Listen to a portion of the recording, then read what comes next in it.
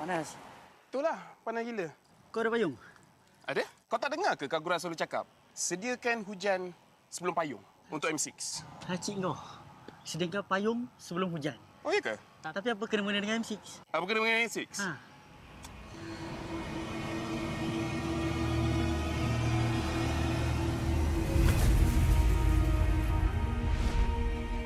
Apa itu hujan emas? Hujan emas adalah satu matlamat, satu impian terunggul untuk setiap pasukan. Setiap musim, apakah kenangan yang istimewa? Ia adalah ketika juara menjulang piala di bawah hujan emas. Ia juga menjulang dan membanggakan nama Malaysia di persada dunia. New champions of the mid-season. Seperti cuaca, musim baru datang dan pergi. Ia persis dengan MPL MY. Setiap pasukan dan pemain yang pernah menjejak kaki di MPL MY, mereka tidak pernah berputus asa. Setiap musim ada permulaannya. Juga permulaan baru untuk matlamat dan impian bagi pemain kita. Musim cuaca datang dan pergi, tapi ia tidak akan mengubah sejarah pemain kita. Dengan harapan musim hadapan yang cerah adalah satu pemangkin semangat bagi pasukan yang bertarung. Komposisi musim lalu tidak penting. Yang penting adalah kesetiaan kepada permainan. Tiada guna mengerti hujan emas dan berjuang demi Malaysia kalau kita tidak dapat merealisasikannya di M6.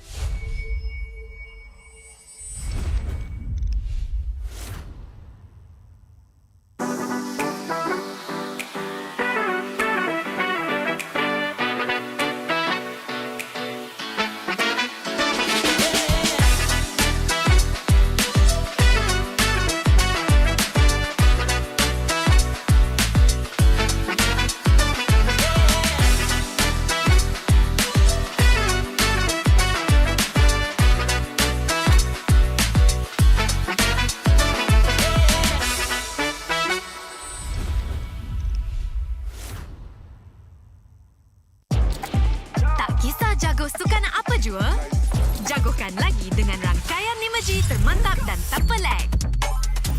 Gaming sepantas kilat. Menang di Land of Dawn. Tukar ke Holling Prepaid 5G sekarang.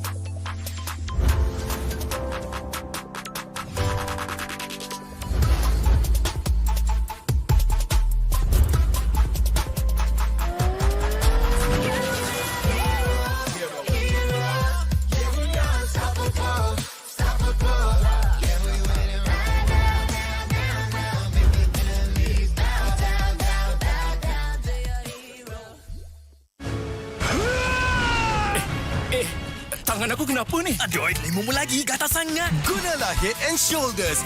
100% keyakinan, kelomomo dan kegatalan. Wiped out. Unstoppable. All I hear, go get the money. So I go get it.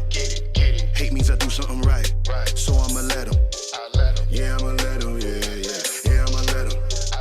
I hit the nail on the head. Yeah, I'ma let him. All I hear, go get the money.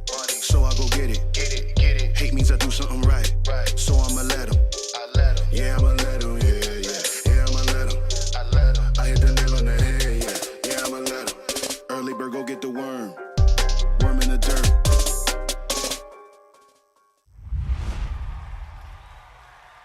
Panas. Itulah, panas gila. Kau ada payung? Ada? Kau tak dengar ke Kak Gura selalu cakap? Sediakan hujan sebelum payung untuk M6. Cik kau.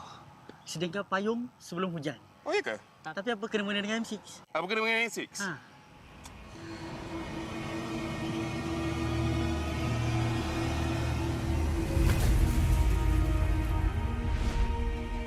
Apa itu hujan emas? Hujan emas adalah satu matlamat, satu impian terunggul untuk setiap pasukan. Setiap musim, apakah kenangan yang istimewa? Ia adalah ketika juara menjulang piala di bawah hujan emas.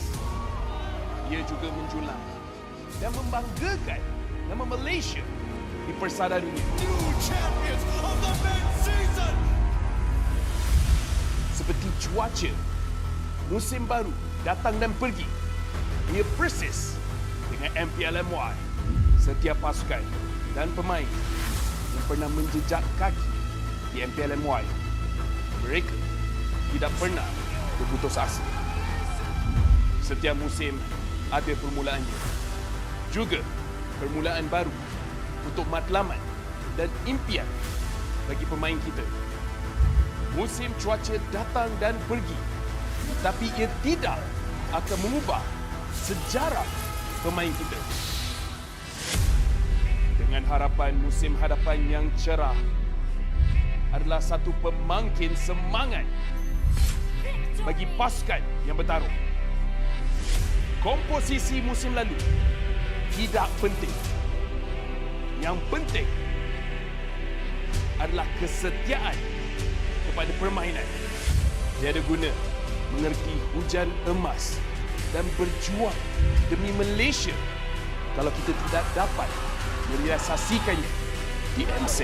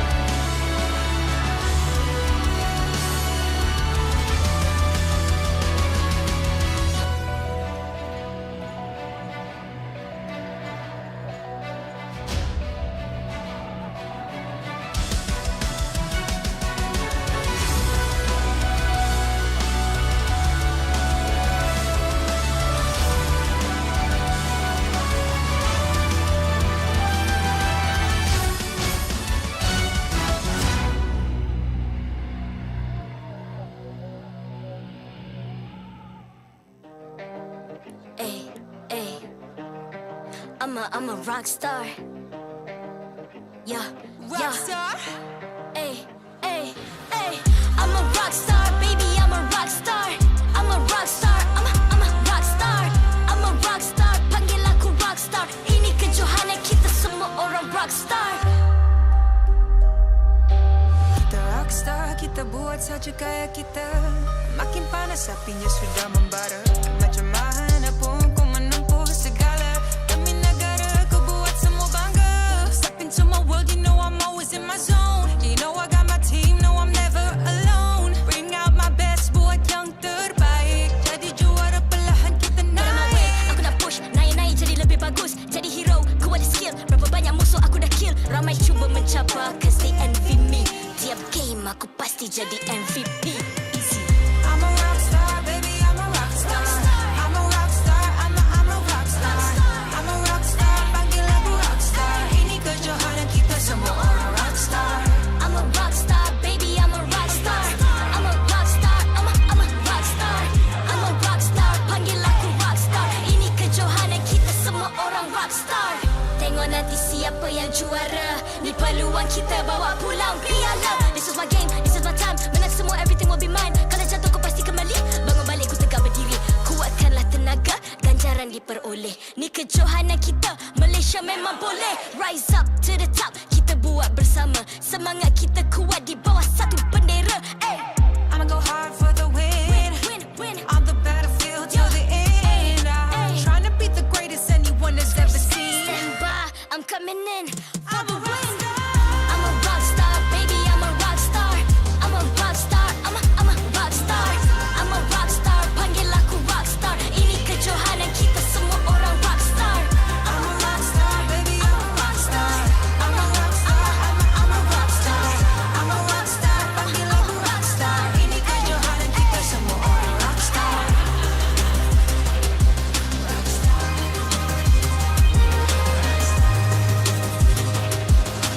Ini kejohanan kita semua orang rockstar.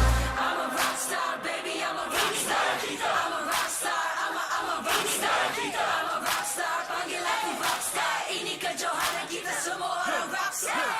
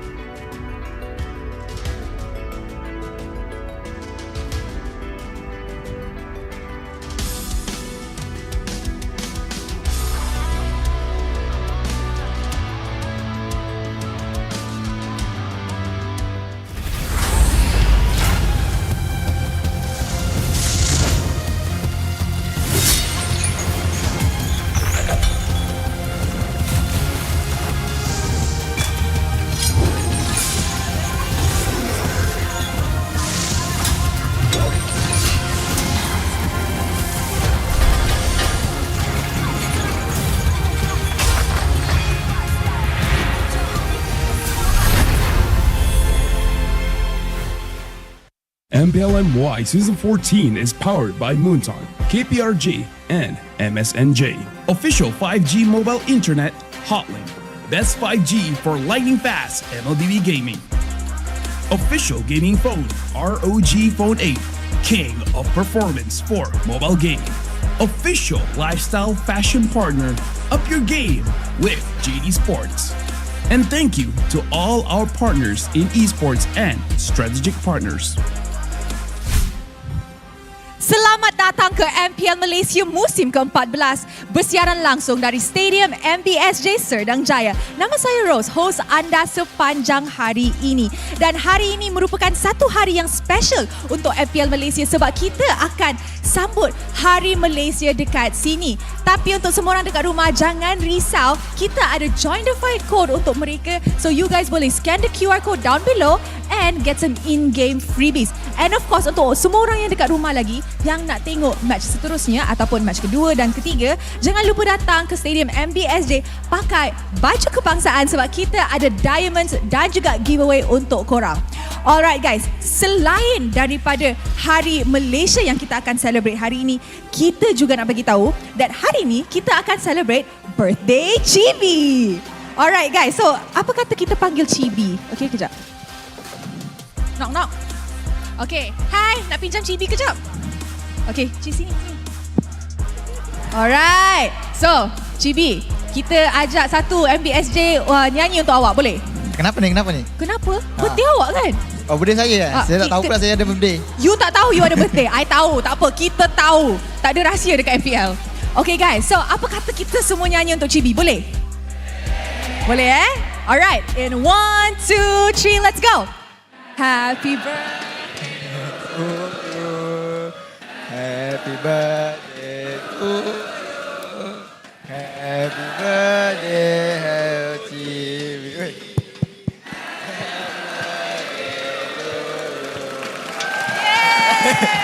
Ni dalam planning ke apa ni? Dalam planning ke apa? Tak tahulah dengan dorang ni. Dorang ni sayang awak.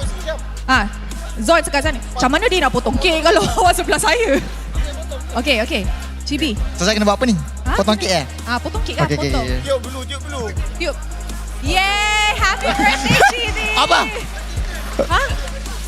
My sister birthday today. Happy birthday to your sister. Maligayang kaarawan sa kapatid ni Neds, okay? Alright. Chibi birthday. So saya kena buat apa ni? Potong kek potong lah sikit. Okay, so while Chibi tengah potong kek, Chibi, sekarang dah umur berapa? Sekarang dah 21. 21 tahun. Okay, so Chibi nak cakap apa dekat fans yang datang celebrate birthday Chibi? Untuk fans-fans yang datang hari ni, thank you datang sebab support team favourite korang, walaupun team Hak ke team Vamos ke. So korang support lah team kegemaran korang dan bagilah semangat untuk dorang. Alright, terima kasih Chibi and good luck to Team Vamos. And with that, kita dah ready nak start match pembukaan untuk hari kedua, minggu kedua. With that, casters, take it away. It's a celebration in and out. Happy birthday, Chibi and Annette's sister. And also, this is a Malaysia Day celebration. It's the Saturday for week number 2 at MPL Malaysia Season 14. My name is Husky. And alongside me, I got a keyboard mishap, Sadafa. And I got bipolar translator, Lafel. Yes. Hello, guys. What are you up to? That's the spirit I like. That's the energy I have. Yes. Sorry, guys. Sorry. My. Sorry. Just We're in live. We're in for quite a series, quite an opening series. We got Team Vamos. It's like what? We got Team Vamos. They weren't ready. They weren't ready. Sorry, chat. Bipolar in a nutshell, yeah. Skibidi in chat. Skibidi in chat. Toilet energy. We got main characters today. We got Aura, Chibi's got the Aura, got the wrist, and also we got the Team Hak as their opponents today. It's going to be incredibly exciting because Team Vamos so far 4-0 in the regular season. I think they've been doing pretty good for themselves, right? There are some teams who have been finding their place here at MPL MY Season 14 and some other teams that are still having a little bit of trouble getting started. And I think that these teams are kind of in that process right now, figuring out where exactly they're going to go. Yeah, before I come to you, Lafel, I gotta ask you a question. I'm okay if you don't come at all, but sure. So you got the 5G? I got the 5G, You got man. the 5G, but do you have the Hotlink 5G? Look at me. Of course. Does it look like I don't have the Hotlink 5G, the best 5G for lightning fast MLBB gaming with Hotlink? Absolutely. You can enjoy unmatched 5G network and low latency and improved gameplay with Hotlink. On top of that, 20% discount on in-game Mobile Legends Bang Bang item with Hotlink. Now, Lafel, it's your turn now as we look at the schedule for today. We're going to start with Team Vamos against Team Hak, followed by Selangor Red Giants against Todak, and then Red Esports against Team Ray. Walk me through this. Okay, I'm walking. Keep up. Vamos against Team Hak. Team Hak, if they actually perform well against Vamos, then this is a good showing from them because honestly, the previous showing was very shaky. SRG against Toda, we gotta look at a lineup. If Toda brings their A-game lineup, it's gonna be great. If they bring their Team A lineup, it might not be great. Team Red, Team Ray. Red, are they gonna bring their roster that everyone has been talking about? And can Team Ray dismantle that? What about you, Sadafa? Because we're going to start with the Team Vamos lineup. We've seen this plenty of times. Some champions in the roster, Warlord, Smooth, Chibi, Zorn, and Nets. Yep, I think this is a very interesting roster right now. It seemed like they may have some trouble against JP Niners yesterday, but we're still able to close out the match, showing that they do have a greater control over the state of the game in comparison. I think the addition of Smooth into the ranks of the ex-Homeboys lineup has really stabilized that part of the map and allowed them to go for greater plays overall. Excuse me, it's Smooth and the rest of the lineup came in, okay? He's the original one, okay? Put some respect. You're right. right. Everyone My bad. else came in. My okay? bad. But what about this one, Lafel? Because you talked about abandoning your family. We got Box on Team Huck's side. Yep, Hesu, yep. Lesia, Miko returning from another region, and also the return of Panda. So here's the thing, right? We really got to look at this lineup. And when I say this with respect, right? Lexia is the one playing the mage, but Miko is looking mid, right? He has to step up because so far, he's not performing as he was when he was in Team SMG. It looks like the team ain't gelling, bro.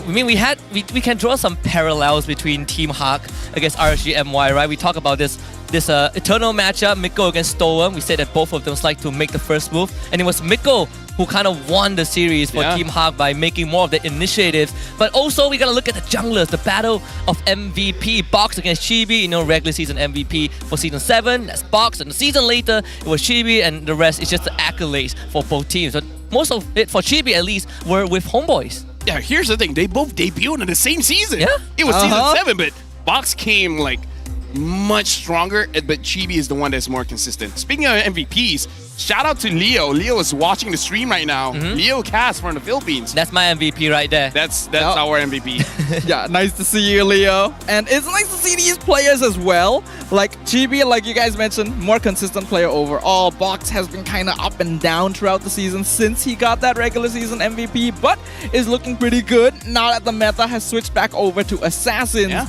But will he be able to compare?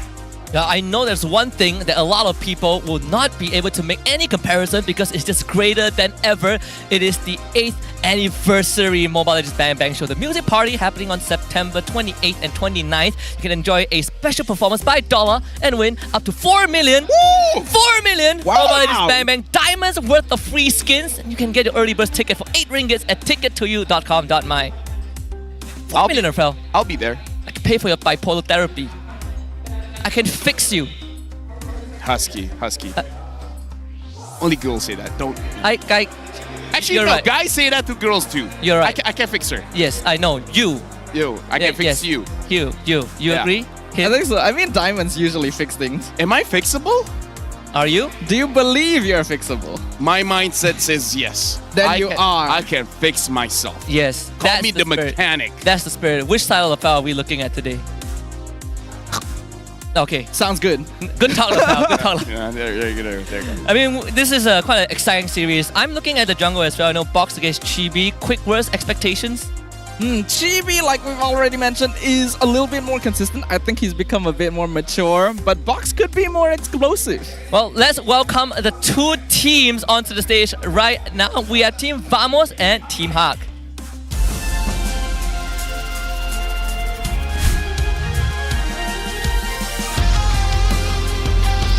Team Vamos.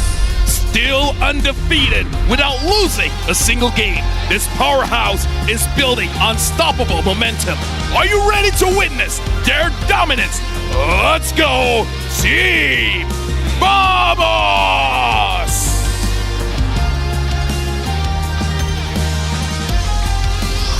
Team Huck. Assembled in a rush, but lethal from the start. This roster boasts 2 former MPL champions and rising stars.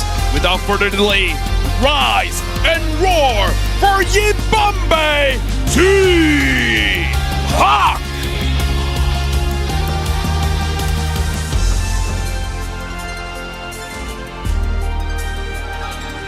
Introducing the coach and analyst of the 2 teams and head of League Ops, Franklin, that will ensure fair play and professional integrity in the matches. Let's keep it going. Fist bumps between the teams, a true sign of professionalism.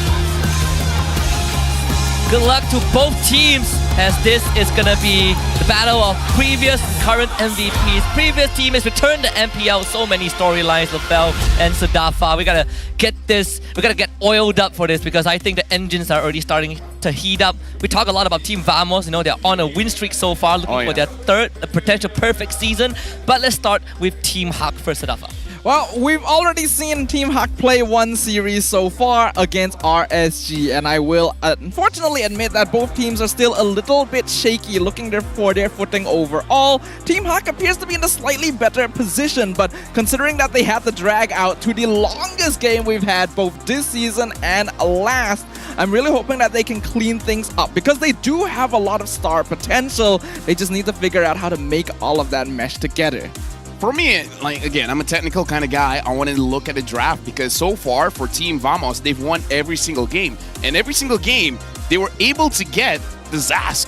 Yeah, of course, we also have a special congratulatory message from MPL MY ourselves. First of all, Mars, congratulations on your wedding. If you guys have not followed on social media, Mars just got married, entering that phase of life. Yeah. How's it like, Lafel? Condolences, man. Is that the mood we want to promote here? I think you mean commiserations. I think that. I mean, like, yeah. Condolences on your marriage. No, congratulations. Congrats. It's like, it's a matter of perspective, right? It's a matter of perspective. It's Chat, like, what do you guys think? It's like bilingual and bipolar. They're both different sides of the coin. Put W Mars in chat, I guess. With W Mars. W or L, depending on where you look at. 07, the salute. You know what? That's pretty universal. That's right? pretty universal, yeah. 07. Regardless of what you think, 07 will do it. Right, Vamos numero uno. Vamos number one. It's good that this team is called Team Vamos because our crowd is picking up new languages. So Vamos means let's go. I hope I got it right. You got it. So you got it right. I got it right. Okay. You got it right. Thank you very much. I want to talk about Malaysia quickly. So last season, Team Hawk as well. But halfway through, Maima came in, kind of like the typical Maima savior arc. But right now, Malaysia main lineup again in the main five. How's it looking so far? Lexia is a guy that has a lot of potential. He just doesn't have a lot of confidence. Let me talk to you about this guy, right? Right. He played jungle, amazing mechanics. He was very unsure about his shot calling, but the moment he started shot calling, any team he's in starts getting better. The only thing that's holding him back is himself. So I don't know, now he doesn't really have that much of a competition. In a way, I hope it boosts his confidence so that you don't doubt yourself because this guy is good, but he doesn't think so. You gotta believe in himself a bit more. Is Miko going to be that boost though? Because Miko also calls some of the good shots. Yeah, Miko has always been the mood maker for any team that he's been on. We know him as a very happy, cheery, bubbly guy, can be quite aggressive in that roam position. And we all know how important that roam mid combo can be, especially in a more aggressive meta nowadays with more assassins running around. So I do think that if Miko's able to coordinate well with Lexia, get his spirits up, and make him believe in his shot calling, which has carried many teams far here in MPL MY, then Team Hawk can find a winning formula. They did play the first week without any technical staffs, right? They've announced it. We can see Boyka on the stage right now from a different region of video games, but quite a surprise when they announced him. Very excited to see what he can kind of bring to the table. Maybe the strategic side for Team Hawk. I mean, I don't know. Maybe like the players are pretty good in the technical stuff. Maybe Boyka just brings something different when it comes to like how to structure your training and all those kind of things. Because again, like this is a roster that has the potential. They just haven't really gelled all that well. Because again, this roster was last minute, right? Yeah. Like 1 week before the MPL started, that's where they started. Well, the true test begins with the draft. I know, Lafel, you're looking forward to this. So I'm going to start with you just a little bit. Depends on the side. Red side so far has been absolutely dominating the regular season. The bans as well has been constant for both teams. Do you think Vamos going to just go straight for the aggressive assassin strat again? I mean, honestly, for Ramos, as long as the Zas is open, they'll pick it up. I feel like for Chibi, he is pretty confident on picking up those assassins quite early, but I kind of feel like if you're second pick, it's perfectly fine for you to get the assassin third pick unless a hero like Fanny is open. But I know Chibi has been practicing a lot on the Fanny, but I don't know how confident he is with the Fanny. I do agree with Lafel as well. We already know that Red Side has been having a pretty high success rate so far this season because it not only gives you the ability to pick two heroes in tandem with one another, but having that third pick straight into the second ban phase is very powerful because if you get an assassin third pick like a Fanny, for example, you can immediately ban out heroes like Ruby. Just to say, I have like my own point system now, where one hero has certain values. Either one hero equals to one hero, or two heroes, or three heroes. Where we're in a meta right now where a lot of one hero feels like three different heroes. Give us an example. For example, something like a Hylos, right? He's very tanky. It's very hard. Like he does decent damage, and he does well in the early, mid, as well as late. Right? Looking at Arlet, I would give him a value of 2. He has damage and he has crowd control, but he doesn't have the tankiness. That's the flexibility of the hero kind of adds on to your value though. Like something like a Valentina, value shakes up depending on what the other team has. Right. If you have a lot of value when you use your Iron Mutant, yeah. That's a fair assessment. We do see Hylos and Phobius banned out, so Zas becomes the prior pick again. I know backstage we have a lot of discussion, right? Does Zas... I would put him in 3, by the way. You put Zas in 3? Yeah. Because we talked about whether he should be in the ban list, right? We talked about Hylos, Phobius, and Zas, and we kind of agree that Phobius, a lot of teams let him through a lot often, but still Zas first pick. Yeah, it's an interesting topic conversation because earlier, like you mentioned, we were discussing in the talent room. Karakuri especially was very curious about it because he felt like Zas should be a more priority ban hero compared to something like Zhu Xin. And I do agree with him in some certain facets, so it's very interesting to see it getting let through so much this season. We did see the Roger Edith go through. Chip still 100% banned out. But in this case, we even saw answers to Phobius, and yet Vamos still decides to ban it. Is it an indicator that Vamos is about to go for a lot of a very mobile comp like last time? I mean, I feel like this Roger early pick is still very good because Team Hawk, if they go for something like a Tigreal, then they can put this Roger in the goal lane. They picked up the Hayabusa as well as the Moskov. So Team Hawk, in terms of damage, they actually do have a good curve of damage when it comes to early all the way to the late. Yeah, we saw Team Hawk box play the Hayabusa, right, last week against RGNY. Game 3, Hayabusa, flawless game, completely just dumpstered Rank QT in the jungle, and he's the only one so far who has played that hero. It can be kind of hit or miss because Hayabusa provides a lot of the similar benefits that other assassins do, but isn't quite as popular due to certain factors. But Box, like you mentioned, one of the players that has made it very successful so far this season, and I'm excited to see if he can keep that consistent. But now that they're up against Vamos, who right now on paper seems to be a much stronger contender than RSG, it'll be interesting to see what happens. Let me just say quickly here, Team Hot, they already set up a draft that they can play a 1-3-1, where the Moskov is pretty good in silence, especially when you can go back into the fight with your ult. Hayabusa, a lot of mobility, can play the silence as well. The good thing about having a Zas is that you don't really need anyone to take care of you, and Zas is very good at dealing damage even without items. So I feel like they just need two very tanky heroes, perhaps one with a lot of crowd control, something like Ruby. And this draft is going to be very solid for Team Hawk. And it's also important to mention that up to this point, prior to the Farmers pick, Warlord has only been given Zas, right? So this is the first time we see him play a hero not Zas, which is the Farmers, something that's reminiscent of 2 seasons ago when Warlord was still with Homeboys alongside the most majority of the Vamos team. Teresa is going to be the 4th ban out from Vamos. We're looking at XP laners, roamers, Vamos looking to protect the Roger and Edith pick. Is a double flex, in fact. It does look like Vamos is focusing a little bit more towards the EXP side, banning out both Phobius as well as Terizla, and it also makes sense that if they're going Faramis, they want to deny a team fight potential from the side of Team Huck so that they cannot capture a bunch of them in one singular ultimate. Like you already pointed out, the Faramis was one of Warlord's premier picks when he was playing here a couple seasons ago with this lineup. So it'll be very comfortable for him and a very good way of countering the Hayabusa too.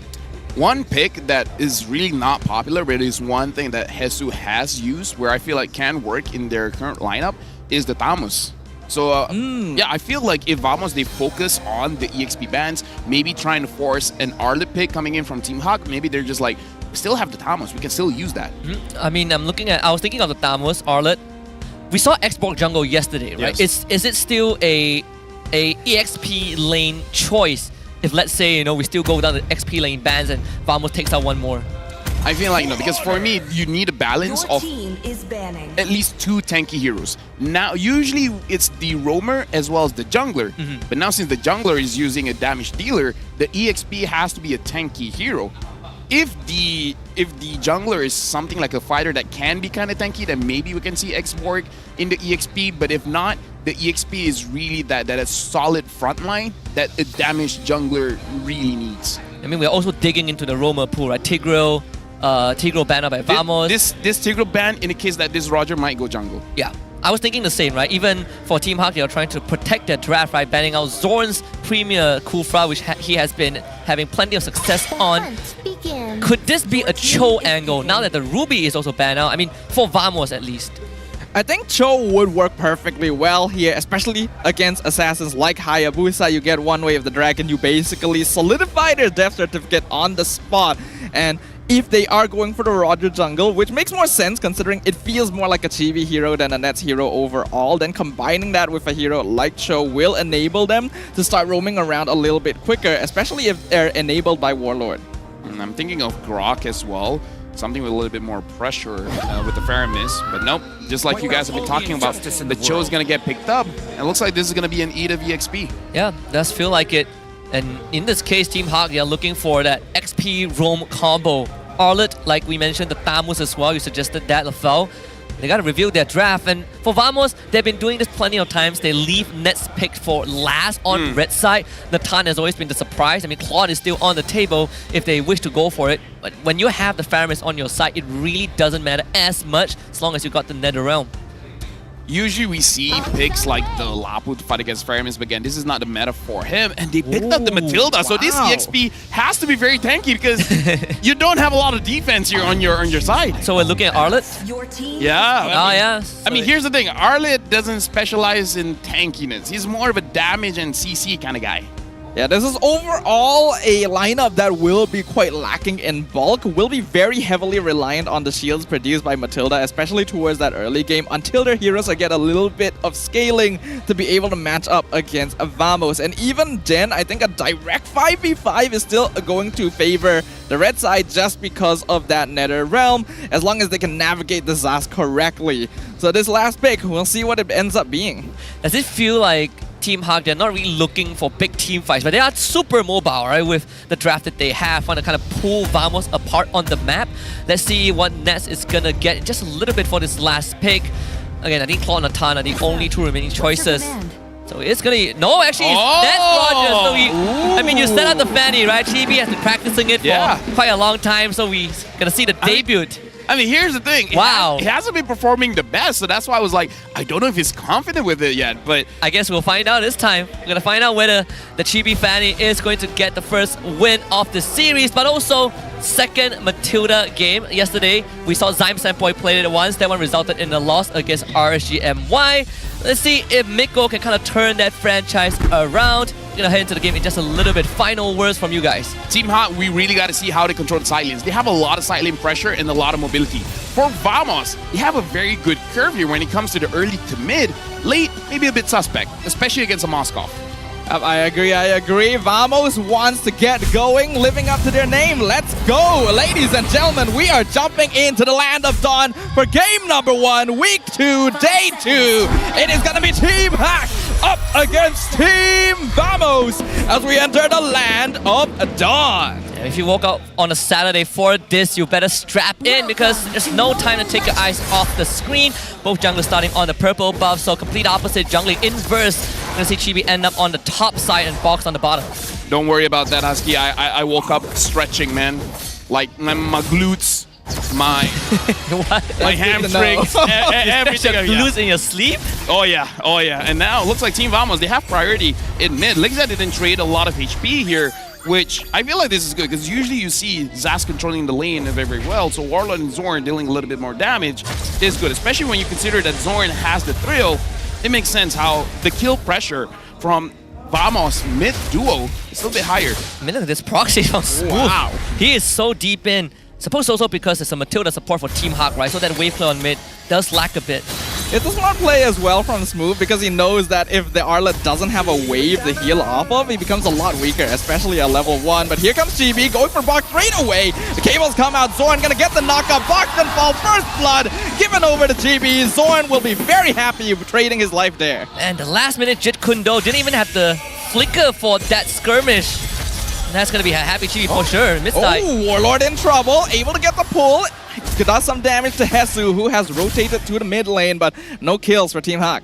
Honestly, that should have been a kill for Team Hawk because that was a very big mistake coming in from Warlord. But now Panda's going to get targeted. Jimmy again. He wants Panda. That's an endangered species right there. But Nat's now in trouble as Miko comes in for the backup. Panda dashes forward, not able to get the damage in. Meanwhile, Smooth and Zorn getting a kill on Hesu in the top lane.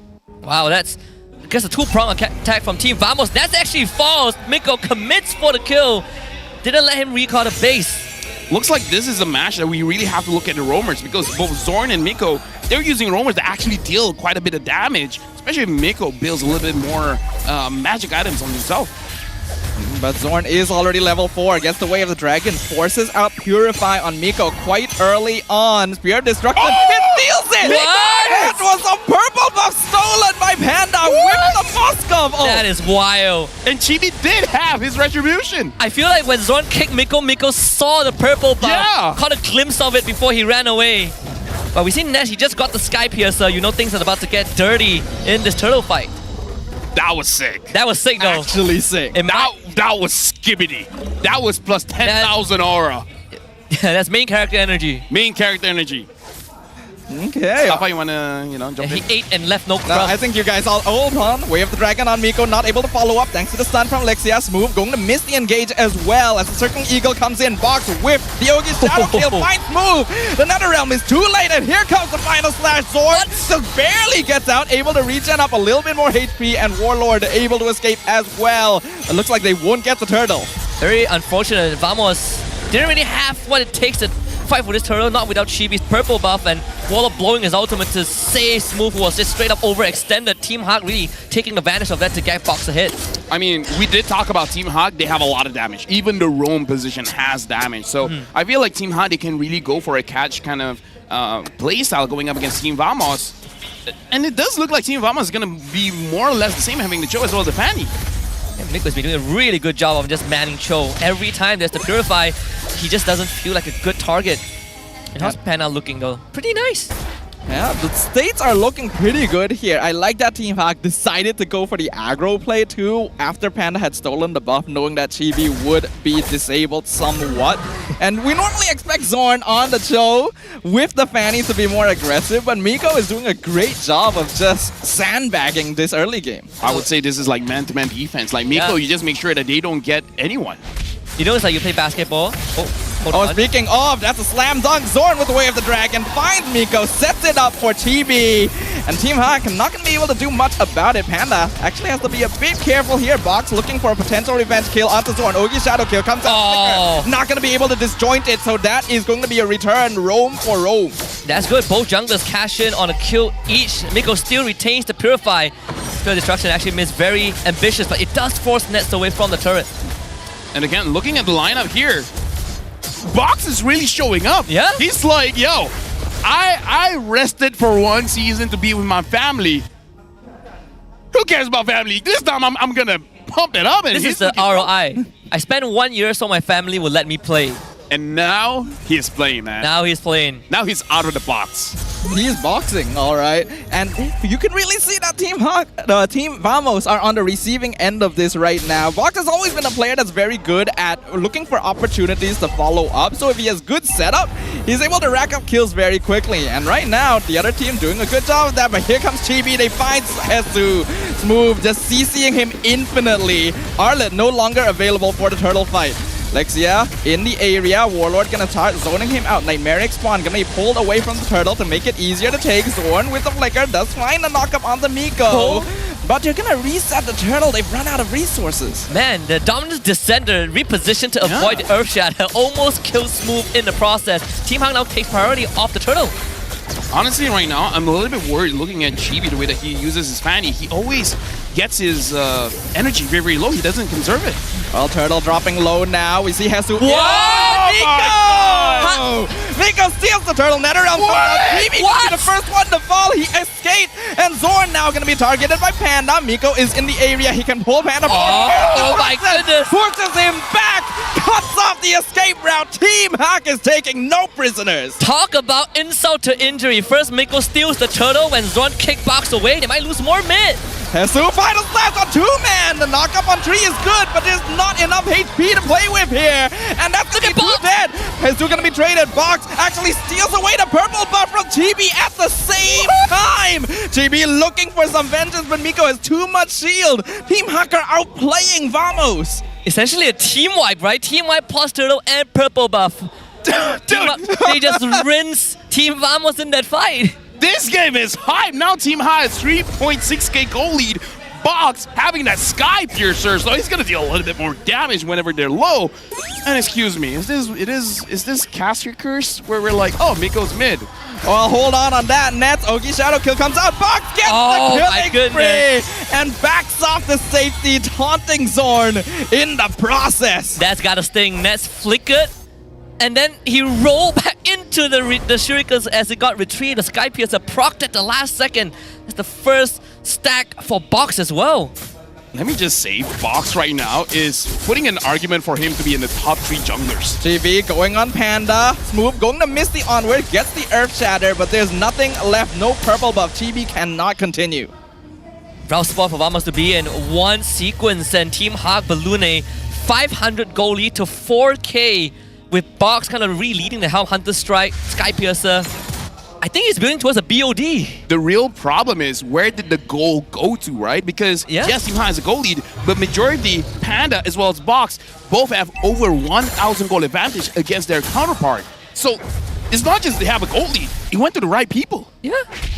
Even Miko arguably 8 out of 9 fights participated. 95% kill participation. Yeah, this has already been an incredible start here from Team Hawk, making full use of this Matilda. And we talked about that mid-roam combo. Lexia is making his presence known on the opposite sides of the map as well.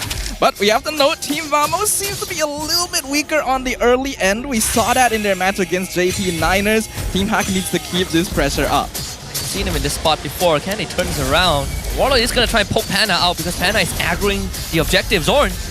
Zorn trying to chase Hesu, uses Way of the Dragon, but doesn't get the right target. So he doesn't have that for setup. Here comes the Circling Eagle into the backline. Net taking tons of damage. Already forcing out the Netherrealm. GB looking for Hesu, not able to finish him off though. And Netherrealm is already gone as Box secures the Lord. Now jumping in onto Warlord with the Ogi Shadow Kill. That's the move! Mega kill streak for the Hayabusa. Let me just say, Team Hawk, the only time this draft is going to be a little bit bad is around the Lord fight, because they're not tanky. They can't take a lot of shots from the Lord. They can't dance. They can't prolong it. But somehow, they not only were they able to do it, Team Vamos, Zorn trying to catch Hesu looks like it was a bad trade. Yeah, it went for the flicker kick, loses crucial resource. Yeah. Lisa and Miko, you said right, Team Hawk Hero have a lot of base damage, right? Miko and Lisa zone out Nets. Exactly. Of all people, they force the Netherrealm out early and then allow Box to go in with his Shadow Kill without having to worry about the insurance policy. I mean, if Team Hawk is saying damage is the new meta, I'm all for it, man. If I kill them, they don't kill me. Exactly. You can see how much damage Panda has already built up, able to zone out Zorn purely by himself there. They're gonna take the mid and top tier 2 right here, gonna start knocking on the doors of Team Vamos. Lord should fall quite soon. I don't think Team Hawk will need to force a fight here, but they are gonna be able to pressure confidently regardless. The one thing that we have seen is that Team Vamos is pretty good when it comes to base defense. Team Hawk wasn't able to really synchronize all 3 waves. So that bottom tier 2 might even survive this. I think it goes down.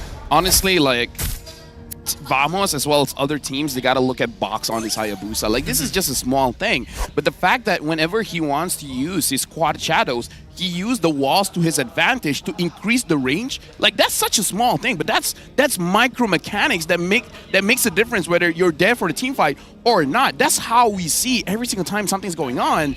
Either he's there or he's far away from everyone else. Like, the way that he uses the walls, incredible. It's very deceptive. The range is quite deceptive, right? Sometimes you get hit by the shadows and you don't know it. I mean, Chibi is going through starvation, extreme starvation, nothing in the jungle, no orange buff, purple coming back up in 10 seconds. Not a good birthday. Not a good birthday. Not a good birthday. At least he got the cake, you know? Yeah, he got a cake. Yeah, Box is like, you had too much. I don't have a cake, I need your buff.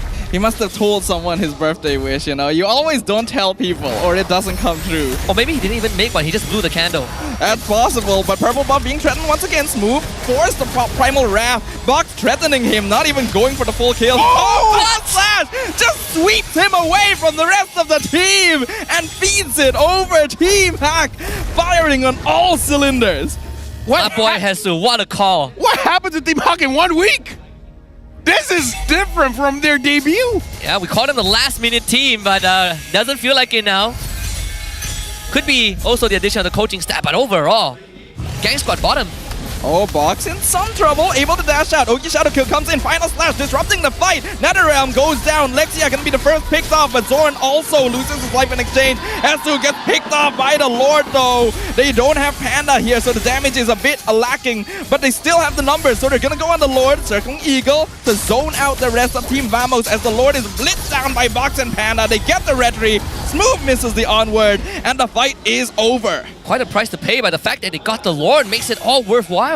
Oh yeah, I would say worthwhile. They're still controlling the goalie quite well. And the thing is, when the Lord spawn, Lexi as well as Hesu is going to be there as well. So, and Team Vamos, honestly, looking at their lineup, they don't really have a lot of wave clear. That's a big issue as well. How long has Chibi gone in this game without the purple buff? That's my question. As long as you remembered. And you don't remember much. Perhaps ever since the steal, the sniper panda, maybe? Yeah. Could be that. It does seem that way, because every single time the purple buff has come out, we have seen it contested. Vox having a very innate mastery right now. We're seeing that prime when he was known for this gameplay. And he's denying everything from Chibi. The waves are now all synced up. Lord gonna be crashing up top. Mid-wave gonna collide first. Tower taking damage. Chibi not able to find the opening to jump in. And the Nightmaric Spawn. Final slash on the nets. He just barely dashes out in his Lycanthrope onward onto Hesu. A nice Earth Shatter. NetherRealm gonna be used quite early on. Box not gonna commit the ultimate just yet, but the crystal is wide open. Zorn gonna be picked off by Hesu. They're just focusing the crystal down, but Box has been shut down. Can they get it? One more hit! One final hit on the crystal, and Team Hack forces the victory. What a strong opening from Team Hack. Unbelievable at the end, the juggling of the abilities. They forced everything out from Vamos before committing. But I gotta say, Vamos put up a damn good fight under that crystal. If only they were not that far behind. I mean, just like that, Team Hawk just crushed Vamos' dream to have something what SRG had. Oh, the perfect game series, right? In a dominant fashion. And this is why I said, I know Chibi has been spamming the Fanny in rank, but looking at the performance, I wasn't confident with it, and I guess it showed. I suppose it's also, Team Hawk making very good adjustments, right? The amount of resources that they were willing to invest to stop Chibi from getting his purple buff to secure objectives, the calls as well. We lose 2 guys, but we have damage to Bliss the Lord. Let's do it. That was the Lord that won them the game. Yeah, I really love the plan that Team Hack went into this game with. You would think, looking at their composition, it's not very bulky. They don't actually have that much crowd control. It should be easy pickings for a Fanny. But Miko on that Matilda was making so much movement and chaos in the early game that it was forcing Zorn to respond to it and not really giving Chibi the assistance necessary to start racking up those kills. You know what they say, offense is the best offense. That is what they say. If I take them down first, I don't go down. Yeah, if I take them down first, no one will take me out. Yes, exactly. That's exactly what they say. But it's also pretty important because it's a blue side win. Yeah, and we like blue. What is that? What? I'm pretty sure that's not what we say here. Okay, but yeah, honestly, this lineup. Wait, I full damage coming in from Team Hawk. It works. Now the question is, did it work because Vamos picked up the Fanny? What if we live in a world where the Roger was the jungle? Would it be the same? Like, I feel like that's the thing that we have to watch for game number 2, because I kind of don't feel he's going to get the Fanny again. Yeah, I think so too. I feel like also Team Vamos felt quite confident to go for a very aggressive start, right? Fanny, I want to get the lead.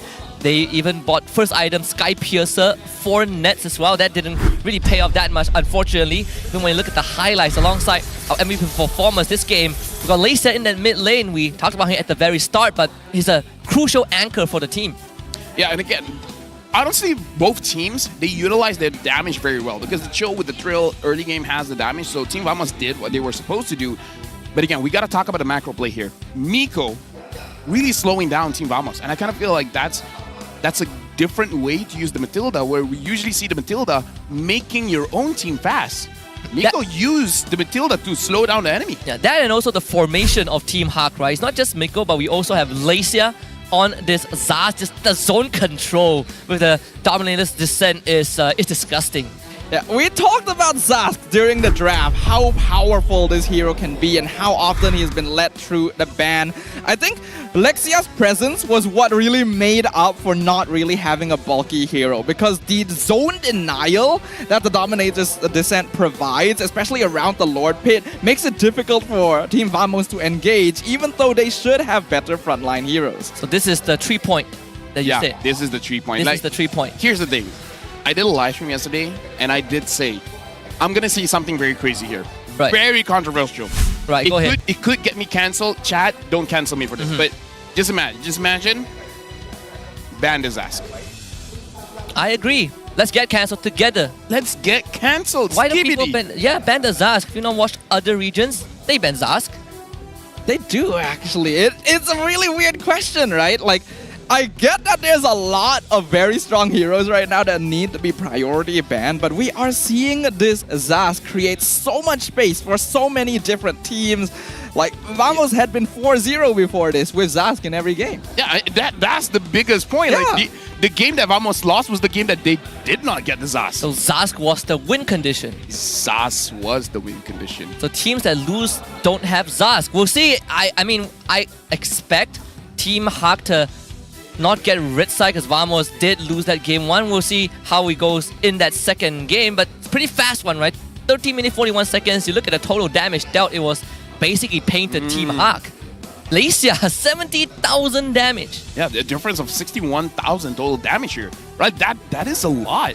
Yeah, 70,000 for Lexia and only 36,000 for Warlord. I want to look at Miko's damage, Dalfa, because he dealt more damage than anyone on Vamos' side. We really cannot underestimate the amount of damage that Matilda can do in the early stages, because that is how a support is supposed to work. Especially a hero like this, the amount of chaos you can create if you know your spacing, if you know your timing, if you know which parts of the map you can surgically cause problems. Then you just see how much of an impact it creates for the rest of the game. Yeah, it really just starves out Vamos, but at the same time, I mean, Team Hawk felt really comfortable. Even good Arlet players and not so good Arlet players. And Jesus showed up, right? He was able to use the Final Slash with the Flicker quite a few times. Not just catch people, but just to isolate them, right? This is also another aspect of Arlet where it's impressive to see multiple people get Final Slash, but it's more impressive that you can isolate one target, burst that one guy down, and then reset. Yeah, it's impressive to be able to pick a needle out of a haystack. One thing we have to remember is last season when Jesus was still with Barracuda, if I'm not wrong, the team wasn't performing all that well, but Jesus Arlet was always a highlight. He was very comfortable with the hero overall, and now that he's got a team that seems to mesh well with it, with that setup, we can really see his true potential. Even the Hall of Fame is 3 Team Hawk players. Panda being the rich guy, Lecia the carry, Miko the best wingman, and Zon unfortunately the punching bag for this game. And I know LaFell is ready to get cancelled, so I want to join you by making another controversial statement before we look at Go for it. So, Arlet players, right? So there's a difference between Hesu and Year 3. Alright, let's move on to item progression and look at what the players got. Nets first item, Sky Piercer. I kind of feel like it makes sense, but the timing isn't that great. Especially because if they're playing around Nets and then he has the Sky Piercer, 100% it's going to be great because you're going to get the stacks, because we see a lot of professional players staying away from the Sky Piercer just because it's very hard to consistently get the stacks. Maybe a little bit different when you're using something like a Beatrice that joins the fight early, even though it doesn't make sense for you to join the fight early, as well as some assassins in the jungle. But yeah, I feel like it's this game did not go as planned. That's the only thing I can say about Vamos with the Sky Piercers. Like, we're gonna get kills on the nets. Yeah, I suspect this was a mid-game plan switch, right? Because obviously they want to play around Fanny, but when Chibi was getting pressured, they decided to switch pressure to Nets instead. Like told him, get the Sky Piercer, we're going to try and feed you as much as possible. But that didn't work either, so they just ended up overcommitting in that regard. Yeah, the fact that he got a Sky Piercer and then Box shows up and then kills him off, so even if he had stack, he probably lost all of it, or a majority of it. It's a great start for Team Hawk. I wonder what Rose has in store for us, because we've got another offstage segment by Hotlink, so we're going to pass it over to the one and only Rose. Selamat datang ke MPL Offstage yang dibawa oleh Hotlink. Dan sekarang ni saya dengan satu fan daripada Vamos. Hi, apa kata you introduce yourself to the audience yang tengah tengok sekarang? Hai, nama saya Tamim atau korang boleh panggil saya Chopa. Okay, so kita boleh nampak daripada baju awak hari ni, you memang sokong Vamos. Okay, cuba bagi tahu ataupun share dengan kita orang kenapa you sokong Vamos? Majority sebab player daripada Homeboys lah. So kita tahu yang 80% daripada player Vamos adalah daripada Homeboys. So memang saya support gila-gila Zon, Chibi, Sepat semua. That's it. Okay, tapi dalam ramai-ramai player yang you mention, which is around 80% kan? Siapa yang you paling minat? Zon. Kenapa you minat Zon? Sebab memang tengok Zon daripada Geek Fam dulu. Oh, so you memang dah tengok MPL dah lama dah? Sebab kalau tak silap I, Geek Fam, it was like what, season 2 ke season 3 MPL MYSG kan? Yes. I see. Okay, apa yang buat you minat dengan Zon?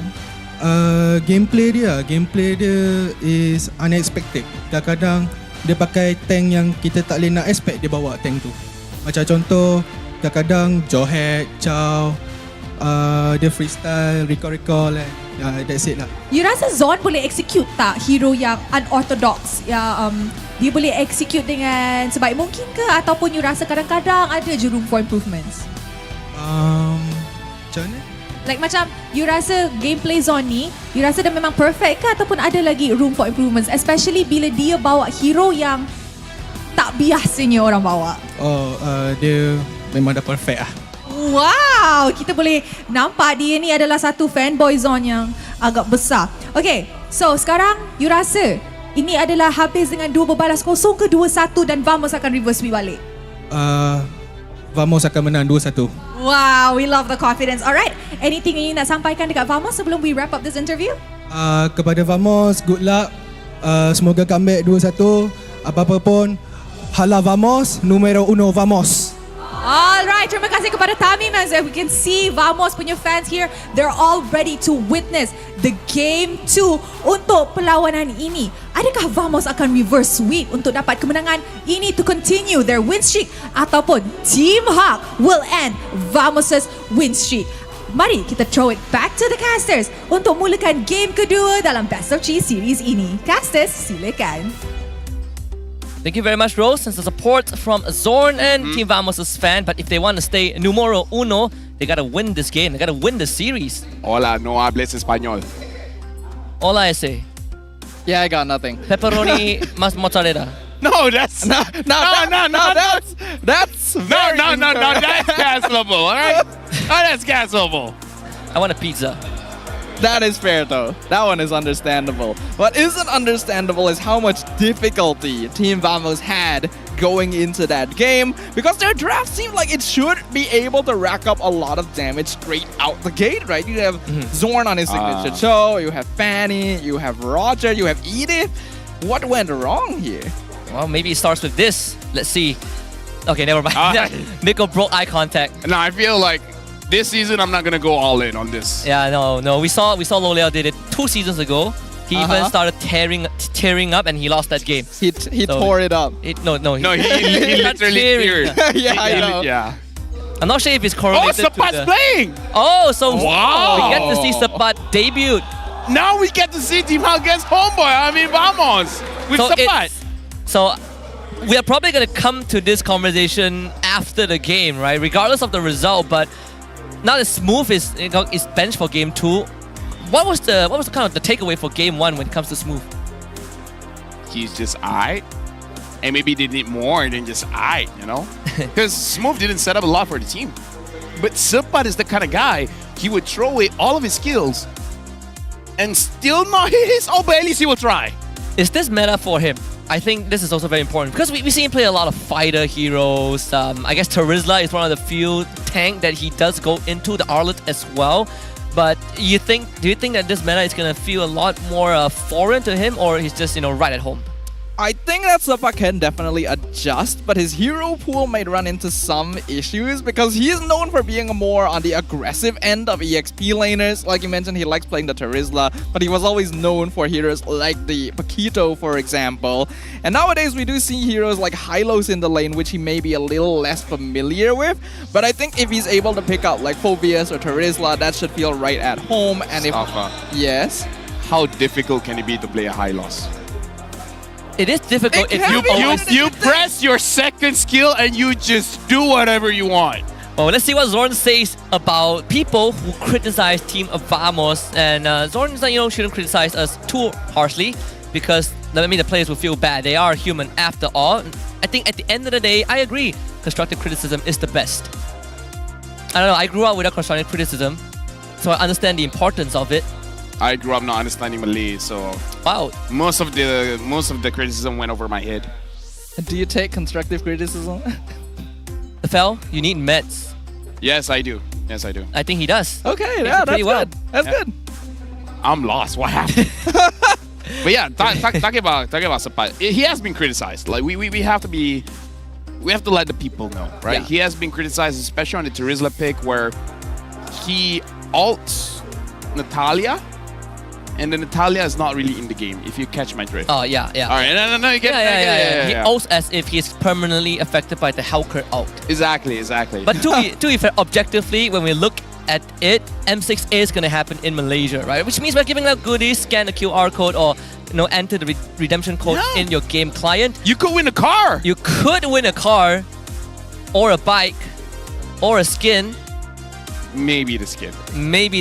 But it's always good to be hopeful. I was actually about to ask you if that's true. We almost got him. Wasn't sure. We almost got him. Going to the drafting phase again, Sepat will be the focal point of this draft for Team Vamos. He has been objectively targeted in previous tournaments, right? Kind of the weakest point, Achilles heels of Team Vamos. Oh, back in Homeboys, in fact. Let's see what's going to change. So Team Out remains a blue side as expected. The band so far still the same. Jawhead, Harif, and Chip. Vamos. Ban the Zas. Would it ban the Zas? I mean, Pops has been criticized on this many times. He doesn't respect ban. What do you think, Adrian? That is kind of true. One cup of coffee on the table. Does Zas get banned? Or would they ban Phobius? Because they did ban Phobius last game. They're going to ban Phobius. I think they're going to ban Phobius. I think so too. So bets off. Not the only one bound by these. Yep. All right. So Leisha Zas. We can agree on that. Absolutely. Yep. And then they're going to pick Roger +1. Yeah. Surely there's got to be something better. They can eat it for Terizla. Eat it for Terizla and then Roger. Roger Terizla? I mean, Roger is definitely confirmed. So is Roger Edith. Yeah. Okay. Right. So we're going back to basics. Same thing from last game. So far. Hayabusa. Again, would you? If I was Box, I'd be like. If I'm feeling really good about myself, I would. If I tell Kush did you see how I play? So we did bring out the possibility of what if the Roger is in the jungle this time, into the Hayabusa. You think the interaction will still be the same? I feel like Hayabusa. It's really not like when you use the Hayabusa, you can't use logic. What? For example, the Hayabusa logically should not ult into many people, right? Because you want a single target one guy and they have enough damage, right? In this meta, what I've seen is that Hunt Strike, Sky Piercer plus one item, you actually have enough damage. Even if you ult into 3 people, you can execute one person. So it's no longer a slot machine. Yeah, you just basically Hayabusa has enough damage now to the point where it really doesn't matter. You could even first pick him, and if the player is good enough, he can execute. So it's one of those things where logically it's like, oh, Hayabusa doesn't work here. It's like, not really. If the player is good enough, he can make it work. I mean, we did see the steal on the show, right? And Miko takes it away. So Vexana will be the response from Vamos instead of the Venomous. It is interesting to steal the show away currently, because I do think Miko performed perfectly well on the Matilda previously and could make it work again, but this is meant to be sort of a deny pick and maybe a little bit of an ego challenge as well, because unfortunately Zorn was not actually performing all that well on the show in the previous game outside of that first blood. So the bit of a difference is that Team Hawk, they did went for the Moskov Hayabusa in game 1. So right now, it just opens up the window a bit more, right? Vamos could look at the Moskov as a potential ban. But I feel like Team Hawk, they're probably going to ban the Kufra once more, just like they did in the previous game. I feel like even if you ban the Moskov, you have something else like the Claude, which kind of does the same thing. You're good in side lanes and then you can join the fight, blah, blah, blah, blah, blah. Vamos, they're banning out the Terizla again.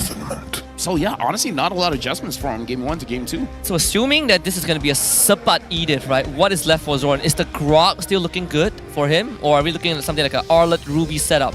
If the Ruby doesn't get banned like in game 1. I would personally prefer the Ruby here. We already know that Ruby Cho is kind of the eternal rivalry in that sense. If you have one grabbing the other, will usually give you some good response in the roam position. Grok not too bad as well. Direct counter the Cho, able to walk into the Zask zones fairly easily as well. But I would still lean a little bit towards Ruby. Team Hawk proceeds to ban the Tigreal, which was the ban by Team Vamos in game 1. This final ban is going to be very important. We've seen Vamos, again, putting Nexus Hero at the very last if they get red side. In this case, if they want to do so, I think they definitely still have the Natan up their sleeves, which they... I'm worried about that. Yeah. So, yeah, the Natan is a very good pick, but going up against Team Hawk that has the Hayabusa as well as the Cho, it might be a little bit more difficult, right? It's always scary, right? No, so the reason why it's scary is because you want to use that Purify, but you don't want to use a Purify against a Hayabusa. You want to use a Flicker. So that's going to be a bit... So they themselves ban out the Natan. Wow. They also see if Team Hawk has it, like, what's going to be your answer? Because Vamos, they don't have anyone that can dive the backline. Which, to the point, how are they going to take out the Zask? Even right now, what's the answer, right? Like, for Team Vamos, I suppose you still have, Claude Moskov, unless the Ruby becomes the gold lane. We've seen them play that composition yesterday. I'm hovering on kind of a strange idea of the Sapat Barats. Sapat Barats, huh? Actually not bad. Yeah, like I'm thinking like it could be a good way for them to catch someone, because I'm trying to think of what heroes Sapat is known for playing that maybe Smooth wouldn't be able to pull out regularly, and that's the one that sticks out to me. And then we do see the Ruby banned out, so Team Hawk also having similar thought processes of making sure Vamos doesn't have too much CC. So it's a very good read. They do let the Kufra through this time, so for Team Vamos, it's a very important pick. See what they're gonna get.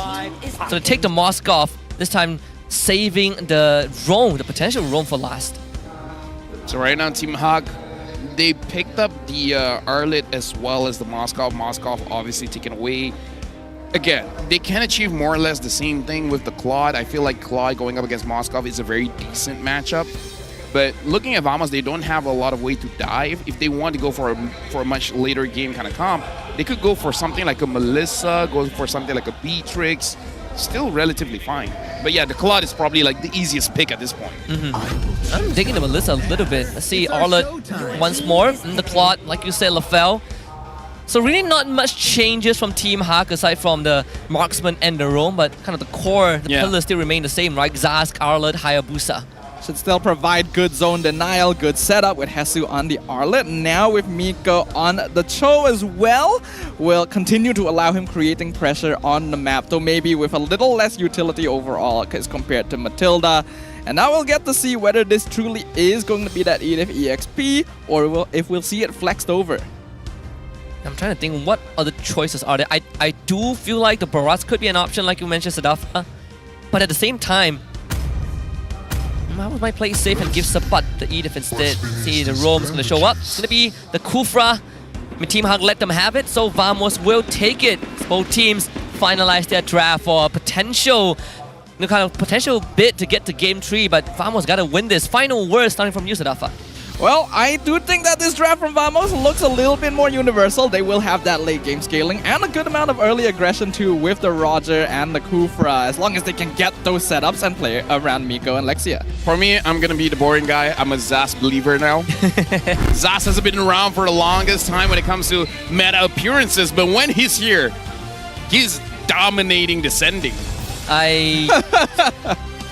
We will work on that in a little bit. But as Yeah. someone Yeah. who played in solo queue against Azaz, I can agree. Azaz statistically is looking hella good compared to a Vexana. Those are popular, but there we go. All right. Once again, we are jumping into the land of dawn. This is going to be game 2 between Team Hack and Team Vamos. The former currently 1 game up. Can they create the upset that many people would not expect? I mean, I'm going to use this time. Chat, let us know. Who do you guys think is going to get this one? Is it going to be Team Hawk? Is it going to be Vamos? Because right now I'm looking at the chat and you guys are pretty one-sided on this one after looking at the draft. Looking into the game right now, Team Hawk, I would say their starting point is going to be the second turtle. If at the first turtle, they already got things rolling then. Oh, looking pretty good for Team Hawk. It's kind of the same punishment that Zorn gave to Lisa in game 1 with the Cho. But there is slightly difference in terms of the talents. Miko didn't take through, he actually went for firmness, so a lot more durability. Wow, Panda just directly taking this 1v1 even though he is on the losing end of it. He does have tenacity, so he doesn't have to be worried about a sudden burst of damage and just trying to stay in lane for as long as possible. Yeah, right now looking at how teams are going on, I want to see how Miko is going to slow down Zorn. Zorn is already taking quite a lot of damage because, again, we want to see if Team Hawk is really just about the macro play, right? Because in game number 1, Miko was essential to slowing down Vamos. If he can do it again, then Vamos has something to be worried about. Or other teams, they just got to realize that Team Hawk, they're very good at shutting down a mid trio. I suppose it's also a matter of, you know, Team Vamos, if they find themselves in a more unfavorable lineup, sometimes they just out-micro you, right? We've seen that plenty of times. This game could be one of it. I wouldn't even say that the draft is as skewed, but they want to get Shibi ahead, bot side.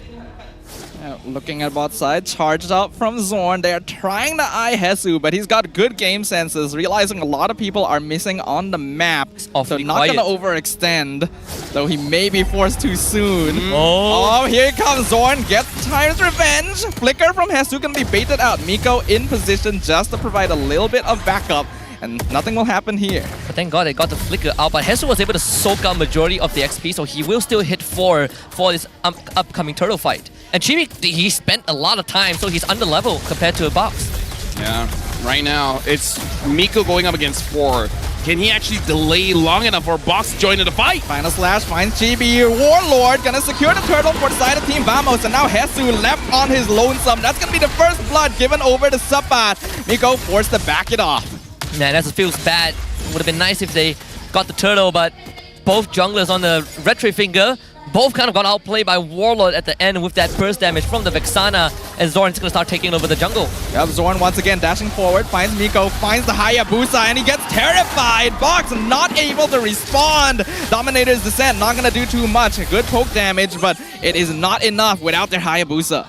Something I realized about Vamos is how they evolve from game number 1 to game number 2. Not just this game, but other series as well, where in game number 1, they identify who's the real problem. Like, in our eyes, Box did great, right? But we see that Team Vamos in the early stage focusing on Hesu, making sure that Hesu doesn't have a good time, and afterwards, just by proxy of getting the turtle, they just invaded the jungle and then tried to slow down Box as well. So Team Vamos, they're a team that can pick things off. Way of the Dragon ambush onto Zorn, flickers out with the bouncing balls.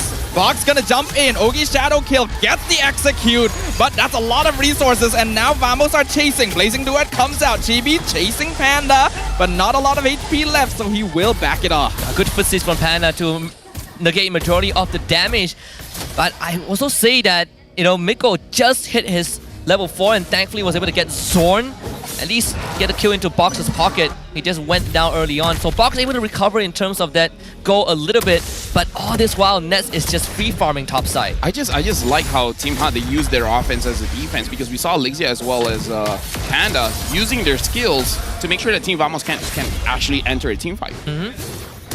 Miko. Hold on, flicker forward, Way of the Dragon finds JB right into the combo. Dominator's Descent comes out, final slash, so many ultimates, but it is worth it to get the Roger, but the Tyrant's Rage on 2 members. Sabat flickers in with the Earth Shatter. They get the kill on the Box, given over to Nets, who has now joined the fight. Hesu in some trouble, but able to walk out a 1-for-1. Wow, talk about the distance both roamers can cover to get the engage shot. Very, very good response. Box going down means that Turtle is going to go to Team Vamos for sure, as Shibi has just respawned.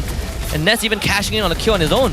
Yeah, I feel like who secures this turtle is going to be the big champion here, and Chibi is primed to get it. Team Hag and Team Vamos. Vamos right now is 1.6k ahead.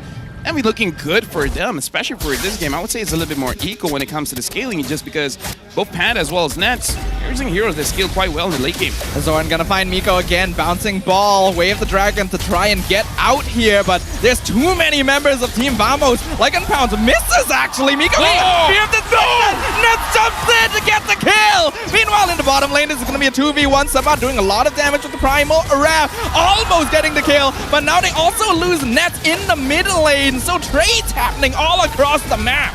Zorn getting, what happened? Zorn getting extra aggressive. They end up losing Ness. Not really the price they were looking for, but at least they cracked that mid-tier 1. But Team Hag frees up Panda top side. And Box will also break this, well, at least attempt to break the turret, realizing that Chibi might be coming. I mean, to be fair, he's denying minions, right? Because he's letting the turrets to absorb the minions. And now Zorn... Final slash on the Kufra, flicker out. Team Hak will not pursue. They already know they are in a little bit of a precarious situation. Oh, they didn't check? Oh. Well, that was off. That was a close call.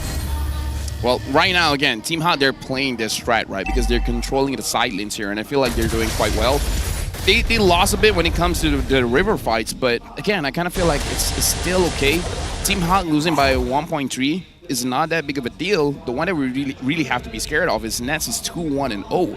Nats, when he has his 3 items, we got to see how he plays, because he can legit carry this team and take it out Team Hawk. Zorn, he finds Lexia, but the Purify at a perfect time dodges the Tyrant's Rage. Final slash on the Kufra. Earth Shatter, flicker into the back line. Zorn gonna be picked up, but there's some good damage being done to damage dealers of Team Hawk. They're gonna start backing this off. Lexia gonna sacrifice his life to make sure the rest of his team can back away. Miko should be fine. Lexia even used the Dominance Descent to go forward, attempting to zone out Team Vamos, but I mean, Team Hawk, they were on the retreat, so Lexia ends up dying. But Box just got his Sky Piercer. Maybe this is kind of the window that Team Hawk can accelerate the game. Vamos will get priority over the Turtle again. Right now, I want to look at the goal difference here, man. Panda just got his Demon Hunter Sword. Both goal leaders are doing quite well to find their own space to farm. And I kind of feel like because of how Panda has been playing is the reason why Team Hawk is not so far down in terms of gold. Aside from that, is also Team Hawk is very impressive with their counter-attacks, right? Making sure that Vamos doesn't get away with a big gold lead. And though... Panda could be in trouble. Chibi jumping over the wall, forcing out the Blazing Duet as a defensive measure. Panda knows he needs to keep himself alive right now. They're already on the back foot. You know, looking at the goal difference here, the big goal difference is actually the EXP. Everywhere else, it's just like 200, 300, 500. It's not that big of a difference, even though the goal lead is a lot. So I would say here is just that Team Vamos, they're really focusing on making sure that Sapat is ahead. The fact that Team Vamos got the mid-tier 1 on Team Hawk does make life slightly harder. Team Hawk gotta be a lot more careful, even going into their own jungle. Sapat holding most of the net worth means that at least for Team Hawk, you know that the rest of the cores of Team Vamos aren't that far ahead. Can still kind of match the tempo. Yeah, and again, Team Hawk and Team Vamos wins. Oh, Zorn! He knew Tyrant's Rage, finds Amiko in the bush. And now Team Hawk are without their roamer for 20 seconds. Vamos is so good at the river, man. Yeah. It's so annoying when you don't have your tier 1, especially the mid. And then Zorn just gets to camp in these bushes. And Team Hawk, they really don't have anyone to check the bushes. You don't want the Arl to be in there. Miko might have to give his life up. Panda in trouble, but no ult on. Oh, wow, that's a lot of damage from Warlord. Not enough to finish him off, but enough to scare him off. Team Vamos now in the driver's seat. Right now for Team Vamos, again, looking very good. And like I said, we're just waiting for Nance to get his 3 items. And it looks like he's not going for the attack speed build first. He's actually going to complete his Wind of Nature to make sure that he doesn't get bursted down by Box. So this lineup right now, Team Vamos is looking very good. Like, this is their game to lose. Chibi just got the War Axe. Thunderbell stacks on top of War Axe and top side. Ooh, Panda trying to duel against Nets for some reason. And ends up picked off in the 1v1. That was a bad decision right there. Team Hawk, no chance they can contest the Lord now. What do you think was going to happen? He was half health when he took that 1v1. What? This is why Panda is an endangered species. He is. Some things don't change, do they? Yeah, and again, that was a big misplay by Panda. But this is also showing how Nats is capable of carrying the team, right? Because again, Nats has been a question mark ever since he's with Homeboys. There are games where he popped off. There are games where he was slacking. In this game, it's popping off. Nats has always kind of been specialized as a farming goal laner, as far as I can tell. He's not as aggressive as players like Panda or Lolil, for example, but give him time to get his items, and he becomes a beast. Man, Panda fought that without the golden staff. He just got the item. So Holy Trinity done for Panda, finally. Let's see how big this Team Vamos can balloon the lead. They do get all three waves synced up, and Team Harley really are trying to get control of the jungle back. Zorn just got his Dominus Ice also. Right now for Vamos, it's fine for them to play slow. As long as they're managing their waves well, which they're really doing, they're making sure that the Lord side is slow pushing so that they can actually pressure the other lanes first. And Team Vamos, they have this Kufra. They have an option to be like, you know what, screw it, we're just gonna go in. Ooh, nice final slash into the way of the dragon, and Zorn is delivered all the way into Team Hak's base. That's gonna make this a 5v4 defense, much more manageable for Team Hak as they work on the Lord up in the top lane. Waves are not the best sync, so Team Hak should be able to get out of this without too much damage. The Flicker Earth Shatter though, onwards, finds one. Down on his descent, comes in, blazing into the back line. Box not able to do enough damage, but the final slash able to finish off Warlord. Shadow kill in the back line. Wind of Nature keeps the Nets alive. Box does not have a way out. That's a triple kill for TB. It is a 3-for-3 trade. Commendations to Team Hak. That was a good commitment to really save the game, but now it's the carries against each other. Oh, Panda dealing a lot of damage to TB, and Panda gets caught. What? Panda has to back it off. He doesn't have Wind of Nature yet, so now Vamos are able to walk out with the mid inhibitor. Zorn just arrived.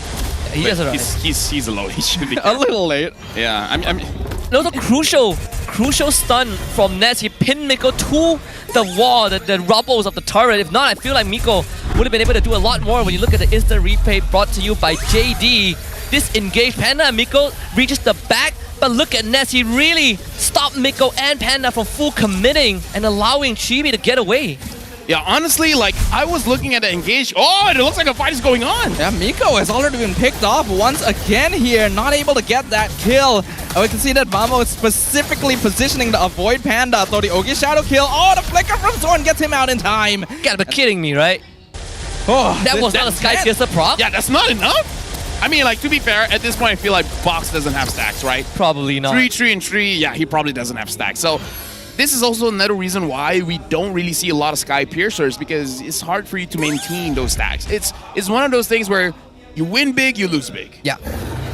Panda just got his Wind of Nature, so he's gonna be able to duel a little bit more effectively now, but Nets also got his Malefic at the same time, so the Moskov obviously ahead. Miko lost his Flicker though. They're looking for the engage. Miko not able to get the kick. Does find it on Edith, but he's just gone. Melted away by Chibi. Lord comes in. Chibi secures it. Buck not in time. Blazing Duet. Wind of Nature. Too late from Panda. He's already gone. Zorn gonna be traded out, but I think Vamos are okay with that because they are decimating the battle lines of Team Hak. Fox, the only survivor, now having to defend against 4 members of Vamos. I cannot believe it. Miko got the kick on Sepai, but he buffered the Earth Shadow with hit Panda as he was kicked into Team Hak. This should be the game. Box is alone. I don't think he can do anything here. The crystal is exposed. Ogi Shadow Kill gonna do nothing as Team Vamos evens it up 1-1. Talk about Miko Express gone wrong in that final fight. Looks so good, but the foresight from Sepai, of course, the collective effort from Team Vamos gives us game 3 within our expectations of L. I mean, like, this is probably the reason why they subbed in Sepai. They're like, all right, smooth, good game, but let's give Sepai a try. And he used his chance here very, very well. Yeah, this is also how you play Edith. Smooth. Yeah. You know, you gotta learn from each other. But I mean, no one's coming here expecting Vamos to go down 0-2, right? Yeah, I think we were all not gonna lie, I was a bit. Me a little bit. Yeah, it's getting close, you know, it's getting pretty close. Yeah, I can kind of see it from that game one, but Vamos are still a contender for a reason, and I really like what they did this game. This was an obvious paradigm shift in their game plan after seeing what Team Hawk was capable of, and now all cards are on the table for the final game. And one of the highlights I want to bring up is that Kufra pick that Team Hawk willingly let through. They opted to ban the Tigro and the Ruby to stop a potential fighter lineup, especially with the Ruby ban, but that means Zorn gets his Kufra, and we saw the amount of damage he dealt to Team Hawk. My real question is, the Matilda was good.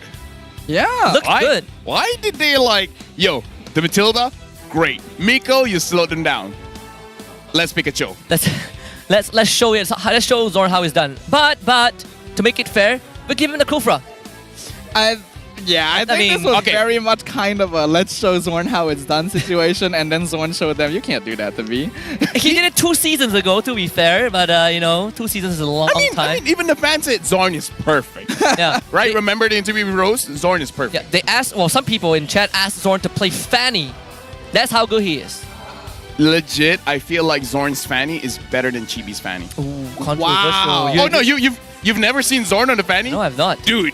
Fanny support? No. Fanny jungle? He has used Fanny Petrify before. Dang. But dude, trust me, I've been in the MPL for 10 seasons now. I trust you. Zorn has one of the best Fannies. Not the best, not like Amal, not like Skies, but he's up there. Man, now I want to see And it. his Hayabusa as well, because when he doesn't play for his team, he's a jungler. It feels like everyone. Yeah. Like I play Zilong as well. I don't play for my team. Zilong jungle, of course. Of course. I know Ness plays for his team for sure. MVP of this game on this Moskov, completely untouched. But I do think we have to focus on the players on the side of Team Vamos. Net's going to be the MVP of the game. We've already mentioned, right? This is a farming-focused marksman. He's not usually going to be the one looking for fights himself, but once he has a few items under his belt, you can tell that he knows which opportunities he can go for. A 900 GPM as well is terrifying. On a marksman, nonetheless, right? Farming the entire game and also the discipline to select the timing for the Wind of Nature. You think that in that chaos you used it somewhere down the road, but no, waited for the shadow kill to proc it. Yeah, honestly, like, looking at his face as well, getting the MVP, he looked like he was pretty upset going into game number 2. And he looks very focused for this one. It's like, you know what, I don't care. I'm going to unleash vengeance. I mean, he's locked in. He's locked in. He cooked and he ate the same dish. Still the same game duration, almost as game 1, 13 minutes, you know, just shy of 14. But this one is a complete, like Siddhartha said, paradigm shift. Vamos swapped their focus in the early game. Looked at Yesu. Look at Hesu. Yesu. Hesu and Box. I can see where your bias is at. and really shut them down. Yes. I'm Buddhist, by the way, but yeah. Chat, is this more on Zorn using Kufra or Miko using the Cho? Let us know in chat. What do you guys think? Because in my chat, I've seen people are like, they're not sure about Miko on his Cho. The thing is, right, Zorn has been the legendary Cho of MPL MY for so long. So if you pick Cho against him, he already knows its strengths and weaknesses. Yeah. And then you let the Kufra go, which is one of his best answers to it. And you can see how much more difficulty Miko has in this game compared to when he was playing Matilda. Then when you add on Sapat, who has slightly more of a team fight focus as compared to Spoof, who is a bit more of a lane focus, you can see how that changes the gameplay for Vamos. Funnily enough, so Vamos has played 6 games so far. They won 5, right? Because they lost the first game. So all 5 games was without Cho. The one game with Cho they lost. The previous game. Did they play Cho last week? I don't really remember, but as far as memory serves, Vamos have had... I think they did. That 100% win rate with Kufra. That I can confirm. Okay. So it wasn't the Zask. It was the Cho. Look at Miko. Just now Miko had more damage than everyone from Vamos, and now he has the lowest damage period. You know, balance in all things. The what? Balance in all things. Sometimes you know, sometimes you're at the top, sometimes you're at the bottom. Yes. Usually I'm at the bottom, but that's a different topic altogether. Yeah, it's okay. Good to know. Good to know. Happy for you. Yeah, much respect. But Thank you. Still though, I mean, Panda did a lot of damage. Panda and Licia. Yeah. So in terms of the damage department, they're actually doing quite well. See the damage taken chart. I wonder who is the one that's getting greedy, his head bashed in. In fact, it's Zorn. It's not Miko, it's Zorn. I think he got a lot of damage from Licia and Panda. Yeah, I mean, when you're on Kufra, you're usually going to be able to tank a lot more damage as compared to on a hero like Cho, because you trade a little bit of that durability for a little bit more of that maneuverability overall. And Zorn does seem very comfortable here, because when he is able to outplay the enemy roamer, depending on hero draft, you see his gameplay is very different. You will see him recalling. Yeah, the moment he starts recalling, that means that he's winning. Is this a roamer matchup? Like this whole series felt like the roamers were the one that's really dictating the pace. Yeah, I mean, like Kufra is already meant to take a lot of damage anyway. He comes with the bandages already pre-installed. That's true. That's true. Lore accurate. Yeah. I mean, he's the best wingman of this game. I've never heard of bandages being pre-installed before, but you know. Yeah, you install bandages? You install bandages? What kind of injury did you suffer back then? I mean, technology is very modern these days. Yeah. That's how technology will take over. Yeah, we're gonna start installing it's like when you download RAM off the internet, you know? That as well, you know. Wait, what? You know, you want to add RAM to your PC? You can just download RAM. What? You never knew that? No! Please don't try it. It's malware. Please don't do it. Yeah. It is. But yes, talking about the items here, honestly, I would say for both gold laners, it's more or less the same speed when it comes to the items generated here. I feel like the only really big difference is that Box couldn't really take advantage of the Sky Piercer. So perhaps the Sky Piercer just make the Malefic Roar a little bit earlier, then maybe it would be a little bit better. Yeah, I suppose so, right? But I guess in this situation, in this game, it didn't feel as nice because Box did go down kind of like 2 times. That's why he went for the Hunter Strike. We gotta remember. Right. Chibi had a bad game because his second buff was taken by the Moskov. Exactly. So if Chibi has a good game, Team Hawk isn't. That could be true. I mean, this is the first loss for Box on Hayabusa. Yeah. Are we gonna expect changes? I think so, right? Because a Ling? Once it stops working, you gotta figure out a new solution. And I think Vamos figured out, hey, okay, as long as we focus this Hayabusa early, then... But isn't it too early though? I mean, they changed Matilda even though it was working. Who knows, right? I mean, we'll take some time to think about it. But for now, we're gonna send it off to Rose as she has another offstage segment prepared for us. Rose, stage is yours. Selamat kembali ke MPL Offstage yang dibawa oleh Hotlink. Dan sekarang ni, saya di side sebelah Team Hawk. Okay, now sebelah saya ni kita ada satu fan daripada Team Hawk. Kita boleh nampak daripada jersey dia dengan jacket dia. Okay, what's your name? Hello, I'm Florence. Florence. Okay, Florence, I nak tanya, kenapa you sokong Team Hawk? Actually, saya suka Team Hawk sejak season 10. Sejak diorang menang qualifier dan diorang champion pergi KM4. So, sampai sekarang, vibe pada season 10 tu sampai sekarang ada lagi dengan saya. Okay, now you cakap you sokong dorang daripada season 10 masa dorang menang qualifier, menang MPL juga musim tu. Tapi sekarang kita boleh nampak daripada line up mereka, dorang dah tukar banyak daripada roster. Now, siapa yang player yang you suka sangat sekarang ni? Panda. Kenapa Panda? Sebab saya pun ada main kompetitif juga. Saya role gold lane, so saya idolkan Panda tu sebagai idola awak lah. Yep. So, you rasa ni Panda ni sebagai gold laner, dia adalah, in your opinion, one of the best gold laners in Malaysia lah? Yep. Okay, selain dari Panda, siapa lagi dalam Team Hawk yang tengah buat benda meriah, happy, ataupun yang you suka tengok? Hesu. Okay, kenapa Hesu pula? Kang Pargoy. Beza dia tu, Panda dengan Hesu agak besar. Okay, now I tak pernah lagi ajak Panda buat TikTok, maybe kita boleh ajak. Okay, sebelah ni kita ada nampak fan-fan Team Hawk juga. Tadi I nampak dekat phone abang ni, let's go Team Hawk 2-1. Korang yakin ke Team Hawk boleh menang game ketiga ni? Boleh. Oh, wow. Okay, kita tadi nampak that actually pasukan Vamos sub in Sepat. Now, apa korang rasa masa nampak Sepat main tu? Full OG line up korang rasa nervous ke untuk Team Hawk? Dan apa yang korang rasa jadi dalam game kedua tu? Kenapa kalah? Maybe sebab communication. I see. Diorang tak expect kot Sepat main kan? Yeah. Okay, apa yang nak cakap kepada Team Hak yang baru je naik atas pentas? For Team Hak, buat yang terbaik untuk game ketiga ni. Menang kalah tu ada permainan. Yang penting hidup mati tetap Team Hak. Alright, hidup mati tetap Team Hak. And with that, mari let's show it back to the casters untuk start game ketiga dalam Best of 3 series ini. Casters, silakan. You've heard it from the Team Hak fans. Thank you very much, Rose. Loyalty, undying loyalty is something that you cannot be purchased. Hidup mati tetap Team Hak, the last ride. And I'm still joined by the bandwagon of the Black Panthers. But Game 3, coming up in a little bit, we'll discuss a bit about whether there will be changes to the jungle. And that can only be, speculated. But I want to go back to the Zas topic. You think it's still going to go through now that Vamos has beaten it once? I think yes, because it still provides a lot of benefit here.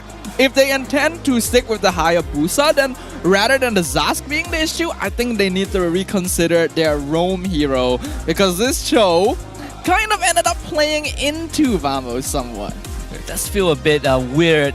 But what's not weird is that M6 is happening in Malaysia, and for anyone who has been here for M1, we're the best. Even though not in-game, but we're the best hosts. So scan that QR code, tap in redemption code, get some good stuff. Yeah, scan the QR code. You guys might win yourself some durians. And shout outs to the Philippines, Indonesia, Singapore. Come to Malaysia, eat durian. Nasi lemak. Nasi lemak. Our nasi goreng is pretty tight. Yeah, skibidi. Yeah, the iflalais. I heard the good one is like bakute as well. I have never tried. But yeah. I know. I just heard rumors. Yeah, I know. We have different variations like the chikute. If you want to try that out. Yeah. If you're from Singapore, definitely come try that out. Yeah. Just cross the Live a little bit. Live. Singaporeans come to Malaysia, live a little bit. Our it chicken sounds like rice. you're saying they don't live. We give them chili crab.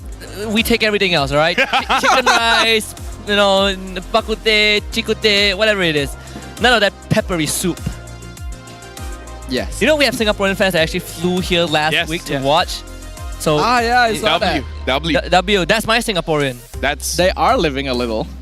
Right? Yeah, they are. We're living pretty well here. Chat, live a little, travel, eat things you've never eaten before. And get Mythic Immortal. That one's a tall ass. My chat, they're very skibidi. They're like, okay, do we get married or get Mythic Immortal? And I'm like, you know what? Mythic Immortal. Exactly. Yeah. Because I'm like, why are you guys single? And they're like, but we're Mythic Immortal though. And I'm like, okay, you know what? Fair trade. I've never seen a married couple in Mythic Immortal. I'm not. Wait, no. Chico is married. Wait, is he even immortal? What if it's not even immortal? Now we got a question on our hands. We'll answer that in the upcoming series because they will take center station in just a little bit. For now, draft phase, game 3, Team Hak against Team Vamos. See if Vamos can keep that clean record alive in the regular season with the series win. Vamos this time will be on blue side, and finally we get to see Team Hak on red side. So we are going to see some variations in the drafting style, and immediately already a change with Vamos choosing to ban Edith as their first ban on top of the Phobius. When you see this, you immediately start to think whether they want to prioritize the high-lows. I feel like Vamos, they're looking at 3 heroes. Hylos, Zas, Roger. I feel like these are the 3 heroes that they're trying to eye for. Like, either ways, they're gonna get either one. Yeah, there's no way Team Hak bans all of it, right? So now you gotta make a trade, because so far we've seen Hylos, Phobius both banned out in the series. But Team Hak on the red side, they also gotta start thinking about the response. We haven't really seen them play the Roger. Even if they had, it wasn't kind of the closest of games. We've seen Panda on it before, but Box, I think that would be a question mark. What else does he have left in the tank?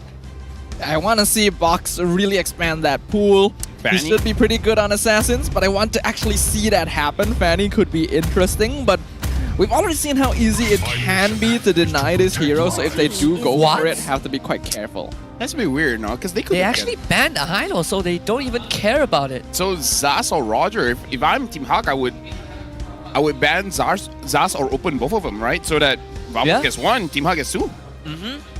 I would think so too. I think Vamos probably want the Zask. When you get rid of things like Phovians and Hylos, it denies the opponent easy ways of engaging and disengaging from the Dominator's descent. And well, Warlord's still 100% on the Zask, so I think that's what Team Hawk should ban. Do you ban the... Is the Link? Is the Link worth considering if you're a Team Hawk? Magic is my life. I guess not, it's still the Harif, right? Is ticking. Now it's either Zask or Roger, like you said, Lafel. Both Should of them be are Zask. open. I'm thinking Zask as well. But knowing Vamos, they could take Roger, who knows? I think it has to be the Zask. You can... Because Roger isn't really a hero that Box or Panda are known for. Whereas Lexia has been doing quite well on the Zask. So in comparison, you know? Devourer of stars. Well, I guess... Yeah, so they do take the Zask. 83% win rate, by the way. Out of 18 picks. Wow. 83% win rate. Now that's just like me. High. That oof. I wish you told me this before. Now I said you were on the bottom. Yeah, now earlier. because I'm explaining it to you. Look, sometimes you're at the top, sometimes you're at the bottom. You know, it's like never let people know your next move. So this is why you're bipolar. Yeah, well, I forgot about that. He's bipolar. So now this is going to be a potential Roger +1, and even we might even deviate from that. I mean, Team Hawk. Honestly, I want to see Lexia pick up something like a Valentina to go up against this Zask. Valentina, huh? We've seen a couple of Valentina picks. They still stick with the Cho and the Moskov, so opening up core picks. Vamos can pick up the Roger plus Terizla, perhaps.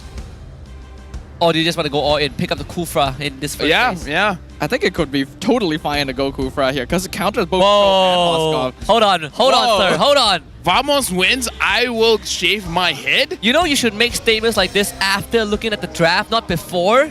This is how much faith he has. You know what? Screenshot this man. We gotta catch up on him. I mean, does he go bald?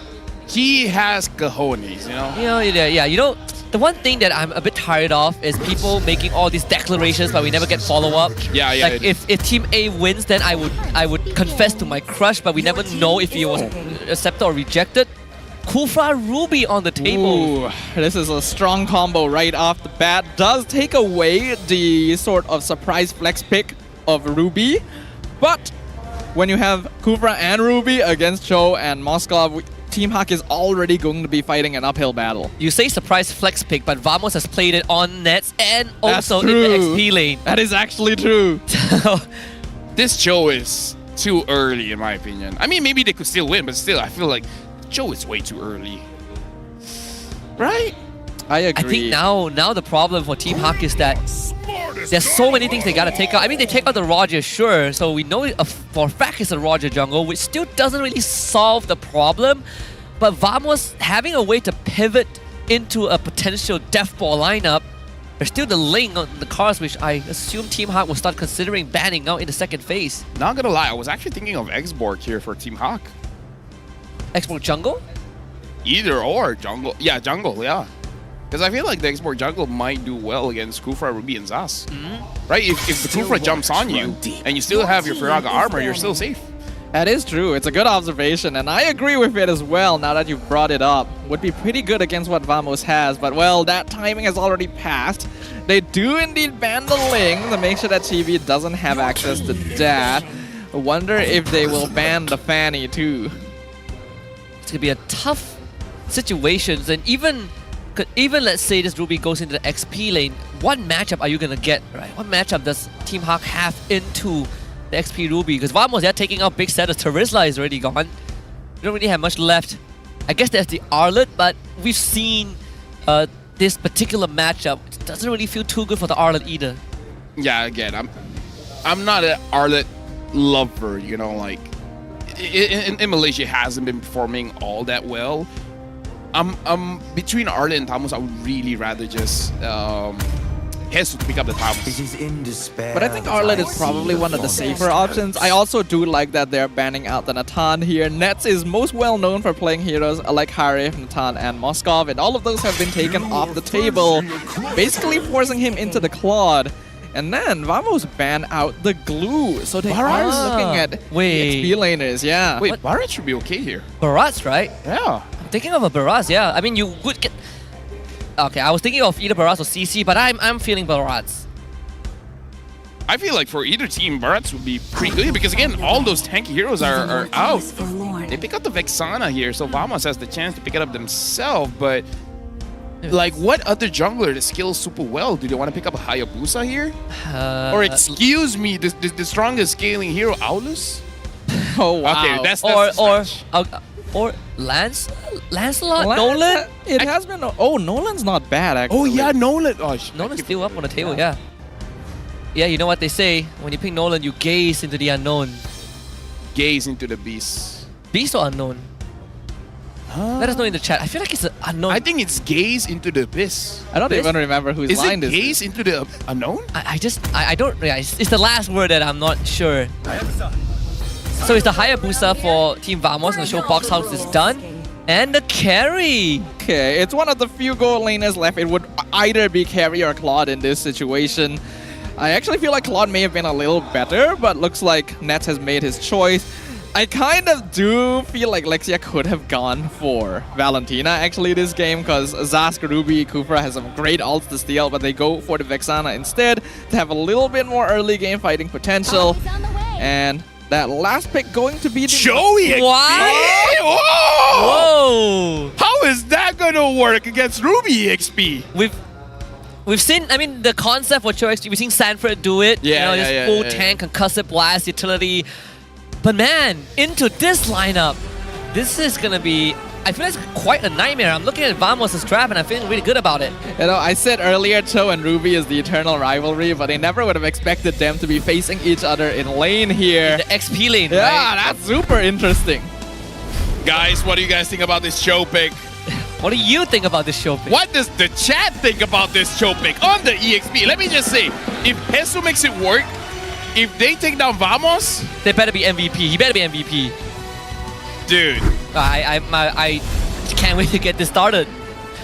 Oh boy, oh boy. Yeah, looking at the drafts, they've got some interesting answers on both sides, but only one of these two teams will be able to emerge the winner of our first match of the day. Is it going to be Team Hack or Team Vamos? Only the Land of Dawn will bear witness to the answer. The triple purify on the side of Team Hawks. Get that out of the way first. Want to make sure that they don't get crowd control to oblivion, but of course GB will get some help early on from Warlords. Zaz get ahead in terms of the clear.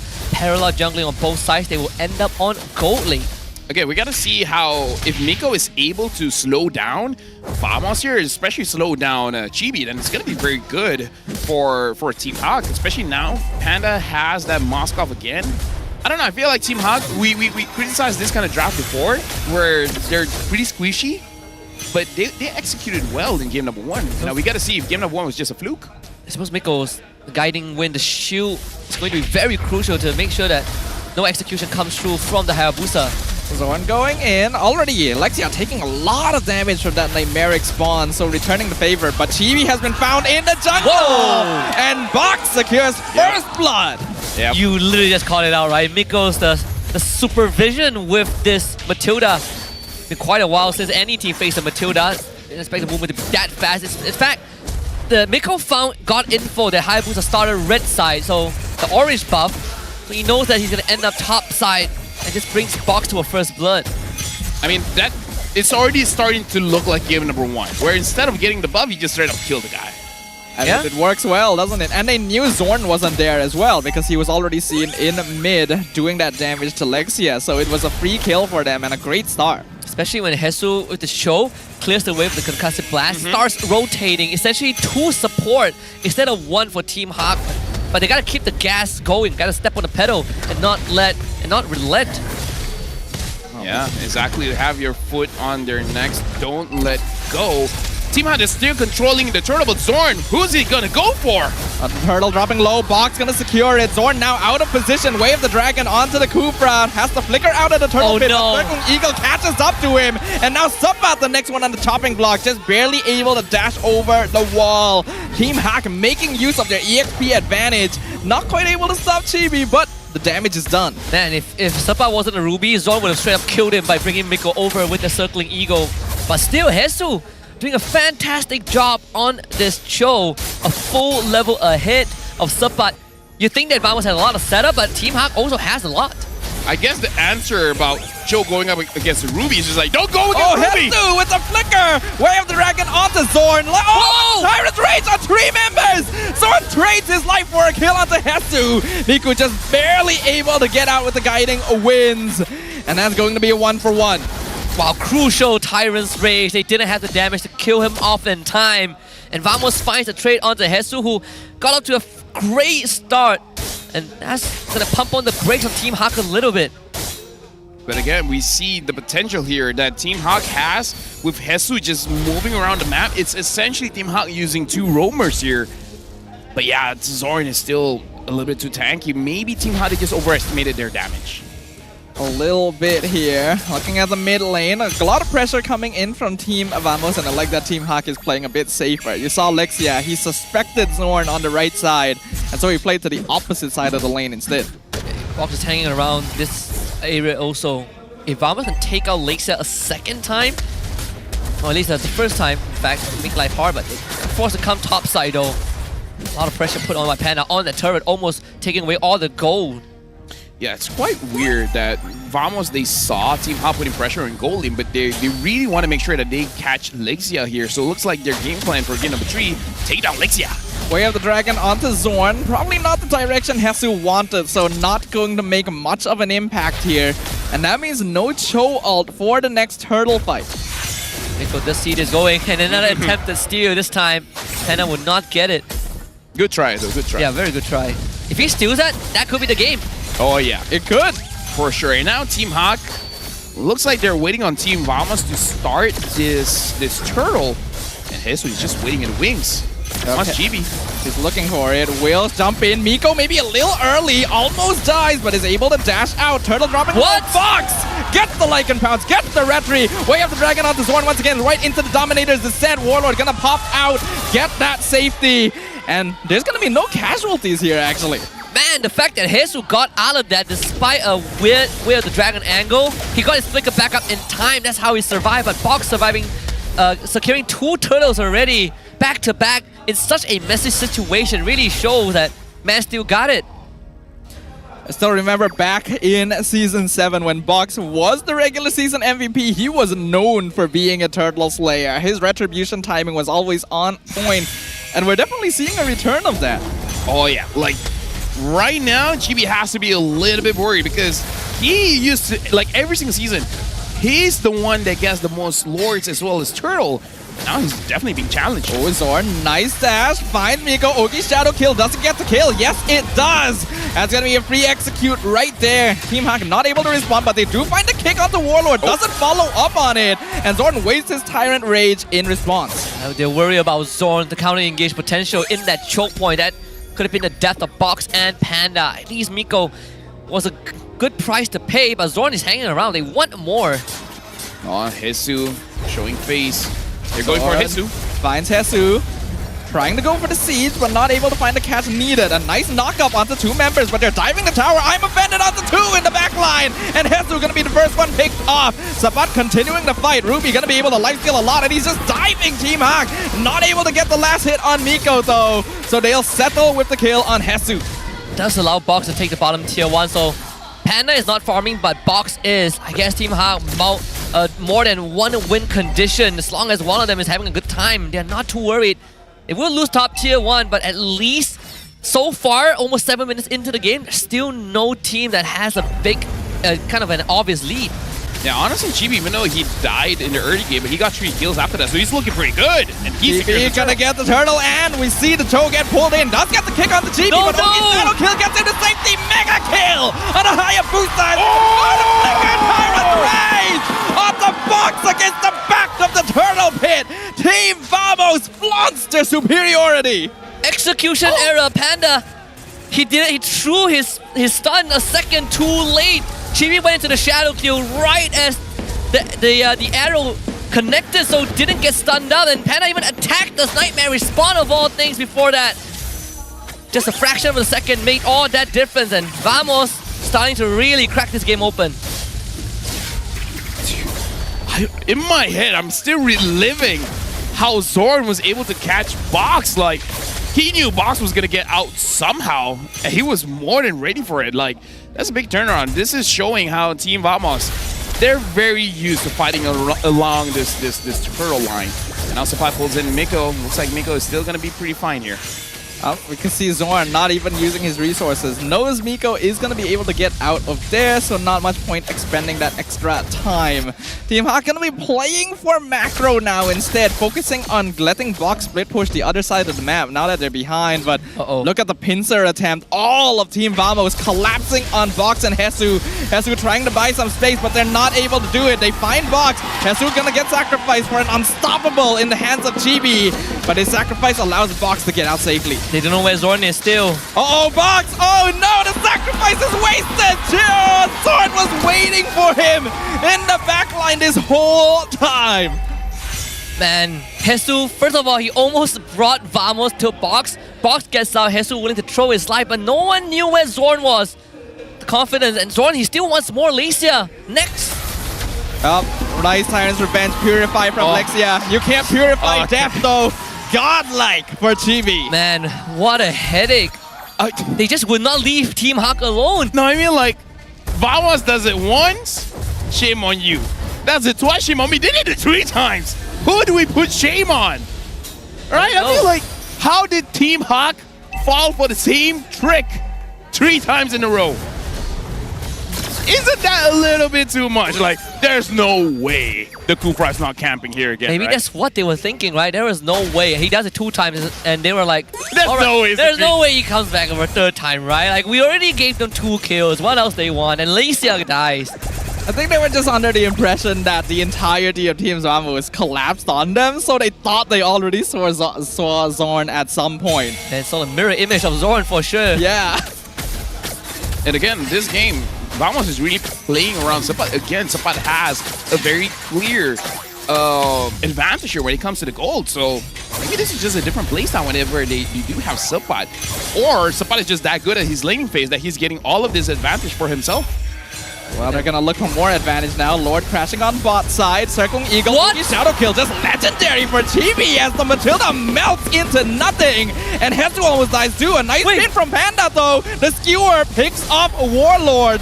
So they're able to get something in exchange at the very least. Spear of Destruction going to land. Not sure if he'll decide to go for it, but Hesu finds the way of the dragon. Here comes Chibi back in again. Zorn taking good amount of damage. Oh, the knockback! But is it enough though? Panda is pelting them down. I'm offended on the 2. Panda still doing a lot. Saban with the flicker forward! Gets the double kill! Denies Panda his glory! Man, it looks so good until it wasn't at the very end. They really want to Zorn dead, and they might lose the game because of that. Chibi very low. Ogi Shadow Kill comes out yet again. Lexia gonna share it with Miko. Able to survive as a result. It's a 2v3 defense, but Chibi has to back it off. A nice knockout. Oh, Chibi! How does he turn that around? Well, Lexia, he's able to get one pick off. Oh, but it's not enough. Nets is still alive, and Team Hawk's Crystal is not. The reversal from Vamos as they take the victory. Man, Team Hawk really issued the challenge. Doubled down in game 3, took the joke, gave the Kufra Ruby. I gotta say, they put up quite a fight. But Team Vamos really showed why you shouldn't underestimate them. What a bout we had in this series. 2-1 for Team Vamos, congratulations. They keep the regular season win streak alive. But let's see what they have to say with Rose on the stage. Rose, take it away. Kemenangan untuk pasukan Vamos 2-1 melawan Team Hawk. And guys, the Vamos win streak continues. Alright, first of all, okay, kejap bagi diorang celebrate dulu. Dia tengah tunggu. Sepat, welcome back. Welcome back. Welcome back. Long time no see. Okay, nampaknya semua orang yang datang ke MBSJ sangat-sangat happy untuk tengok Sepat back in action. Tapi boleh tak Sepat share sikit kenapa Sepat di-sub in di game kedua tadi? Oh, game kedua tadi. Tadi kita orang tengah bincang masalah game 1. Waktu tu kita orang tengah baca doang, tiba-tiba pertukaran dan saya main dan saya agak sedikit buguk sebenarnya. Sebab saya hanya training 2 hari dengan dorang dan selebihnya Alip yang bermain dengan dorang smooth. So gugup lah. Dan Alhamdulillah menang hari ni 2-1. Oh, so ini adalah satu decision yang tiba-tiba je coach cakap. Tiba-tiba. Sempat main lah.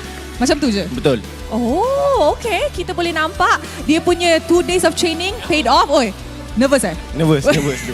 Jarang tengok sempat nervous. Okay, apa kata kita tanya Warlord pula? Warlord.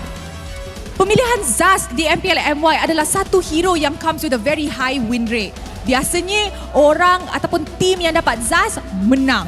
Kenapa korang berani lepaskan Zaz 2 game pertama untuk best of 3 ni? Nak test power Zaznya Alexia.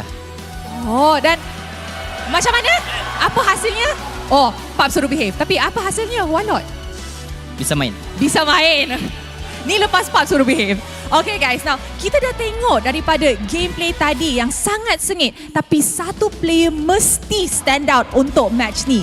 So, I'm pretty sure everybody has their own MVP, tapi siapakah MVP perlawanan ini? Mari kita tengok. In 3, 2, 1. MVP perlawanan ini jatuh kepada Zorn.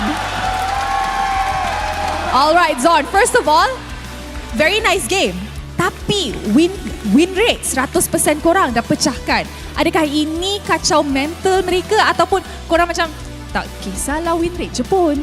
Tak kisah sebab kita orang target champion M6 sebenarnya. Wow! Bukan target champion MPL MY tapi M6 terus. Alright, they are dreaming big. Okay, can we please pass the mic to Chibi? Before we wrap things up, Chibi. Ini adalah kali pertama kita tengok Fanny di atas tangan Chibi. Kenapa you guys ambil Fanny tadi? Sebab kita orang confident je kot sebab kita orang bawa kat training dan kita orang try bawa kat MPL. And so far tak jadi, so untuk next gamenya insyaAllah bawa lagi kot. Oh okay, tak jadi so try until you succeed. Betul. So kita akan tengok Fanny lagi in action and I'm pretty sure are there more assassins? Assassin? Any other assassin? Adalah Hayabusa kot. Ooh, Hayabusa. Okay. I like that. Alright, maybe we could give it to Nets to wrap up the interview. Nets.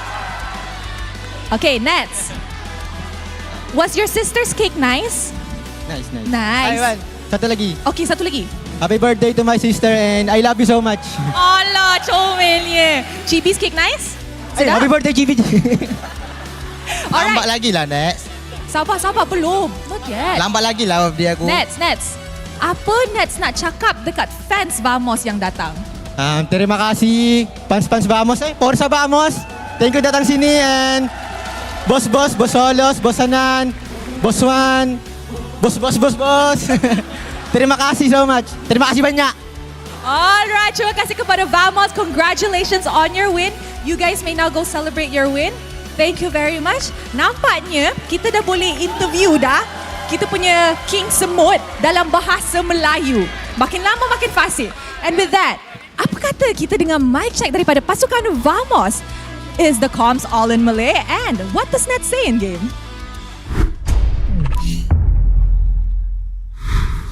Okay, follow. Aku tak tahu dekat ni. Nice, B. Follow me. Oh, yo, that's so. Aku balik. Zaz, buang purify dia. Dah purify. Berkating. Ya, okay, dong kasih aku. Aku ni. Nice one. Aku datang. Kena hayah. Dah ulti Zaz? Ni Zaz. Mati. Nice. Boleh tetap. Betul. Aku dah pasal yang belakang. Alah. Ayo besar masuk Apa aku? Ada MM yang sebenar. Santai main. Kejar hayah guys. Hayah bawah. MM yang sebenar. Nice. Hayah bawah. Mi. Orang. Jangan. Aduh. Nice guys. Nak pasal. Tak ada orang. Boleh. Aku bos guys. Aku ten tahu. Gerak. Keluar. Roger bawah. Boleh lagi guys. Boleh pan. Kalau kau boleh kasih. Atas. Go. Nice one. Boleh guys. Go guys. Go terus guys. Nice 4 jam. Nak step. Sorry. Roger. Pi, shadow kau apa? Aku tak ada. Aku di sana. Tak ada. Aku mate guys. Aku boleh dapat Roger guys. Boleh mati. Nice B. Boleh lot guys. Sakit aku. Sudah habis. N. Dah habis.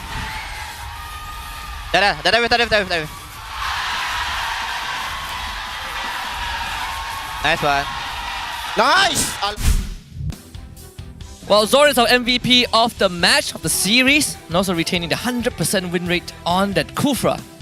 The Kufra has to go, I think. After seeing this, after him getting MVP, finding those ambushes, getting those setups, even when he has to sacrifice his life to do it, Zorn proves why he is a legend here in MPL MY, and I think all the other teams are taking note right now. You know what I took note?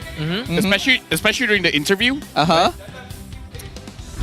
We can say it now because the person is not here to defend himself, but I feel like Nats Malay is better than Gideon. Never thought of that. He's not here to defend himself, so we can say whatever we want. Yeah, I completely agree with that. Right. Absolutely. He can disagree, but he can't say it to our faces. Does Gideon even speak Bahasa? Dude, he barely speaks English. Yeah, I think so. Yeah. That just sounds like he doesn't speak at all. Last I checked his Wikipedia, he was German or something. Yeah.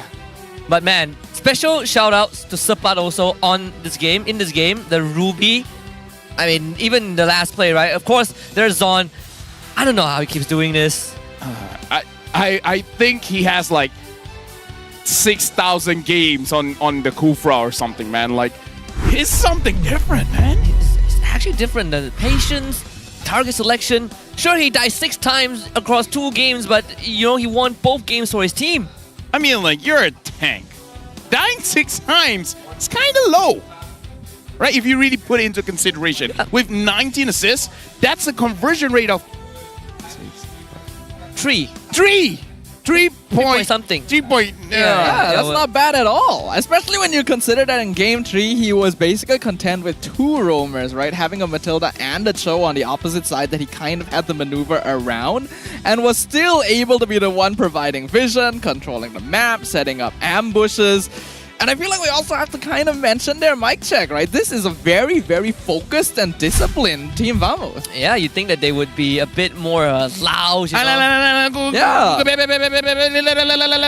Yeah. I think that's 90% Chibi, but I could be wrong. But this one, very, very locked in. 15 kills to 5. Of course, it was Zorn locking in 10 assists and Chibi having a near flawless game. Gets ganked once in the early game and never again. Dude, we've been having 30 minutes now and then 11 minutes. Yeah, so Vamos, they really pick up the pace, and it's really interesting to see how they change from game 1, 2, and 3, where they start having focus points. Where it's like, we will camp this area for a while. We saw in the starting of the game, they wanted to camp Lexia. Didn't work out. Then they camped the bottom side of the map, and they were able to get 3 and plus more, right? So it's something interesting to see how Vamos changes their rotation from game to game. Yeah, and it's that kind of on-the-fly adaptation as well, right? Game 2 and Game 3 was also very different. Even when you look at the emblems and talents, Zorn went for Wilderness Blessing, just full movement speed. For him, it's all about the cross-map rotation. And the rotations were great, right? We have to give some props to Team Hak. I think their ability to move around the map to set up ganks is really, really good, because Hesu was not locked into the EXP lane. He was basically playing as a second roamer and was quite effective with it. And they tried to manipulate the draft to make Vamos think, oh, this Cho is going to be roam, and then we're going to surprise them at the end. But Vamos was already thinking one step ahead. I love the choice of going Kufra Ruby in the first phase. All your crowd control needs are just settled at that point. And also, special mention that Vamos, the positioning in these team fights, right? The setup also great. They made Zorn the only viable target for Hesu to kick, but every single time he kicks that big ball bandage back to his team, it's doesn't really work out. It's a death sentence. Yeah, if he used any other heroes, Hesu might not have kicked him. The only hero that can turn into a ball? Genius, yeah. Soccer. Right, exactly. Like, it's like Hesu, they did a background check with Hesu. Hesu looked like Bruno. Yeah. They did a background check. They realized that Cho also likes to play ball. Yeah, you know, I think he's a big fan of Shaolin soccer. No, I think Cho plays takraw. Cho plays takraw? Yeah, he seems like the guy that would play takraw. I can see that. I was thinking futsal, but yeah, takraw also. And like a ball of bandages is not too far from a takraw ball, right? Exactly. Plus, this is Malaysia. You know, shout out to takraw. Yeah. My friends used to do it back in school. They would take. They used to kick Kufra?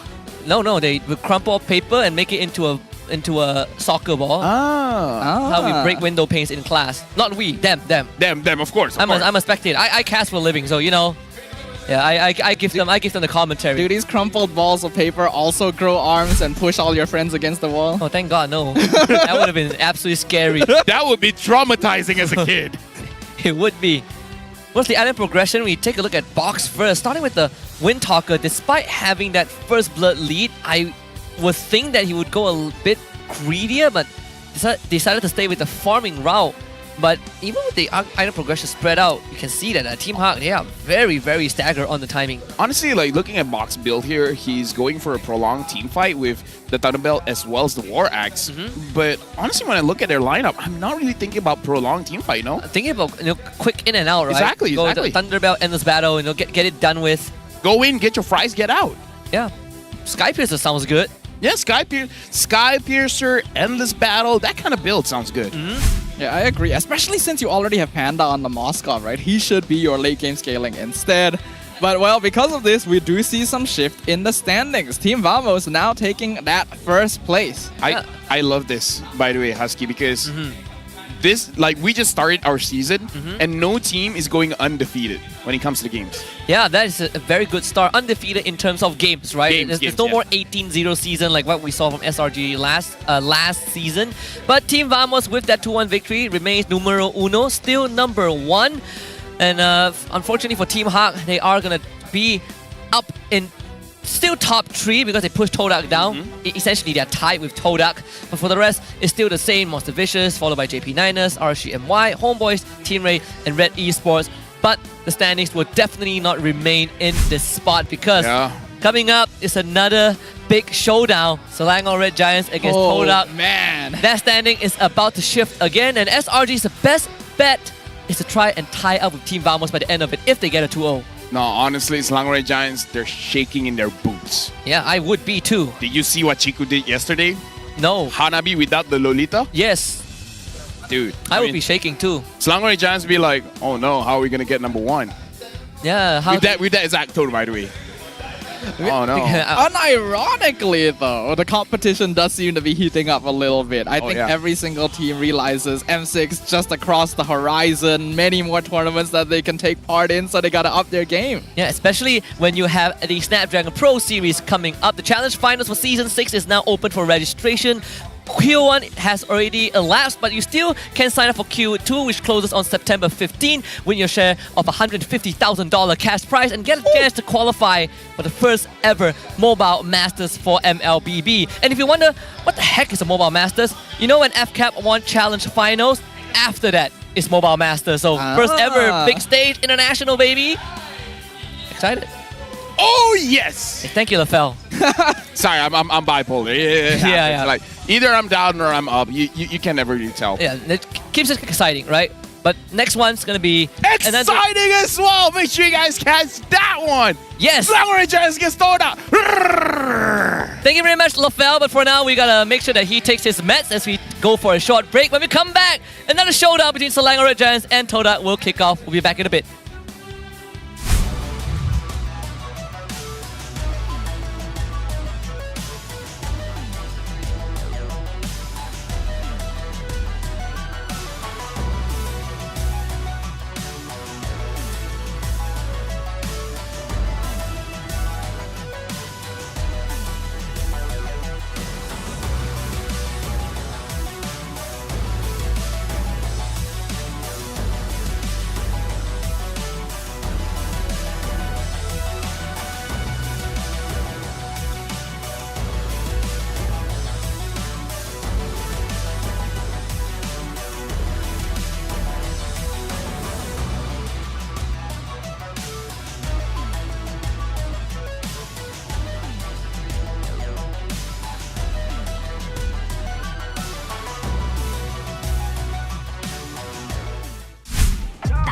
Jago suka nak apa jua?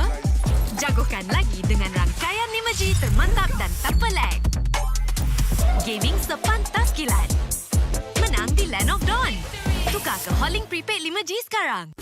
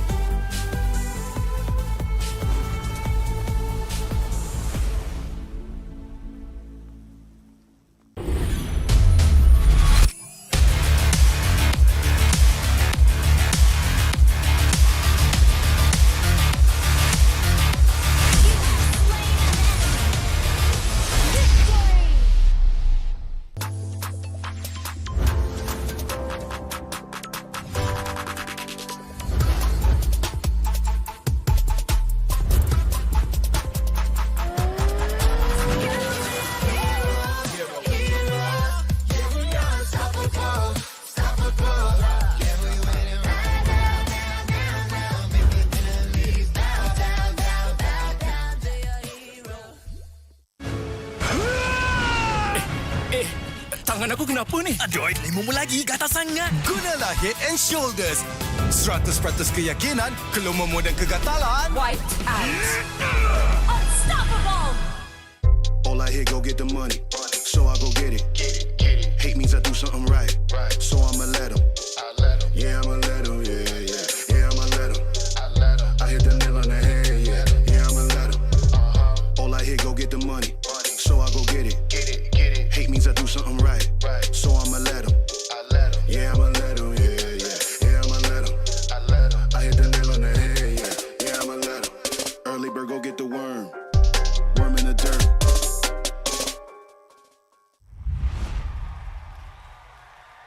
Panas. Itulah, panas gila.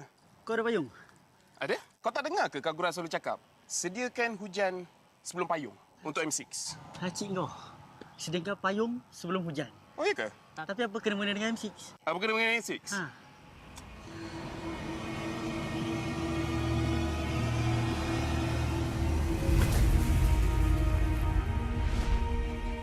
Apa itu hujan emas? Hujan emas adalah satu matlamat, satu impian terunggul untuk setiap pasukan. Setiap musim, apakah kenangan yang istimewa? Ia adalah ketika juara menjulang piala di bawah hujan emas. Ia juga menjulang dan membanggakan nama Malaysia di persada dunia. Seperti cuaca, musim baru datang dan pergi. Ia persis dengan MPL MY. Setiap pasukan dan pemain yang pernah menjejak kaki di MPL MY, mereka tidak pernah berputus asa. Setiap musim ada permulaannya. Juga permulaan baru untuk matlamat dan impian bagi pemain kita. Musim cuaca datang dan pergi, tapi ia tidak akan mengubah sejarah pemain kita. Dengan harapan musim hadapan yang cerah adalah satu pemangkin semangat bagi pasukan yang bertarung. Komposisi musim lalu tidak penting.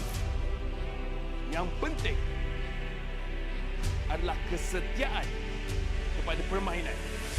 Tiada guna mengerti hujan emas dan berjuang demi Malaysia kalau kita tidak dapat merealisasikannya di M6.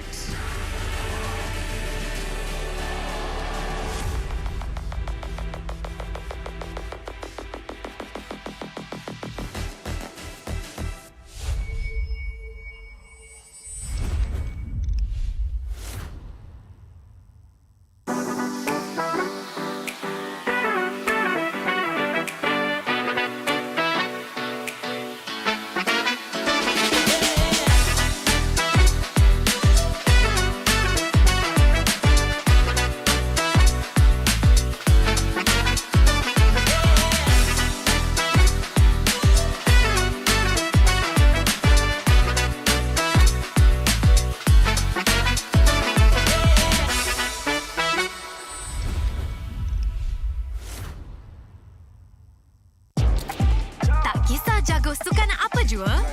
Jagokan lagi dengan rangkaian 5G termantap dan tak pelik.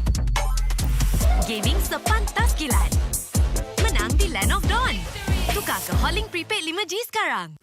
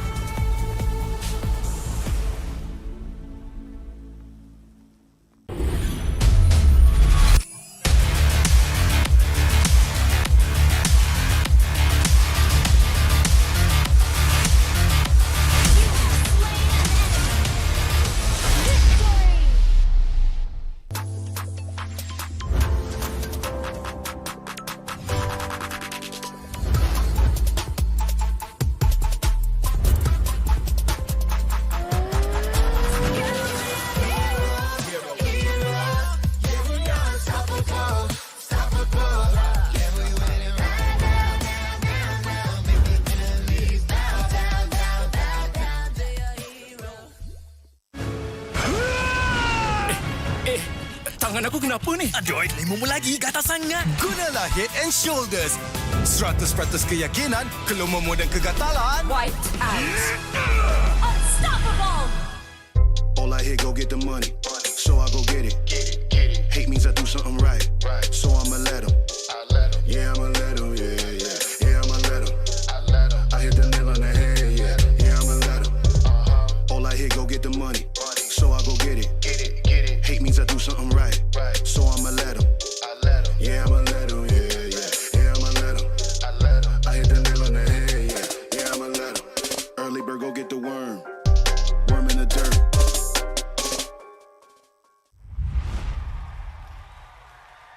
Panas. Itulah, panas gila. Kau ada payung? Ada? Kau tak dengar ke Kak Gura selalu cakap? Sediakan hujan sebelum payung untuk M6. Cik kau. Sediakan payung sebelum hujan. Oh, iya ke? Tapi apa kena-mena dengan M6? Apa kena dengan M6? Ha.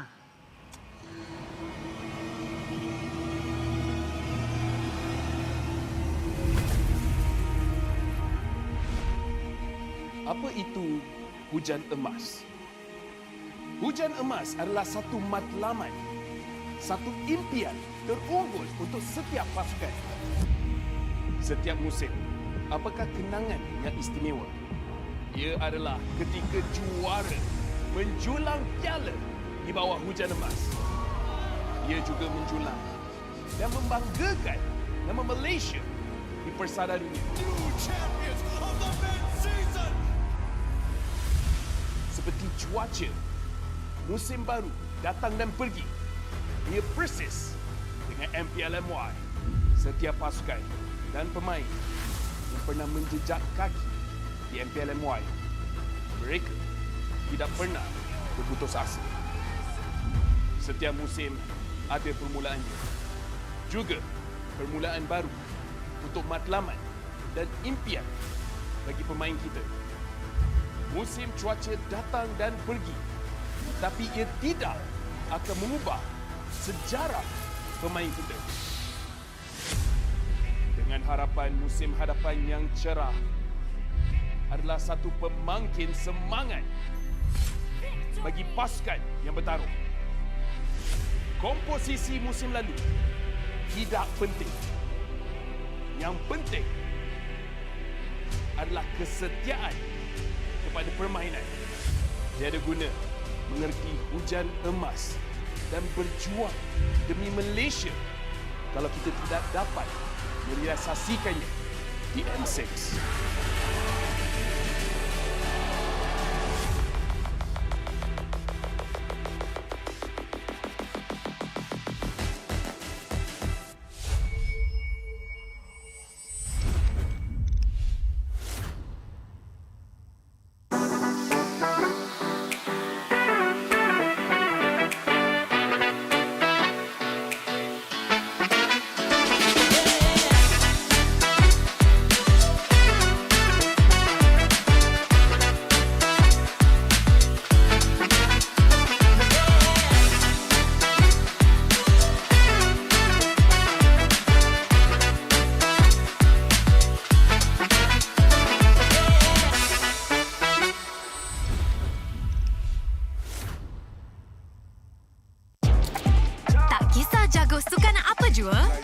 Jagokan lagi dengan rangkaian 5G termantap dan tak pelik. Gaming sepantas kilat. Menang di Land of Dawn. Tukar ke Holling Prepaid 5G sekarang.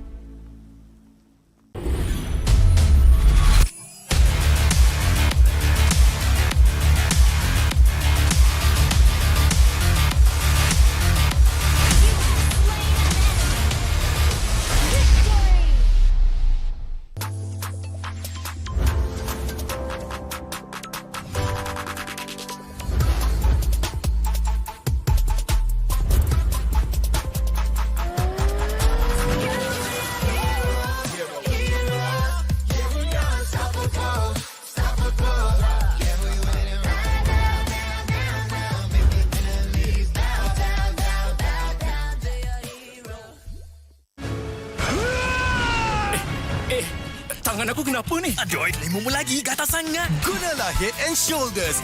100% keyakinan, kelumamu dan kegatalan. Wiped out. Unstoppable. All I hear, go get the money. So I go get it. Hate means I do something right. So I'ma let 'em. Yeah, I'ma let 'em. Yeah, I'ma let 'em.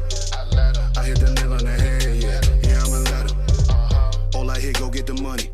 So I go get it. Hate means I do something right. So I'ma let 'em. Yeah, I'ma let 'em. Yeah, I'ma let 'em. I hit the nail on the head. Yeah, I'ma let 'em. Early bird, go get the worm. Worm in the dirt.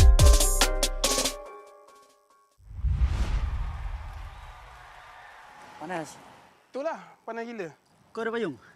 Ada? Kau tak dengar ke Kagura selalu cakap? Sediakan hujan sebelum payung untuk M6. Hacik kau. Sediakan payung sebelum hujan. Oh, iya ke? Tapi apa kena mengena dengan M6? Apa kena dengan M6? Ha.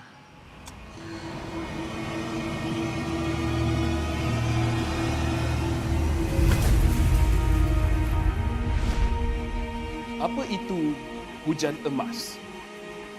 Hujan emas adalah satu matlamat, satu impian terunggul untuk setiap pasukan.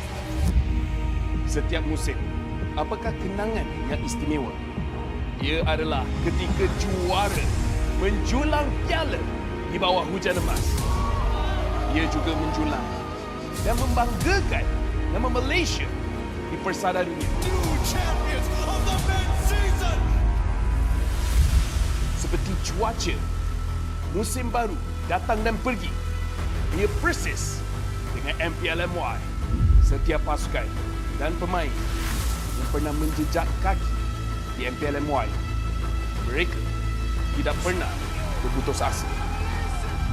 Setiap musim ada permulaannya. Juga permulaan baru untuk matlamat dan impian bagi pemain kita. Musim cuaca datang dan pergi, tapi ia tidak akan mengubah sejarah pemain kita. Dengan harapan musim hadapan yang cerah adalah satu pemangkin semangat bagi pasukan yang bertarung. Komposisi musim lalu tidak penting. Yang penting adalah kesetiaan kepada permainan. Tiada guna mengerti hujan emas dan berjuang demi Malaysia kalau kita tidak dapat merealisasikannya di M6.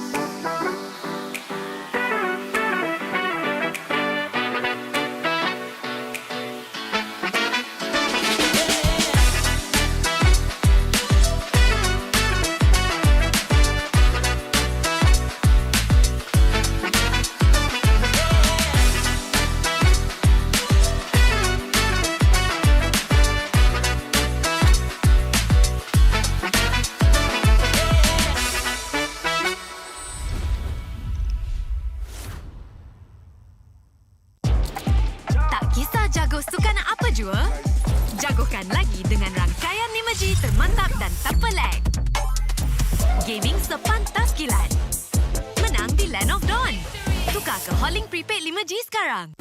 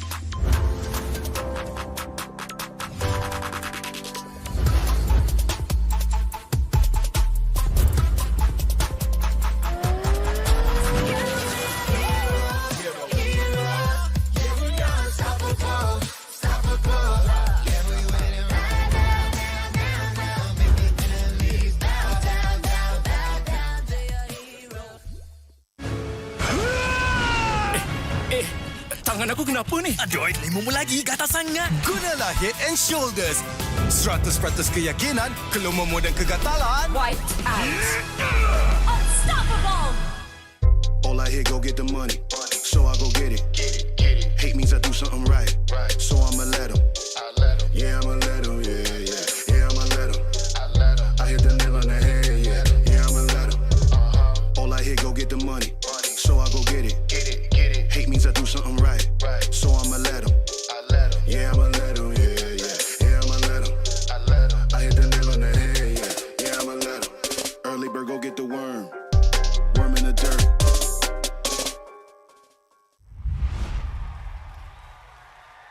Panas. Itulah, panas gila. Kau ada payung?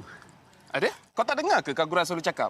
Sediakan hujan sebelum payung untuk M6. Hacik kau. Sediakan payung sebelum hujan. Oh, iya ke? Tapi apa kena-mena dengan M6? Apa kena dengan M6? Ha.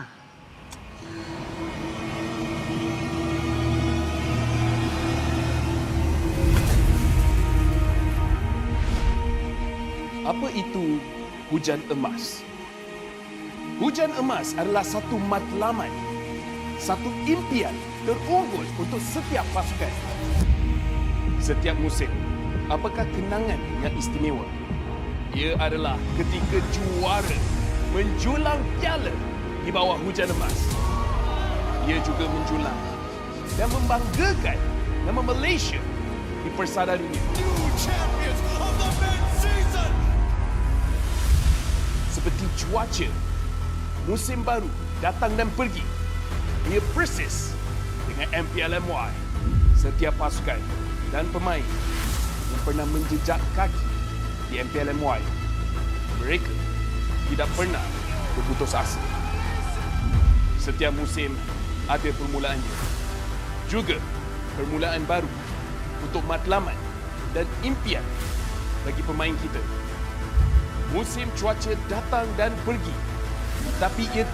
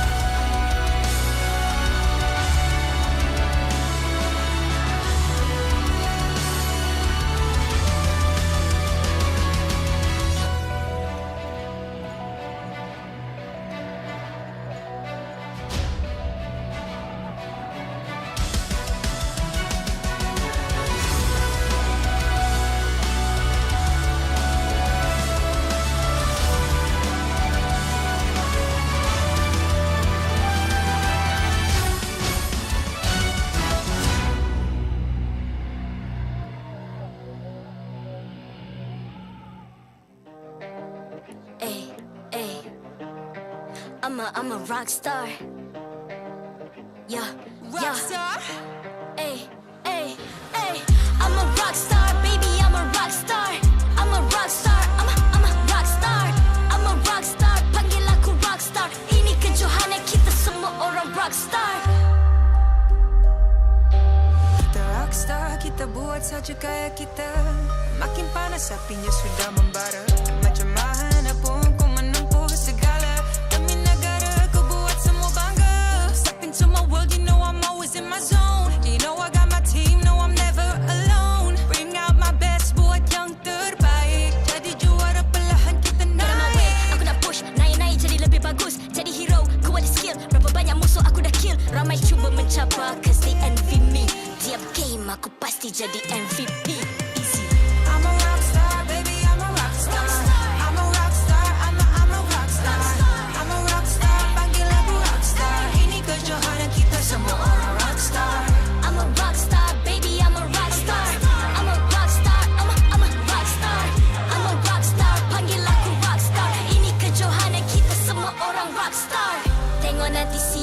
juara. Ni peluang kita bawa pulang piala. This is my game, this is my time. Menang semua, everything will be mine. Kalau jatuh kau pasti kembali. Bangun balik ku tegak berdiri. Kuatkanlah tenaga, ganjaran diperoleh. Ni kejohanan kita, Malaysia memang boleh. Rise up to the top, kita buat bersama. Semangat kita kuat di bawah satu bendera. I'ma go hard for the win. On the battlefield till the end. I'm trying to beat the greatest anyone has ever seen. Stand by, I'm coming in for the win. I'm a rock star, baby, I'm a rock star. I'm a rock star, I'm a rock star. I'm a rock star, panggil aku rock star. Ini kejohanan kita semua orang rock star. I'm a rock star, baby, I'm a rock star. I'm a rock star, I'm a rock star. I'm a rock star, panggil aku rock star. Ini kejohanan kita semua orang rock star.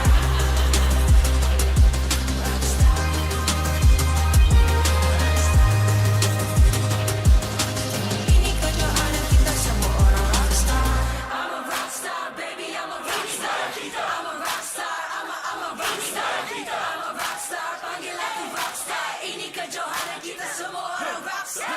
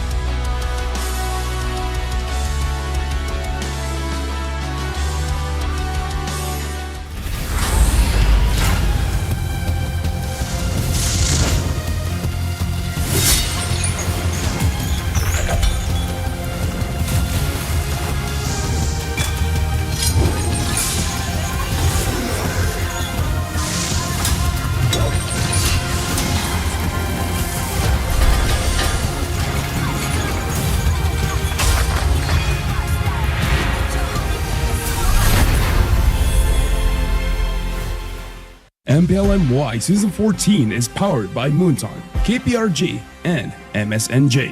Official 5G mobile internet hotlink. Best 5G for lightning fast MLBB gaming. Official gaming phone ROG Phone 8, king of performance for mobile gaming. Official lifestyle fashion partner, up your game with JD Sports. And thank you to all our partners in esports and strategic partners. Selamat kembali ke MPL Malaysia musim ke-14. Anda bersama dengan saya Rose, host anda sepanjang hari ini. Dan hari ini merupakan hari yang sangat-sangat special untuk kita sebab kita akan menyambut Hari Malaysia yang akan jatuh pada tarikh 16 September nanti. So untuk semua orang yang dekat MBSJ, kita ada banyak aktivitis dan juga diamonds up for grabs or untuk giveaway sekejap lagi. Tapi untuk semua orang dekat rumah, kita pun ada join the fight code untuk korang. So korang boleh scan the QR code down below ataupun guna the code in your Mobile Legends account untuk mendapatkan in-game rewards. Okay guys, kita nampak ramai yang hadir ke stadium MBSJ hari ini. So, Rose ada satu soalan je untuk semua orang yang hadir. Guys, korang bangga tak jadi rakyat Malaysia? Alright guys, mesti bangga kan? Di Hari Malaysia ini, marilah kita memupuk semangat perpaduan dan kasih sayang antara semua lapisan masyarakat. Tidak kira agama, bangsa maupun budaya. Kita semua telah membuktikan yang rakyat Malaysia sentiasa bersatu menyokong wakil Malaysia dalam pelbagai acara sukan termasuklah Mobile Legends Bang Bang kita. Jadi, sebelum kita mulakan segmen kita, marilah kita semua sama-sama berdiri dan menyanyikan lagu kebangsaan kita. Everybody please stand up.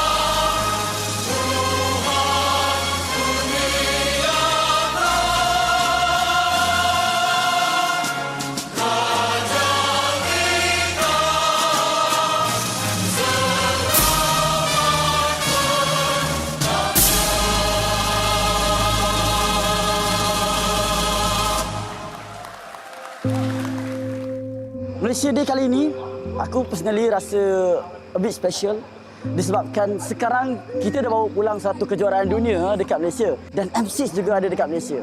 Sebagai orang yang terlibat secara mendalam dalam MLBB, ini adalah satu benda yang besar untuk aku.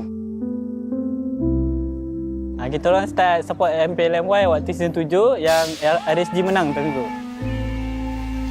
Kalau saya tengok MPL sejak ada tim Saiyan lagi. Waktu tu zaman Saiyan kuat lah. Ada Fredo, Solos, Repack. So, kenangan termanis saya especially masa dekat M1. Masa tu Todak buat pasukan Malaysia rasa sangat berbangga dengan performance mereka berjaya dapatkan tempat ketiga. Jadi itu kenangan termanis saya iaitu menjadi sejarah dalam M1. Salah satu momen pro player yang saya tak boleh lupa ialah momen zone di MPL MY dan peringkat internasional. Sebelum ni saya datang daripada orang yang biasa, orang yang seperti korang juga, yang tak expect pun yang korang boleh jadi macam ni, dan saya selalu doa untuk saya menjadi wakil Malaysia. Kalau MPL MY punya momen waktu zaman gemilang Todak lah. Sebab diorang dulu kuat kan, pada season 3 sampai beberapa season lepas tu diorang champion 3 kali. Harap diorang kembali kuat balik lah. So insya-Allah untuk season kali ni tim Todak akan buat yang terbaik lah dan tak macam season sebelum ni. Momen paling kita orang tak boleh lupa waktu SRG menang MSC, yang tentu first team Malaysia menang international trophy.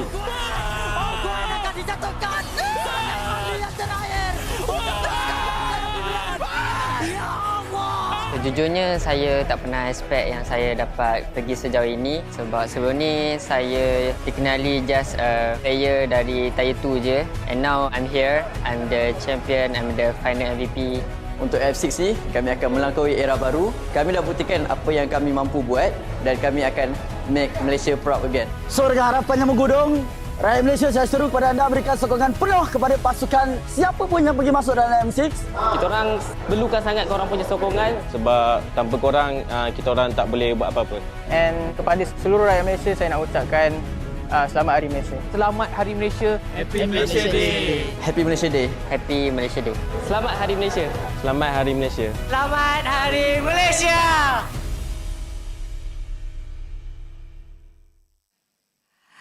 And there you go. Selamat Hari Malaysia semua. Guys, macam mana video tadi, best tak?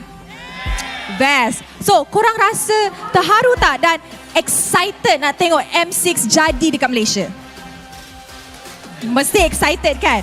Okay, so sebelum kita mulakan match kedua kita untuk hari ni, kita ada satu performance daripada Razak I featuring Mortal, AG Coco and DJ Uno yang bertajuk Ini Negaraku, yang dicipta dan dihasilkan oleh Todak.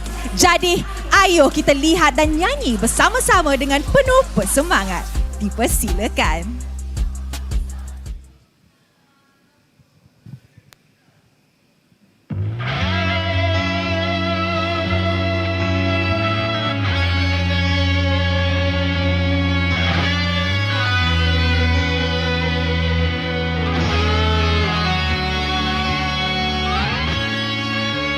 Malam terus berganti, masih kuat ku berdiri, sanggup darah ku beri untuk tanah air ini.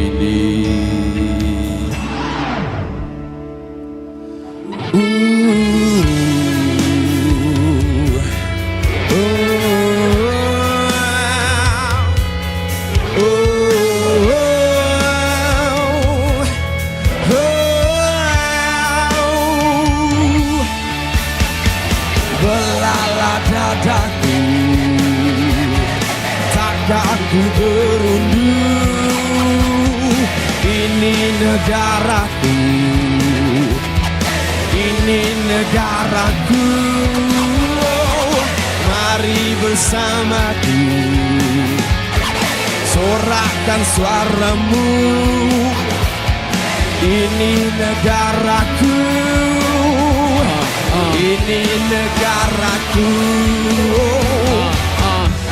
Mana musuh ku cabar jika mereka mula rusuh ku langgar.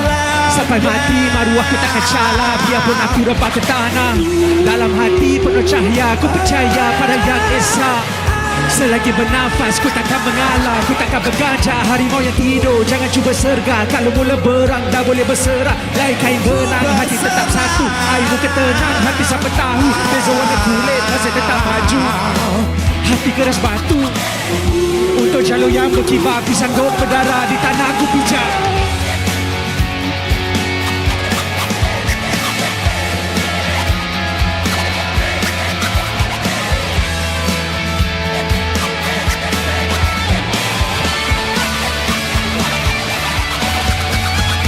Melala dadaku, takkan ku berundur. Ini negaraku, ini negaraku. Mari bersamaku, mana musuh ku cabar, sorakkan suaramu. Mula rusuh ku langgar, ini negaraku. Maruah ku takkan calar, ini negaraku. Tanah tumpahnya darah, belala dadaku. Takkan ku berundur. Ini negaraku, ini negaraku. Mari bersamaku, sorakan suaramu. Ini negaraku, ini negaraku. Belala dadaku, belala dadaku. Takkan ku berundur, takkan ku berundur. Ini negaraku, ini negaraku. Ini negaraku, ini negaraku. Mari bersamaku, mari bersamaku. Sorakkan suaramu, sorakkan suaramu. Ini negaraku, ini negaraku. Ini negaraku, ini negaraku.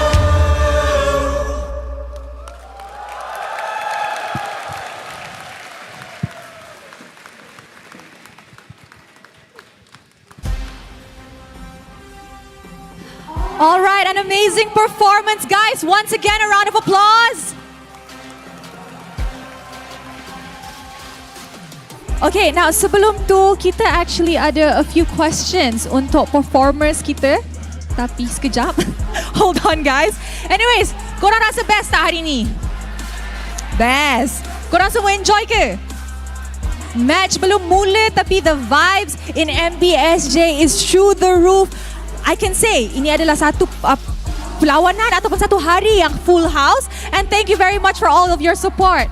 Hello, how are you? Amazing performance by the way. Okay, kita ada a few soalan untuk awak. Okay. I hope that's fine. Okay, so since kita tengah celebrate Malaysia Day hari ini, apa definisi Hari Malaysia untuk anda? Untuk saya, Hari Malaysia, saya sebenarnya tak prepare jawapan untuk benda ni. Tapi apa yang saya yakin, saya orang Malaysia, saya bangga menjadi anak Malaysia, so saya akan memperjuangkan Malaysia. Okay, apa yang awak rasa bila awak datang ke MPSJ? Nampak semua penonton datang sokong favourite team mereka, queue daripada awal pagi. Saya, of course, saya datang sini sebenarnya pun disebabkan Todak. So saya bersama-sama Todak dekat sini. Saya harap Todak menang kali ni. Itu harapan saya kat sini. Alright, thank you very much. Thank you so much. Thank you very much for your amazing performance. Dan kami daripada MPL Malaysia just nak ucapkan selamat Hari Malaysia untuk semua orang. And of course, lagu yang baru sahaja diorang perform tadi akan dirilis pada hari esok sebelum Hari Malaysia. So, for your information, the music video will involve the people in the crowd. So guys, kalau korang nak tengok muka korang dekat music video nanti, tengoklah kan video esok. Korang sangat rock. Itu yang kita rockstarkan dekat MPL MY. Alright, so sekarang dah sampai masa yang semua orang ditunggu-tunggu. So, mari kita tengok match kedua di hari kedua, minggu kedua. the most anticipated matchup of Seru Saturday. Selangor Red Giants against Todak. It's Ultra against the Patriots. We're about to kick it off on the Malaysia Day celebration. It's Husky alongside Sadafa and Lafel to bring you guys the action.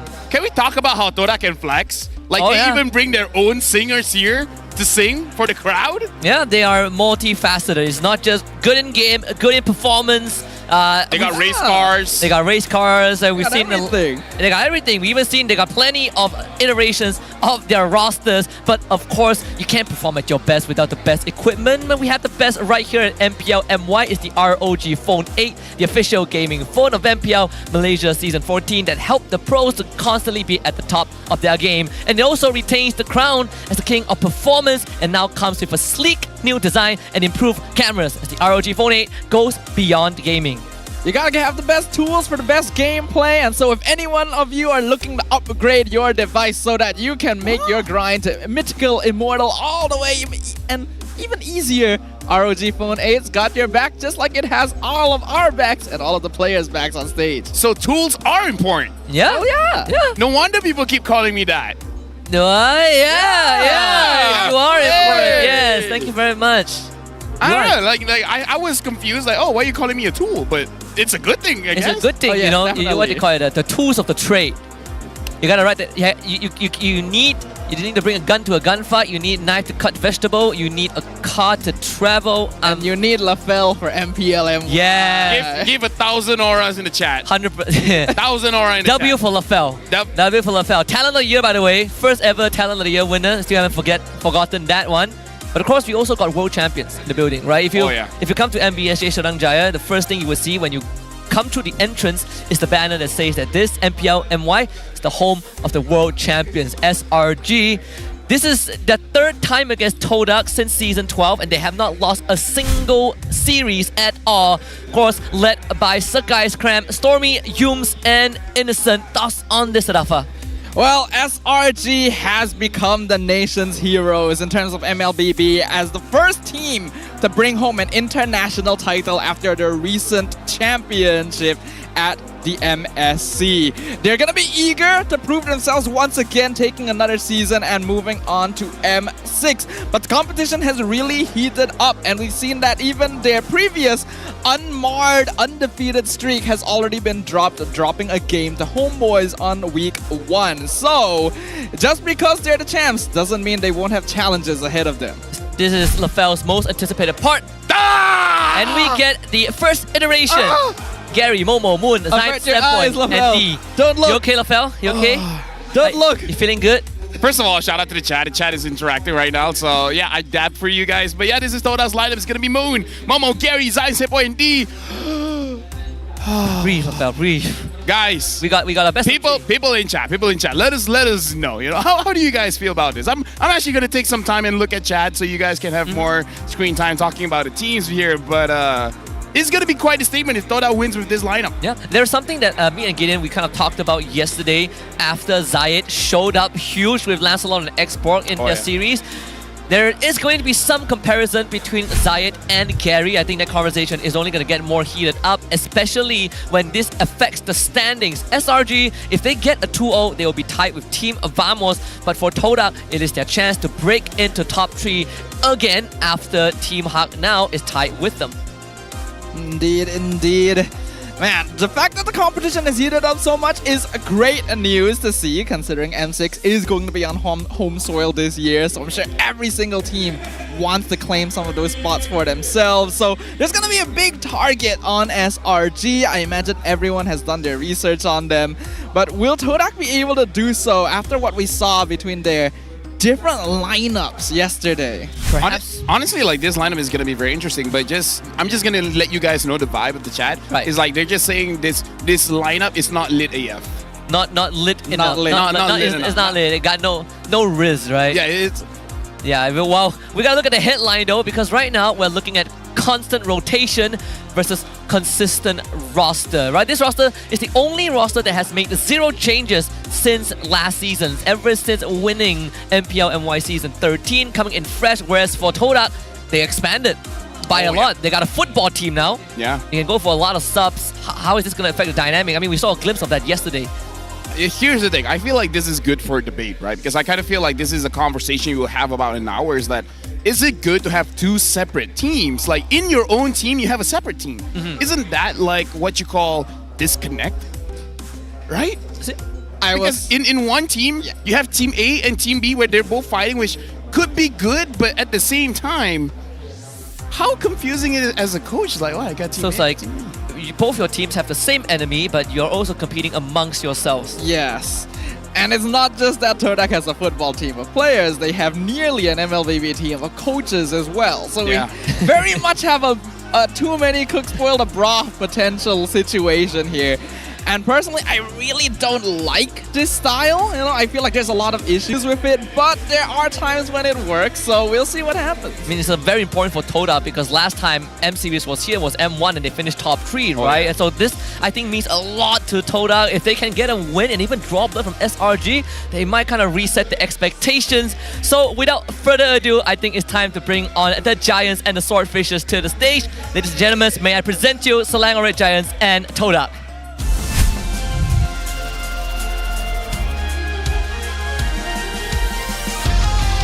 Selangor Red Giants.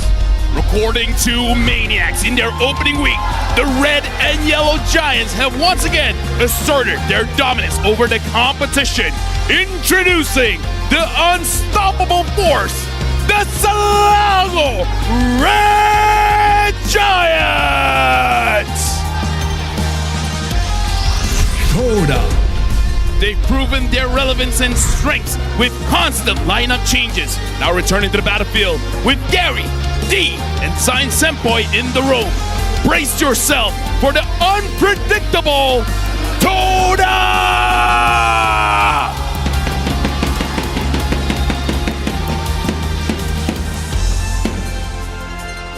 Introducing the coach and analyst of the two teams and head of League Ops that will ensure fair play and professional integrity in the matches.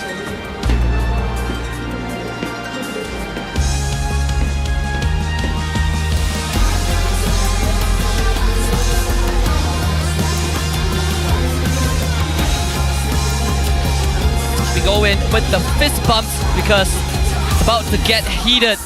Third time's the charm, they say, but this could be third roster's the charm for Todak. We've seen two different iterations in past 2 seasons. Both have dropped games. They've been eliminated by SRG in playoffs back in season 12. So this one is going to be quite a statement, quite a litmus test to see how this version of Todak, who has yet to really give us a consistent, solid performance, fare up against SRG, who are just coming in hot. Here's the thing.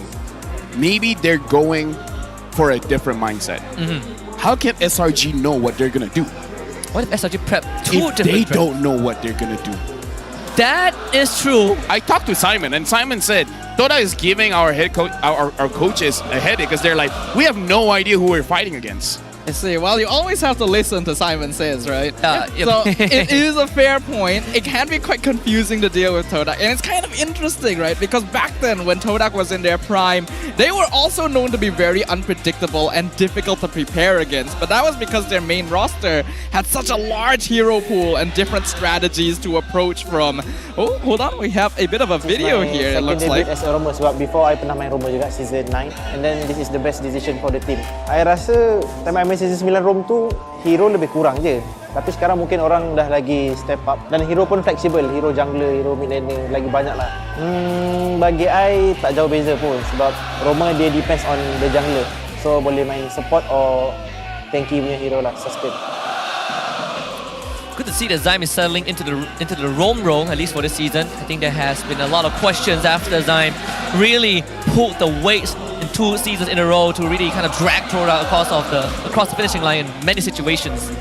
In my head, the way that this roster came about is that they queued up, and then Zyme was S5, and then they're just spamming S5 tank, S5 tank. You know what? I need to quickly get the opinion of his biggest fan, which is, Sadalfa. We didn't really get to talk about this, but what do you feel about Zyme in Rome? I actually started loving Zyme Senpai as a player when he was playing roam, actually. I always thought he was fun as a mid laner, but when he was a roam player, I always thought he was really excellent. I mean, throwback to the past, right? It's a trip down memory lane. And also can be the same for the M series. M6, again, coming to Malaysia by the end of the year. So for those who have been there in M1, you know it's going to be lit. Something starts to get out. What other Gen D terms do we have? Lit, it's cooking, it's slay. I got an older one. It's buzzing. It's bussin'. It's bussin'. Bussin'. Bussin'. Bussin'. It's bussin'. Bussin'. And it's like, say like, Malaysia is giving tropical vibes. Yeah, we are a tropical country. We are indeed a tropical country.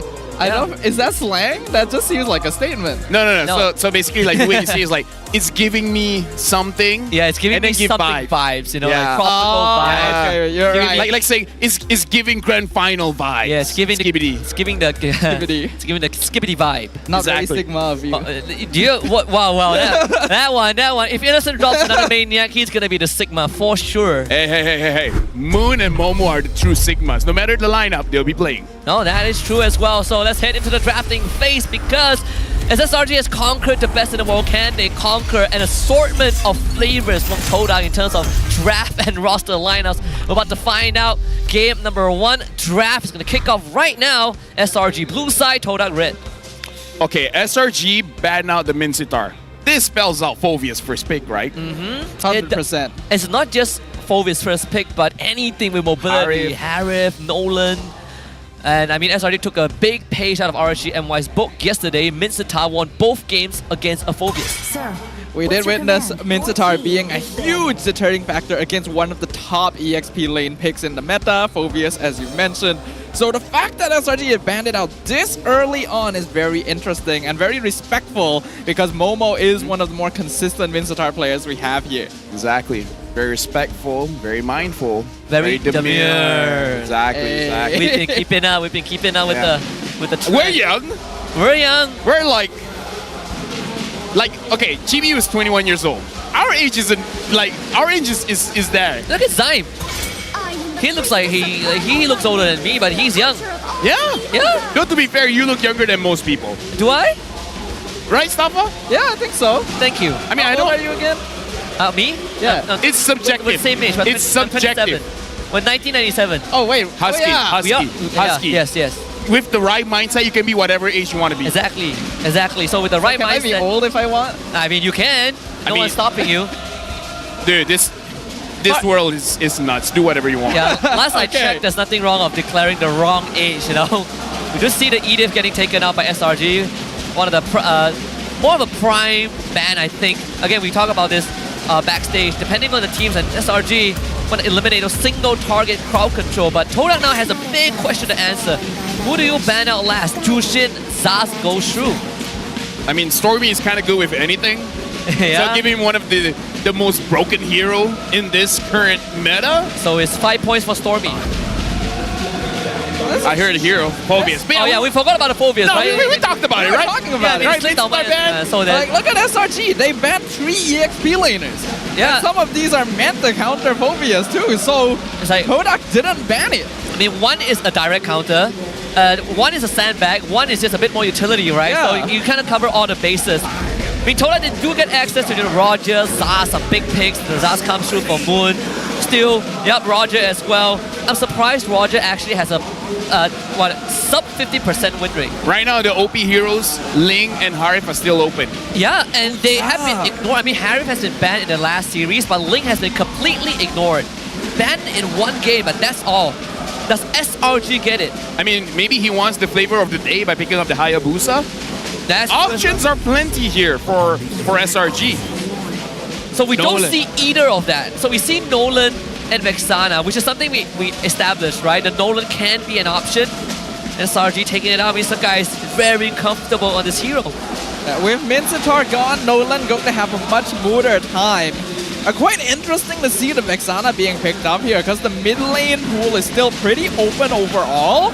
And heroes like Harif, which we already know Innocent is quite comfortable with, would absolutely be banned in the second phase. So Red Giants does seem to have a plan brewing. I suppose if you're on blue side, it does. If you want to save second phase, it's probably never going to come true. You got to take care of the Lunox, the potential Lunox as well. But now Todak, you got to kind of figure out if they want to conceal this Roger. Some teams just pick a Moscow, but no, they actually just review it. So jungle, Hayabusa into the Nolan. The flavor of the day, Hayabusa. Yeah. Now I want to talk about something here that might upset Staffa, right? Okay. All right, here we go. Zion Senpai in the room, he doesn't have that many heroes that he's shown so far. Yes. He's shown the Grok, he's shown the Matilda. Yeah. What if either or gets targeted? Will this spell trouble for Zion Senpai? I remember back when I was a fan of him, his best hero in the roam position was Grok. He always made some very interesting plays happen with it, and I will agree that so far this season he really hasn't shown a very large hero pool overall, so I'm hoping we get to see a little bit more of that, because if he is heavily targeted so far, he hasn't really shown us that he's able of overcoming that. I mean, Yellow did set the bar yesterday for the roam role, right? I mean, his Cho performance was out of this world, but at least for this game, we're not going to see Cho, as Todak did kind of went the effort of banning it out. But the question is, there's still a lot up on the table. Of course, Link is no longer in consideration, but the Harif will be one of the focal points. SRG banning out Terizla. 4 EXP laners banned out. Damn. They're really squeezing Momo dry. It's like, Momo. What else do you got? Barat? Actually, yeah, but what if they ban the Barat? So it's like, what? CC, Export, like very tanky EXP laners, you know? CC, Export, Arlet, Ruby. Actually, now that I think about it, there's still some. Not the optimal one, you know, the suboptimal ones. If they're really going hard on this, I think the last ban being Ruby would not be a bad idea, just to get rid of additional utility, especially now that Cho is gone as well. Todak gonna be focusing on that roam pool, targeting Yums. We have to note, Yums has history with Todak. Hey. Was part of their winning roster at one point, so they should be familiar. What if Momo goes something crazy? He goes full skibbity. He's like, it's Malaysia Day, Padang. Whoa! Wow. We've never seen that before. Not in Malaysia. I mean, we see it in Singapore. Yeah, I mean, yeah, Diablo, right? Yeah. Better be taking notes today. So Grok banned now, so finally they also locked Zyme out of his roam. Gonna force him into more uncomfortable pick. So 4 XP laners banned out by the side of SRG. I mean, there is still, I suppose, yeah, the Ruby feels like, Arlen feels like the one. His CC as well. Momo kind of knows that he let out a little chuckle just now. This is actually kind of similar to the draft earlier from Team Hawk. So like if they drop a Matilda in right here, it's not going to be like, that tanky. It's pretty similar, but it still worked out, right, previously. Yeah, it did. So yeah, that's one way to look at it. That's very optimistic of you, Staffa. I mean, we might see Zyme play his 3rd hero, but who knows? Do you Matilda here if given a choice? Oh, it's gonna be the Kubra. Whoa! Flavor of the day. Flavor of the day, Zion Senpai.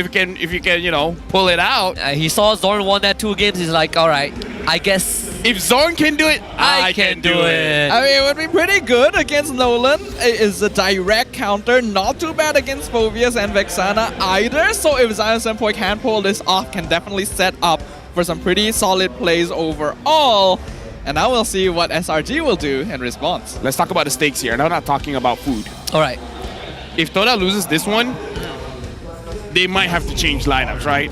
So it's kind of like for them, we gotta win. Whoa! We got the Gato Kacha showing up. All right. Oh, that's great. Pay attention, Baloyski. Oh boy. Lu bukan Baloy. We gotta see if he can do it. Because if he can't, Lu bukan Baloy. Dia bukan Baloy, tapi dia Yums. Iya, betul. Tapi Gatot Kaca ni bagus. Pilihan dia bagus. Tapi memang jadi ke tak jadi, itu je lah. Siapa yang menang MSC? Guys, bukan Baloy. Betul. So guys, you're on the wrong stream. Oh, wait. I know it's Malaysia Day.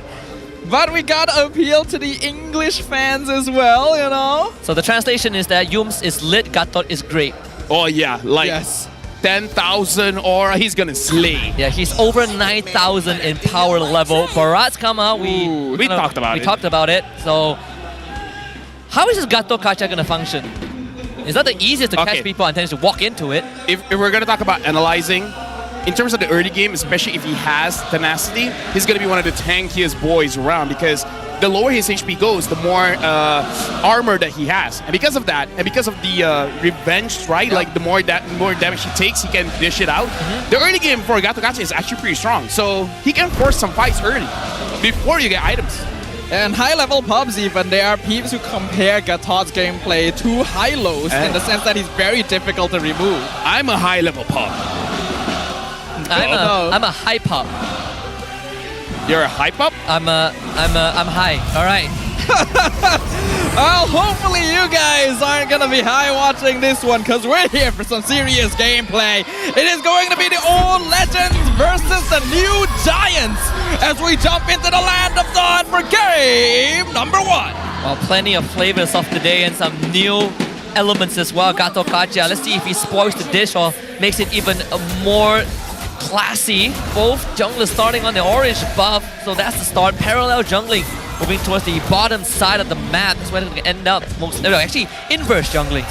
I'm always worried when I see the Zaz with the alien there might accidentally take the buff. I mean, it doesn't happen, but you know, it's one of the things like, what if? If it's intentional, yeah.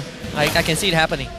Right now looking at the emblems here, and yes, looking at Gato Kacha, a lot of armor and magic resist starting off. So honestly, the early game for Slangoring Giants is pretty strong, especially fighting around when the minions are around. You can trigger the Vexana passive as well to have a big explosion. So Slangoring Giants, they have the option to go for a more aggressive push inside of the jungle, or this is just a deterrent. Because our mid is so strong, you guys can't really do anything in the early game. I think it would more likely be the latter, because invading against a Kufra and Zaz can be quite risky even when you have a hero like Gatot around. The zone denial and potential CC could really catch you off guard. And Red Giants isn't typically known for being too invasive early on anyway, so I think they're fine playing for their lanes. Suppose it's not the easiest to burst as well. That's a plus point. He did take Revitalize top side. Well, there's going to be a catch right there. It is a 3-man gank as Graham flickers out, able to survive all of it as well. Gary even committed that ultimate, not able to get the kill. Important to note that instead of Vengeance, Cram did take the flicker, and that definitely saved his life. But Sakai does take point at the turtle pit already. So then Todak needs to be kind of checking for. This is kind of good news for Slangoring Giants when 3 people gank you. And all you had to do was flicker out of it and you're fine. Even getting the OG Shadow Kill out. Oh, I'm Senpoi gonna find a connection onto Stormy. Stormy flickers out. Good timing, but the Dominator's Descent will stop him in exchange for picking up Zyme Senpoi as well. Both teams will disengage after a 1-for-1. But the kill did go over to Sakai, so that's a good start. Cashes in on some extra gold, goes with orange buff. Second clear as well. D will try to steal the B though. Actually, yeah, Use redirects his movement, so he's not gonna see this.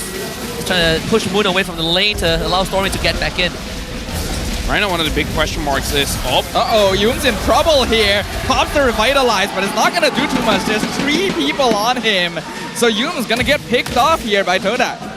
Honestly, we gotta look at how D is gonna be performing, because he will reach his power spike a little bit earlier than Innocent on his Moskov, especially D having the early Thunder Belt here. I want to see him go a little bit more aggressive, because so far we've seen D just farming it out. But using the Roger, you kind of need to find your own opportunities for those kills. This is where you kind of trade with a Thunder Belt, you like a pounce in, prop the Thunder Belt, and then you transform into the human for the extra poke. That's what I would assume from D. He does have to Purify and holding the wave hostage underneath his turret also. SRG's gonna call in some help. Innocent goes for the immediate pushback, so that Sky is able to get the gold crab. Does spot out Gary at the same time, so they know that both junglers gonna be around the same point in their rotation. And as of right now, Red Giant still not really committing to any sort of aggressive play. Look at where Zyme is.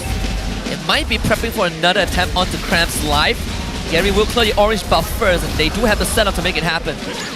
Right now, looking at the rotation from Toda, it doesn't seem they're moving very, very aggressively. Looking at their positioning all around the map, they're really being defensive and being reactive to what Slangoring Giants is going to move. So they're really trying to farm up for one particular item before they start moving aggressive, because you see the positioning from Zion Senpoi, Moon, as well as Gary. The way that they're moving, they're just trying to find optimal farm here. They don't want to interact with Slangoring Giants at all. Yeah. So guys will need his team to drag this out a little bit. Same for Gary, they need the purple buff first, but So guys, is going to be a level ahead of Gary, I suppose, after this purple. Zion Senpoi connects with Humes. Tyrant's Rage onto the Gatot. But is it gonna be enough? Also, the Daytona's welcome. Gonna stun Humes against the wall. Gary gonna jump in or the rifle line, keeping them alive. Zion Senpoi gets the first one down. And Humes gets out with the Gatot ult. Avatar the Guardian to safety. Despite all the resources committed, Todak now one man down. But Red Giant's also very low on HP. So Todak's still gonna be the ones controlling the turtle as of current. Will they be able to contest it? Gary jumps in, gets terrified, takes too much damage, has to back off, but still secures the turtle. And both teams disengage. Well, at least they got the turtle because they even brought D to the fight, and the fact that they got 0 kills out of that, the turtle was the least of a consolation prize overall. I would say that's more or less equal because you traded one kill, one death for a turtle, so I kind of feel like it's a little bit equal there. My worry here, boys, Zion Senpoi's decision making. Like, he went for the Gato Kacha when his teams were close enough to really follow up, but I wouldn't say they're that close, so I'm just worried about his decision making in this game. I suppose the argument is that they almost got Yumes, right? That looked promising. They even got Momo, the drag back, the gobble up to really isolate Yumes. They just needed one extra push. That is the danger of Gatot Kacha. With the Revitalize, he was already kind of difficult to finish off, and we know that with Gatot's passive, he's going to be able to regen a little bit with those enhanced auto attacks as well. But under any other circumstance, that should have been a kill. Red Giants were just able to follow up in time to make sure that he was able to get out. So it's a Thunderbolt into a Wind Talker for D, focusing on the farming a little bit. SRG coming to the bottom side. Yumes with Zion Senpoi, but this is currently a 3v5 situation. Quite a lot of Todak down here in the bottom lane trying to focus Innocent. Yumes already down to 50%, so it might be difficult for him to re-engage, and looks like Red Giants are not gonna fall for the bait. In the slower games we have from SRG, all thanks to Zion's presence. Even Gary isn't doing too shabby. 1 assist so far, but clean KD. Right now for Selangor Giants, I kind of feel like they're fine with waiting the game stall out a little bit because Innocent, once he gets his items, he has the reputation that he can carry his team. So I kind of feel like for them, they have multiple win conditions that playing it slow doesn't really punish them all that much. Yeah. For Todak, it's okay to play slow if you trust Gary. Because if Gary can pin down Innocent and take him down before he gets his Wind of Nature, then maybe they're in a better spot when the Lord spawns up. Yeah, so it's important to know that Innocent hasn't gotten his boots yet. He's focusing on the Holy Trinity, only getting a leg place for the extra armor.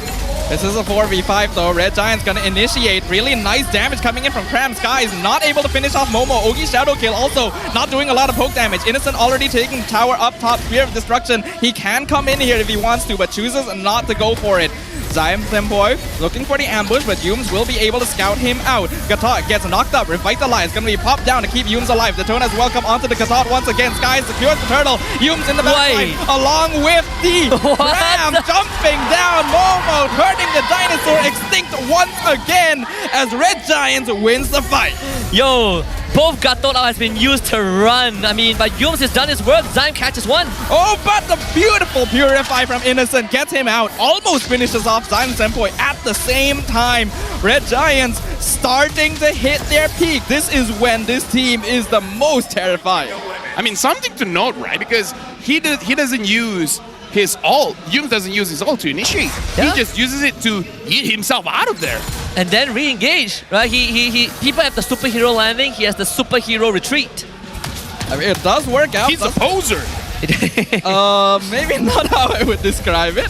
But hold on, Yumes could be in a bit of trouble here. He is currently 1v2. Skies is nearby though to potentially back him up if necessary. And Gary will provide the information for his teammates to back out. Man, the Infernal Pursuit of Phobia 0 cooldown makes it so obnoxious. Every time he marks you, he just keeps using it for the heal. Yumes gets the taunt on D. Zion Senpoi finds Cram in the bush. Does not commit ultimate. Not the target they are looking for. And both teams will just make a gentleman's agreement and walk away again. Important to note that as much as this game is pretty tame, SRG has amassed an almost 3k gold lead, LaFell. Right now, looking at the damage dealt as well, it's honestly not that far. Everyone is doing roughly the same amount of damage. I'm worried that Gary isn't doing a lot. Same as Skies, but Skies has been farming all the while. Zion Senpoi gets the taunt once again. Innocent doing a lot of damage actually. This Moskov has been farming up very, very well. just got his golden staff, so his trinity should be complete.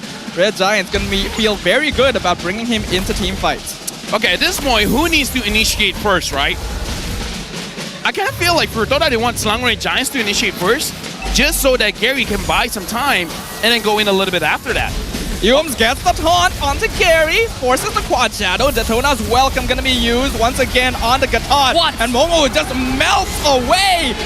Boy jumps in, but maybe a little too late. Now he has to get out. Avatar the Guardian cuts off his escape route, prevents Todak from backing up their roamer, and he gets taken out. Yo, this is ridiculous. They had no damage at all. Stormy even gets out. He flickers out at one. Gary jumps back in, finds the kill regardless. Stuck his shadow on a Stormy, plaster it before Stormy flickers, so at least they get something in return, but still. Didn't get more though. Doing some damage here with the ultimate, dropping in, doing a lot of damage, but has to flicker out. This is 1v3 currently. Yum still a little far away. Moon gets the shutdown, but we do see the Lord being finished off by Skies. This is still an overall big win for Selangor Red Giants. Some members get taken out, but it's for the greater good, right? You're making sure that you still secure the Lord, you have map priority, and it's really on Todak to really do something about this now. Looking at D, he has 3 items. He has the burst damage to do something. Yeah. But we saw how Zion Senpai, he was able to jump onto members, but the Purify is just making Cooper as like, sup, bro? And he needs to try again. Here's Zion. They're gonna find Yums. Tyrant's Rage, Revitalize gonna be used up. Gary gets a solo kill on Skies in the mid lane. And now Yums is gone too. That's gonna be a killing spree for Moon. And Todak fights back, narrowing the net worth difference. Man, battle of the junglers, they say. And they also cut the gold deficit down to just 1.5k. We're back to square one. SRG will get the mid-tier 1, but Momo. Strange decision, Momo. Oh. One hit away from death, but now the rest of the team. Oh, he gets the Spear of Destruction.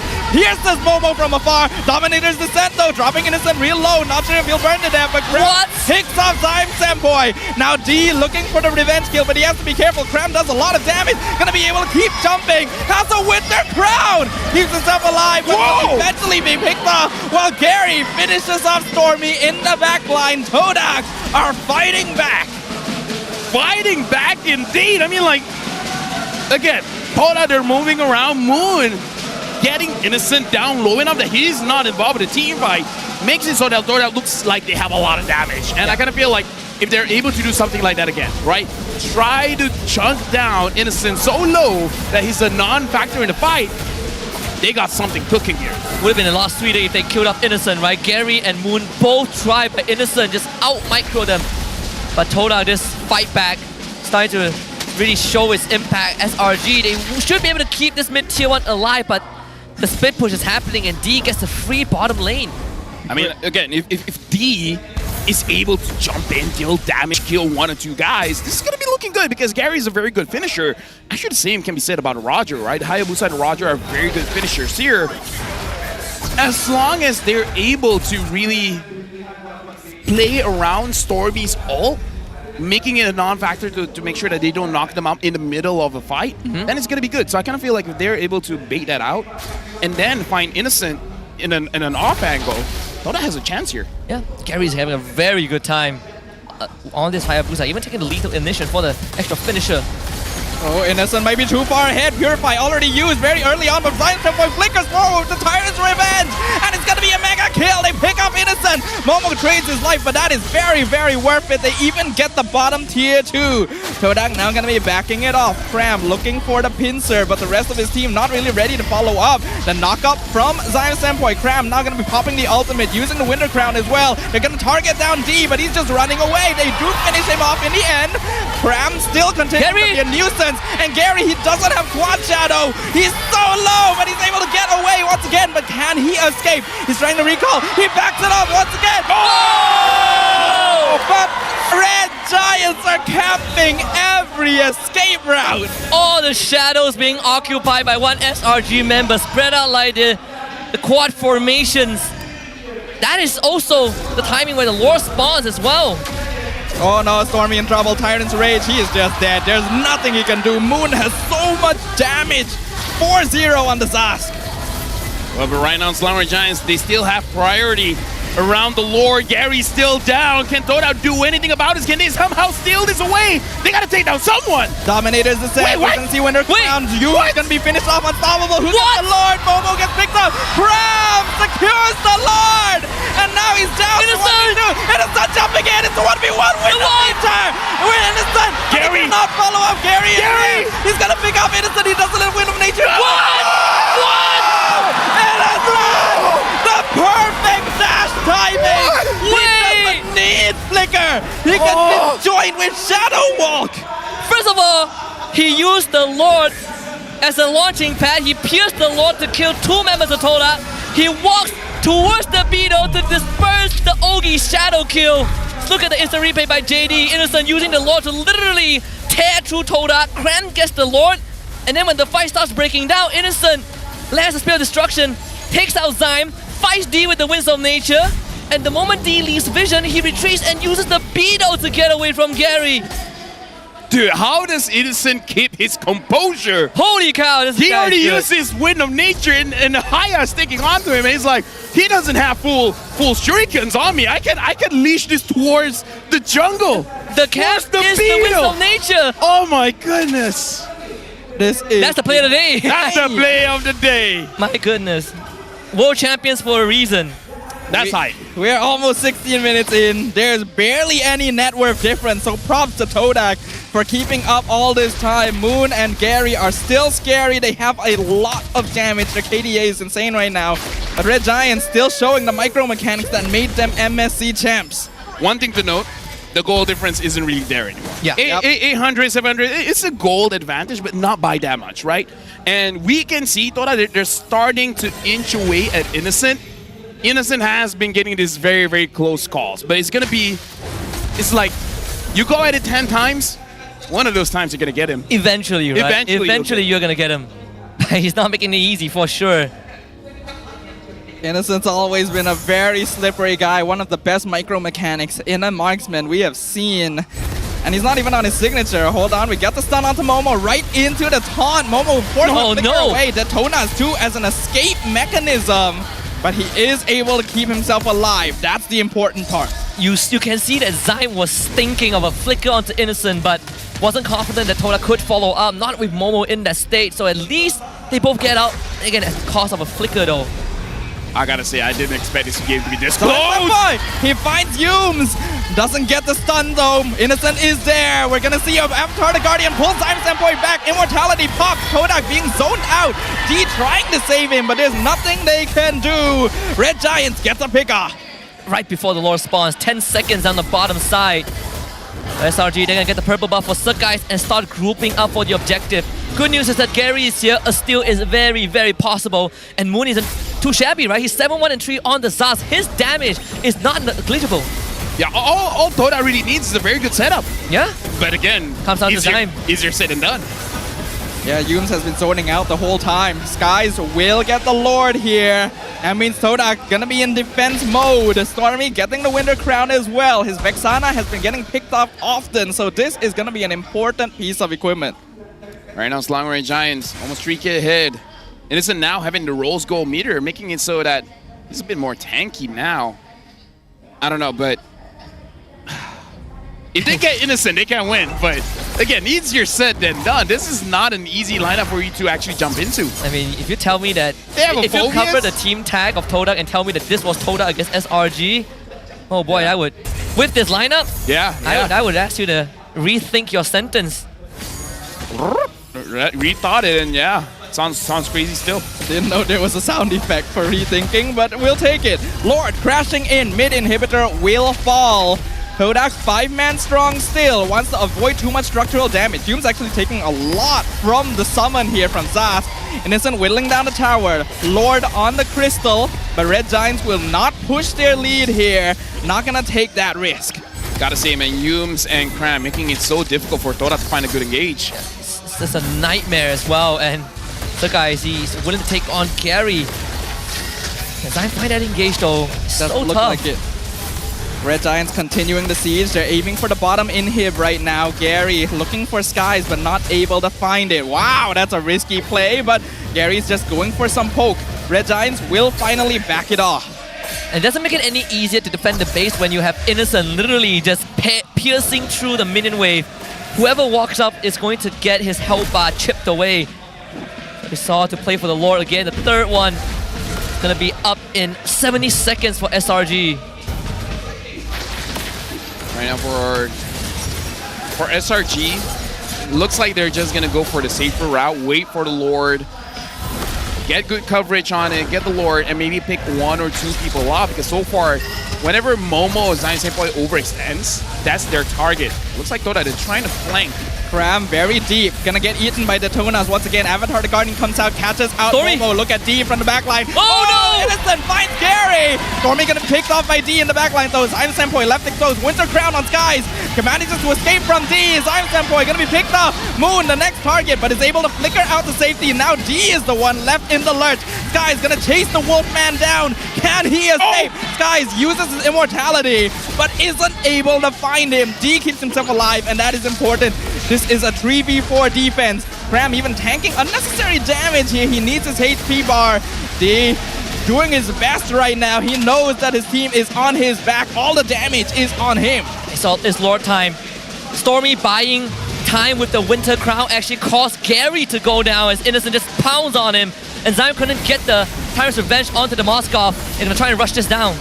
He's gonna find Todak now. Gets the taunt. Not sure if they can continue this. This is very 50-50. D wrapping around to the backside, looking for Innocent, but decides to disengage once again. Lord dropping the 20%. Sky's in position. Can he get it? Yep, Innocent will secure it. Detona's welcome onto Cram. Wow, he melts so fast. But is it worth it? They got the Lord. Can they use this to end? Probably not end, but do substantial damage, I suppose. But without Cram, like you said, it's going to be very tough. Todak will clear out the Lord in the mid lane, and all side waves are pushed in as well. So I don't think SRG gets to do much out of this. Dude, all I gotta say, D is stepping up. Oh, yeah. Right? D is making work. He's making it look possible for Todak to win this. This is a close matchup. It's 21 minutes.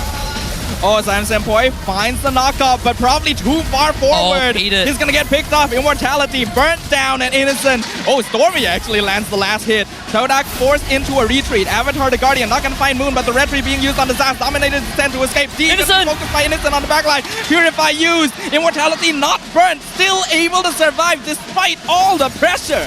Man, Zyme getting baited out by the Gato Kacha as he dashed back and Zyme ends up overextending. This could be an end angle. Is it gonna be enough? Tower gonna drop. Ogi Shadow Kill being used. Doesn't really do a lot of damage at this stage of the game. Somehow finds a stun. But for now, Todak still holds. They need to find something decisive if they want to turn this game around. I'm not gonna lie, I'm quite speechless at the state of the game right now. Humes looking for another engage. Avatar the Guardian finds one, but he gets eaten. Detona's welcome. Flickers backwards. A huge stun from Moon on 2, but he gets knocked back. Again, Cram in the backline trying to distract them to keep Humes alive. Moon gonna be picked up. Yo! Innocent! D, but D in the backline. They're all so low! They're all so low! Red Giants needs to back it up right now with the crowd. Cram buying more and more time. Gary just said, Wait! Oh, Wait! It's an end angle! Todak turning it around! Todak has turned around the battle! 4 members of Red Giants have fallen, and Todak's crystal remains standing. Husky! Wow, who would have thought that Zyme was the one that saved the fight? The last minute Tyrant's Revenge to knock up Innocent. He did it twice. Todak could do this with this lineup nonetheless. You gotta be kidding me, right? You gotta be kidding me. I have a lot of trust, but man. They're going all mid. It's gonna take a while. This is their best opportunity. I don't think they can end, but it's worth a shot. This is close as it gets. Humes is coming back. Sky's the only one standing. Humes back in 2 seconds. Gary focusing on the Nolan. Pops the Ogi Shadow. Can they do this? The crystal is exposed. Humes comes in. Avatar the Guardian. The crystal is exposed. They clear the wave. He needs to clear the minions. Yes, they do. But now it looks like Humes will sacrifice himself to keep the game alive. He's going to survive for quite a long time because that's just how Gatot works. Don't overextend. The base broken wide open. D still doing so much damage.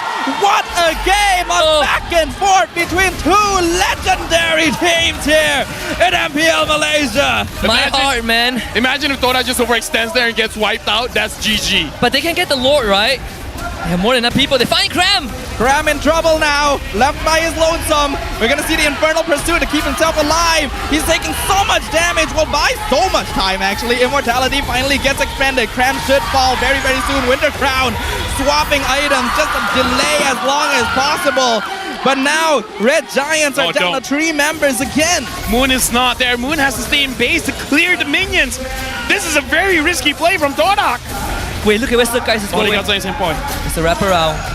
Spear of Destruction, Innocent, looking for an opportunity to jump in. Momo actually taking a lot of damage from the Lord. Wait! Is in the base! Immortality, Dominator's Descent gonna be used! Moon able to get it! The Lord is secured by Todak! The backdoor attempt from Skies not going to be effective as Moon holds the line! Moon almost won that 1v1 against Skies! Wow, if he went down, this game ends right then and there. I thought that Skies might look for a steal angle, but I suppose at least SRG got rid of Momo. I think this Lord is not going to yield anything of profit for Todak, unfortunately. Goalies don't matter anymore. D cannot be caught out here! D can, oh, beautiful Lycan Pounce. Able to iframe out of it, and only Shadow Kill can be shared to make sure Sky survives as well. The Lord has been dropped to half HP. Red Giants should be able to hold this, but it's going to be tricky. Cram gonna be respawning right now. Todak's making a statement. Win or lose, win or lose. I'm in disbelief, I'm not gonna lie, but in a good way. Right now, Selangor Giants is able to take down the Lord. And again, the goalie doesn't matter, but Todak having 4,000 here. This is a screenshot just to show people it's like. Spear of Destruction landed there. Oh, but there's 2 no way he there. takes it. Wow, he actually does! Innocent jumps in, Avatar the Guardian to cut off the back line. Zyme Senpoi decides, oh, I'm out of here. I don't want to be here right now. And so does Skies. No casualties from that exchange. I'm telling you, SRG, they're starting to get really aggressive. They take every single shot they can find. Only thing keeping them in this game was the fact that Todak has no inhibitors. Dude, right now, Selangor Giants, they can't make a mistake. Same can be said about Todak. D has been showing his face a little bit too much. Cram in trouble here. Daytona's welcome. Finds the phobias. Yume's gonna be displayed on the other side. Moon! Stormy gets the pickup! Gary has to escape. Avatar the Guardian cuts him off. Again, Momo and Zyme Senpoi being chased out by they're all dead! They are all Build destruction! Destruction lands! Innocent going to be able to reconnect. Goes for the purple buff. Finishes off Gary. Pops the immortality. Winter Crown from Gary to keep himself alive. Oh my god! Perfectly timed from Stormy. Innocent jumping forward. Maybe a bit too far forward, but he's Wind of Nature. Here goes Crab. Here goes Crab from the sideline. He cuts off D. That's a shutdown. Double kill for Stormy as Red Giants finally finds the window of opportunity they have been waiting for.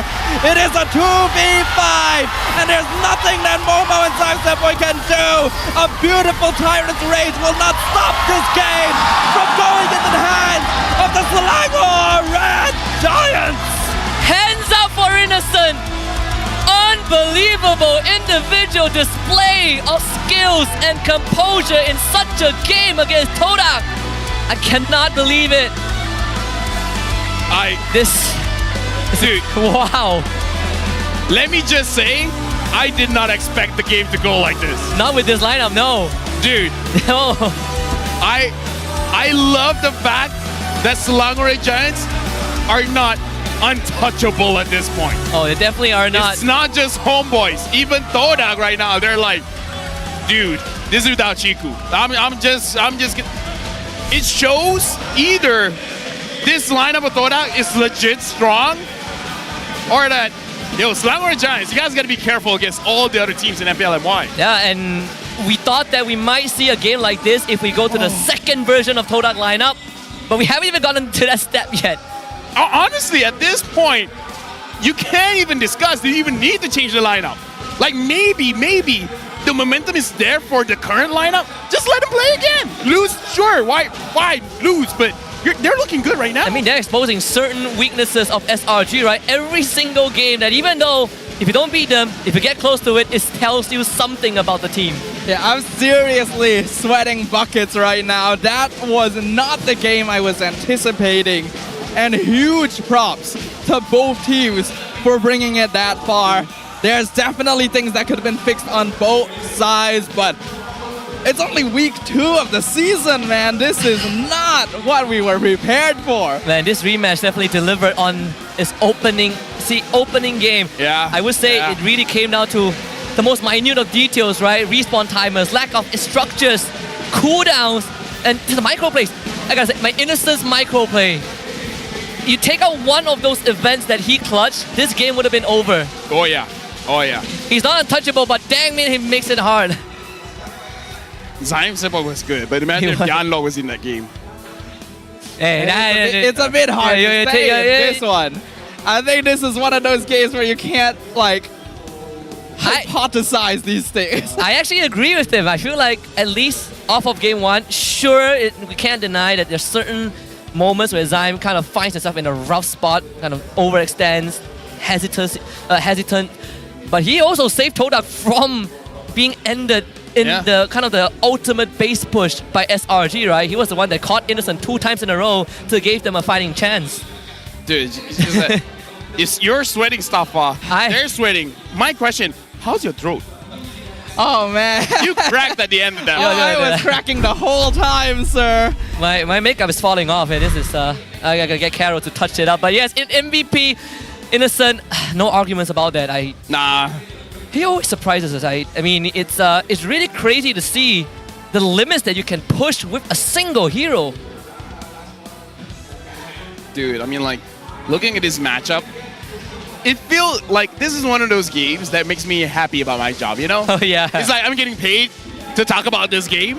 Dude, Hell yeah. If you want me to wake up early for this, I'm happy, right? Like, we seek for those big moments, those big highlights that make you feel like, man, today was a super good day. This is that game. Undoubtedly. We didn't even have to wait for Chiku to show up anymore, right? SRG were looking forward to the very first encounter with Chiku this season after missing him last season. And again, honestly, in this game, Selangor Giants just had a better time picking off their frontliners. But at the end of the game, it's all about Todak actually picking off Cram most of the time. And Cram, I would say Selangor Giants in general just use the Winter Crown to buy quite a lot of time. The item juggles are mad, and even this moment, right? D dips out of vision, and then Innocent survives that. But the winning moment, I say also, you gotta give a lot of credits to Yums and Stormy for catching out Moon without him being able to go into the dominance descent. Moon disappears, and then as Gary was running away, Innocent snipes him with his ult. Like, there were so many insane plays right here. We see the movements, we see the rotations, we see the decisions. Innocent going to be the MVP of game number 1, showing us why he has some of the best micro mechanics here in MPL MY. Stocks is going through the roof for Innocent. 3, and 12, but man, this guy. Let me just say, Husky, Staffa, people have been saying bad things about Todak. If anyone says anything bad about this game, this amazing game, or any of the teams, then I wish their phone battery dies faster. I wish the traffic light lasts on the red one much longer. I wish they have problems flushing down the toilet. Now, I wish the pillows are warm on both sides. That's all I wish. Oh man, that's terrible. Or you stub your toe as you're coming down from your bed. You're getting off your bed. You know what? I'm going for the worst. You're going for the worst? I wish when they're playing their ranked games, suddenly the internet gets cut. No. That's too lenient of a punishment. Right. I wish they go into their game, whatever role that they want to play, someone will steal that role and insta the hero that loses the game. Sun jungle, Layla gold lane, Nana mid. Nana wins game. Cyclops mid. Yeah. Yes. That's what we need. I wish their hot water finishes and it's just a cold bath in the morning. You know what? No, that's too lenient. I have a better one. I wish you turn on your hot shower, right? Halfway through, after you put on all your soap, the products, the hot water cuts off and it's just cold. Oh man, it can be worse. As someone who has experienced this, you're halfway through a shower, you got soap all over you, and the water cuts off. Yeah. Exactly. If anyone says anything bad about this matchup, yeah, there you go. Yep. Okay, we're done. Did we say enough? Yeah, I think we did. We went through 2 graphics with that. But total damage dealt, I mean, Innocent is miles ahead of everyone else. No, I mean, Moon was close actually. Craziest thing was that they actually dealt less the total damage than Todak. Yeah, I mean, Actually, yeah. I mean, this also shows how strong this Zask is, though. Right? Yeah, that and also you compared Gary and Sakai's damage overall, right? Like Gary has been really spilling a lot of the damage with the Ogi Shadow Kill, whereas Sakai is just waiting for the perfect moment to pounce. Absolutely. There were a lot of things happening in this game. I think we saw a lot of excellent play from both teams actually. Moon and Gary were both popping off 7 and 1 at a certain point in the game. But I think a lot of it also came down to the fact that SRG really wasn't pushing a lot of advantage early on, which gave Todak actually a good amount of time to farm and scale up. Wait, I don't think took 500 and 2,000 damage. I don't think I've ever seen this one. No, I don't think so too. Whoa. Cracking 300,000 is already a feat, but 500, is it the most total damage a single hero has taken in a single game? Wait. I'm trying to think, what if I think I've seen crazy numbers. I'm trying to think, have I ever seen 600? And I kind of feel like I haven't. If the game goes on for another 10 minutes, sure, right? I mean, we had longer games than this, but still, it is quite a showing. Even the Hall of Fame, Gary somehow maintains highest GPM. But you know, Innocent is the carry. You know, Zion, we saw it just now. Sandbag, Yunes being the best wingman. Gato Kacha debut and wins the game. But that's a different number than what we saw earlier. It is. It is. What happened to 500,000? What? I mean, like, here's the thing. I don't know how to question this because I'm colorblind, so I'm where I see the wrong That's Barat's number. That's Momo's damage taken. That's not Zime's. Justice for Zyme. Justice for Zyme. Justice for Zyme. Can do this to Zyme. It's okay. Now, to look forward to the second game, will they change their roster? Very good question. Like, are they changing? That's not a change, right? Wait, they are changing! Are they? I saw yellow. I see Chiku. I see Chiku. So they are changing. I do see Chiku back there. Oh boy. We'll get the official confirmation. Yeah, I see Zayit. I see Zayit. Yeah. This is a different lineup. I hope this works out like game 1, but right now we're gonna take a breather. Let's throw it over to Rose for another offstage segment with Hotlink. Rose, take it away. Selamat kembali ke MPL Offstage yang dibawa oleh Hotlink. Dan sekarang ni kita bersama dengan Jiftek Gaming yang ada satu analyst untuk Selangor Red Giants. Now, I'm pretty sure Jiftek does not get like a lot of recognition or a lot of limelight because people bila cakap tentang coaching staff Selangor Red Giants is usually Arcadia and Becky. Apa kata you share what you actually do in Selangor Red Giants? Hi everyone, Jiftek Gaming. I'm the analyst/data analyst for the team. So everything I do for the team is basically just data. Oh, all numbers and database. Okay, now let's talk about the team itself. Apa perasaan Jiftek lepas tengok performance Selangor Red Giants pada minggu lepas, minggu pertama MPL? Do you think that their performance could have been better? Or do you think like, you know, you guys are still at the experimental stage this season? Definitely could have done a little bit better lah, but it's a new season, so everyone has a new team, and it's going to be challenging lah. What do you have to say about the game just now? The first game was very long. Okay, now Selangor Red Giants were known last season for closing the games like 12 minutes, 13 minutes. Just now was like 20 plus. So what do you have to say about that?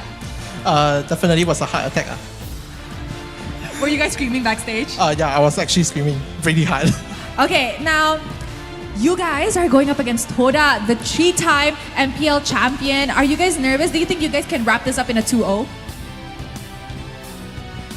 We'll see. We'll see. Okay, now just now you were telling me that before the game starts, you actually had to go somewhere just now to do something. Maybe you could tease us a little bit. Well, later on stage, we know what's going to happen on the other side later. But stay tuned to what Becky will be holding later. Okay, everybody, eyes on the LED. And if you guys are at home, eyes on your phones because he said that dia ada prepare satu surprise untuk line up Todak sekejap lagi. Alright, tapi sebelum kita mulakan game kedua untuk match ni, mari let's show it to a video yang kita prepare untuk semua orang yang kita sayang. Alright guys, let's watch the video.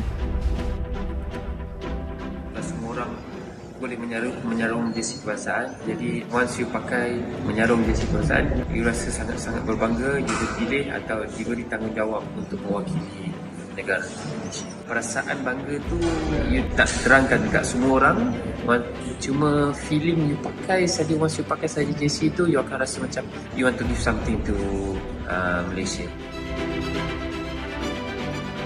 I think if you guys have any issues, so make sure lean onto each other, talk to each other as much as you can. I think just be proud because tak semua orang dapat this opportunity, and also kena ada that winning mentality, tak kisah pun dekat level mana you guys pergi, and jangan rasa takut, jangan rasa macam you guys are not good enough. Apapun, just ingat bila you guys enter the arena, just do your best and all the Malaysians will be behind you and supporting you guys. Saya tak ada nasihat, saya kagum dengan apa yang anda semua lakukan. You are all to me personal heroes because I grew up in a time where gaming was seen as a waste of time, but you prove otherwise. You put gaming and you put Malaysia on the world's map. I think you are at a better place to advise me. So again, I want to say thank you for being who you are. Thank you for fighting every day. Thank you for competing for Malaysia because it's something that I can never do. And I live vicariously through you bila I tengok atlet Malaysia compete because what you do is very, very amazing. And I wish you all the best. Deliver for Malaysia because wherever I am on the day when you win for Malaysia, I'll be proud to raise the Malaysian flag and play the negara.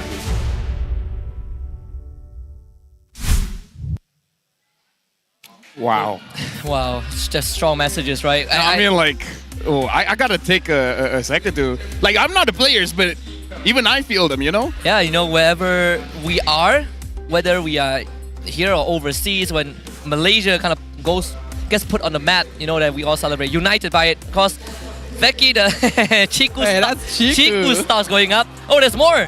Oh, so they wake up when Chiku plays, all right? Third one. Go on. Any more? That's all? There's more papers than that. I think that'll do for now. The rest of the papers are draft. Or when they win. Oh, yes. Oh, when they win. Well, we're getting So they have, okay, if this team lose, we call on Chiku. So if Chiku lose, that's where the rest of the papers come in. Do you know how crazy it sounds that yesterday when we saw the first version of the lineup against RCMY rolled them, and then when version 2 came in, it was a complete opposite. Now we are looking for this lineup that performed flawlessly yesterday to kind of match the ferocity of the first version. Yeah, we got Chiku coming in, we got Yanlord coming in, we got Zayed coming in once again. So this is indeed Squad B for Todak once again, who, as you mentioned, Husky, performed better compared to the first lineup against RSG yesterday. So now that the first lineup has already performed very admirably against the MSC champions, what will the second lineup have to show to us? I mean, they set the bar so high.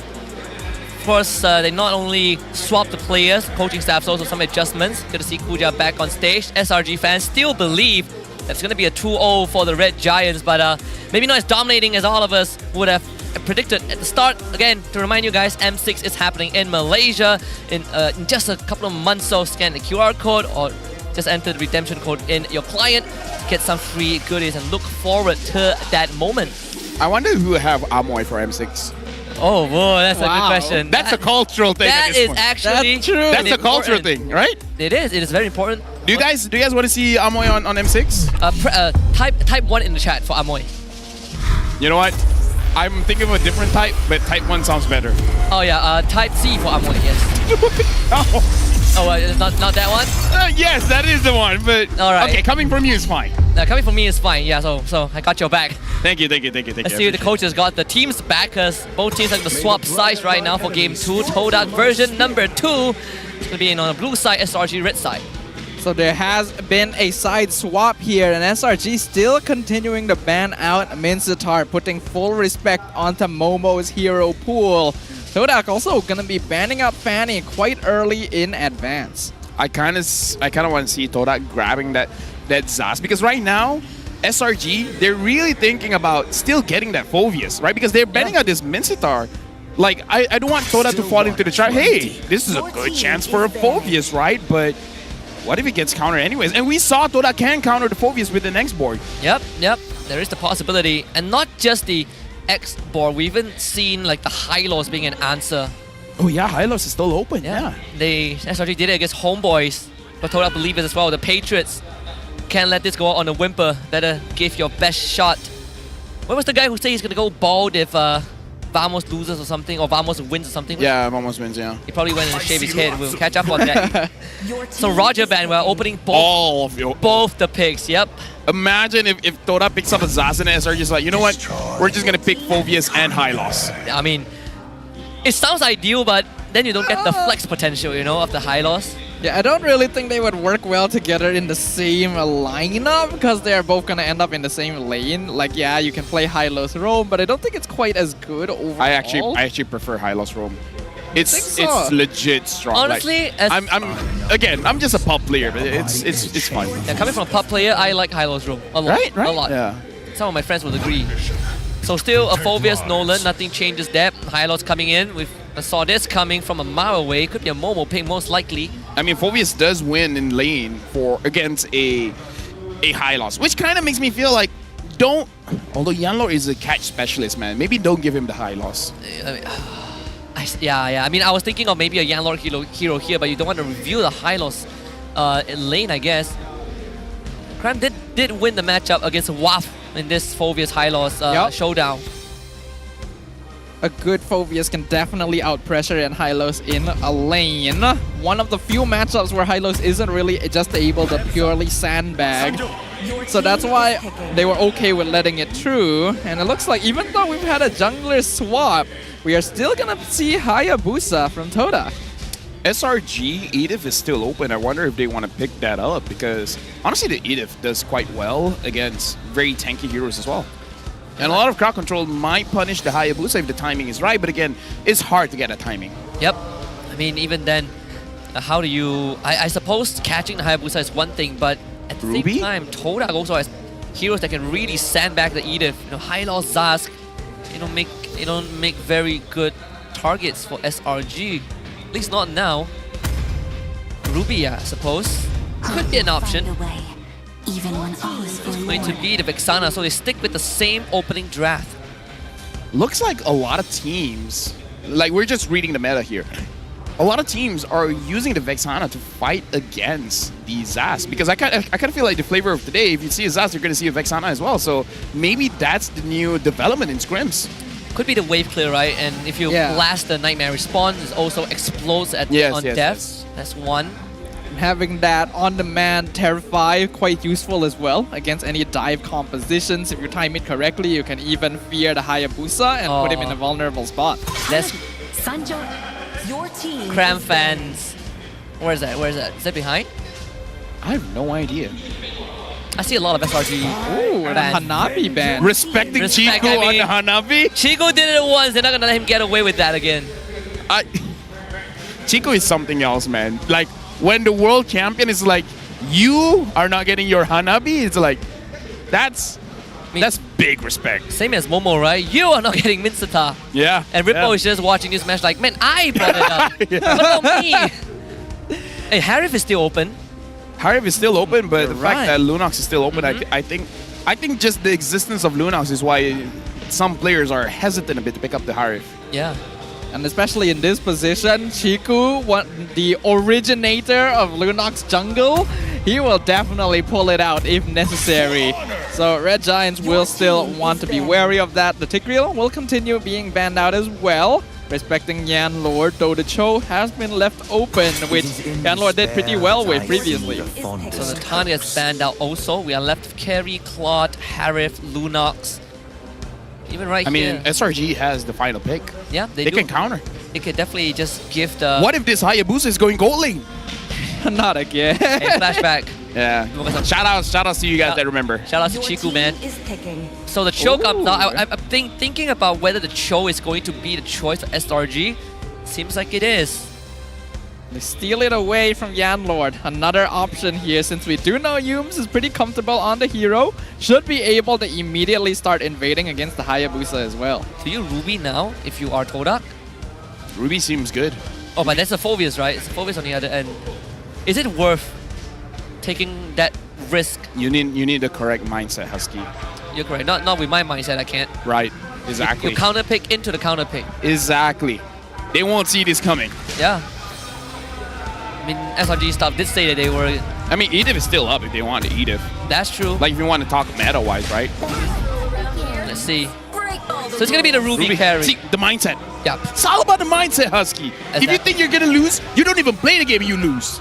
Exactly. If you don't think you need the toilet, you don't need the toilet. I actually need the washroom. I'll give you a few minutes. Thank you. Do you actually need to go washroom? Oh no, not now. All right. Okay. Because if you, I'll let you go. Yeah, if this if this game goes like another insane game like game 1, I probably would need a break. But yeah, for now, the Ruby expected SRG now gets to decide what Innocent plays. I was thinking Melissa, but Claude is still up. Harif is now open, right? No Lunox anymore. Oh, wow, they went for the Lunox. They go for Lunox. You know what? If there's a shadow kill, you can just go into Brilliance. That's true. Yeah. And honestly, like, technically, carry goes well against the Harif as well. Carry can fight against the Harif. So maybe Lunox is the answer for carry as well. Like, and I don't know about this. I'm just looking at the lineup for SRG. They're kind of hoping for the Vexana and the Lunas to burst down this Hylos because it's going to be very difficult. Now, how is this Hylos going to fare, right? I mean, as the league progresses, we're seeing more and more answers to meta heroes like Phobius, Hylos. Let's see, this game is going to be the same in SRG. Looking pretty solid. Plenty of damage for sure. Lunox is not a bad option, right? Countering the Hylos, already got that built-in max HP damage. You just need a little bit of time. And we will find out whether or not the Red Giants will be able to sweep Todak after an intensive game number 1. We all have no idea what is about to happen next. Kind of irritates me a little bit the fact that we had such a good template after game 1. Coming into game 2 is a different roster. Hey. And then... No, just look at it this way, right? Your first squad goes in, they almost got it done. Done. Now you got to see if squad 2 can take it out. And here's the thing. If squad 2 does win this one, I feel like Malaysians will be convinced which lineup is the best for Todak. Like this seems like a chance for Todak, for each lineup to prove themselves against the world champions. And at this point, the pressure be on Todak, but I kind of feel like the pressure is on Selangor Giants now. They definitely don't feel as relaxed as they were in previous seasons. I think Yellow has been looking for Yums the whole time, but couldn't find him. I think Yums stole the tiny purple buff. Yeah, he did. Yeah, he did. He's level 2. He's actually continuing to be annoying here against Zayed. At this point, Hayabusa not going to have enough damage to get that kill. But Yanlord is here, so hold on. SRG boy. actually trying to full commit this. Skies, he's able to steal it away, so already a great start. Oh, that definitely stings. Yanlord spent a full minute to look for Yums. He saw the purple lizard, the minion lizard gone, thought that Yums has left, but could not find the Cho, and suddenly shows up in the jungle, disrupts the clear, and then helps Sakai clears the purple buff. So Zai is going to be under level for sure going into the first hurdle. I mean, if that tells me anything, that kind of shows that Todak should probably not contest for the turtle. If they go there, their aim should be a kill. Yeah. If they die and lose the turtle, oh boy. Ooh. Yeah, it's a big disadvantage to have to deal with in the early stages. We have to remember in game number 1, Todak was able to get quite a lot of time to farm because Red Giants actually played quite passively initially. But now Yanlord in trouble, knock up, Skies is here. Does have that ultimate, already doing a lot of damage, and that is first blood to the Nolan. Wow. I think that was too greedy from Yanlord. He saves his flicker. I kind of feel like he should have just expanded it. Oh, and Yums finds Zayed in the jungle at the same time, giving Innocent and Skies a kill respectively. Oh, this is such a poor start for Zayed. It's not even his fault. It's just SRG taking initiative to really shut him down. They've adjusted to the gameplay of this Hayabusa. The fact that Innocent, well, thankfully didn't get the kill. Yums was the one to get it, but bot side now in danger. Dude, at this point, Selangor Giants 2 minutes in, almost 2,000 goal lead. They're looking very strong here. Like the tempo play when Yums is using Chill is crazy. Yums jumping in once again, but does get knocked up, not able to find the way of the dragon onto Chiku, guys. So a good play there, at least.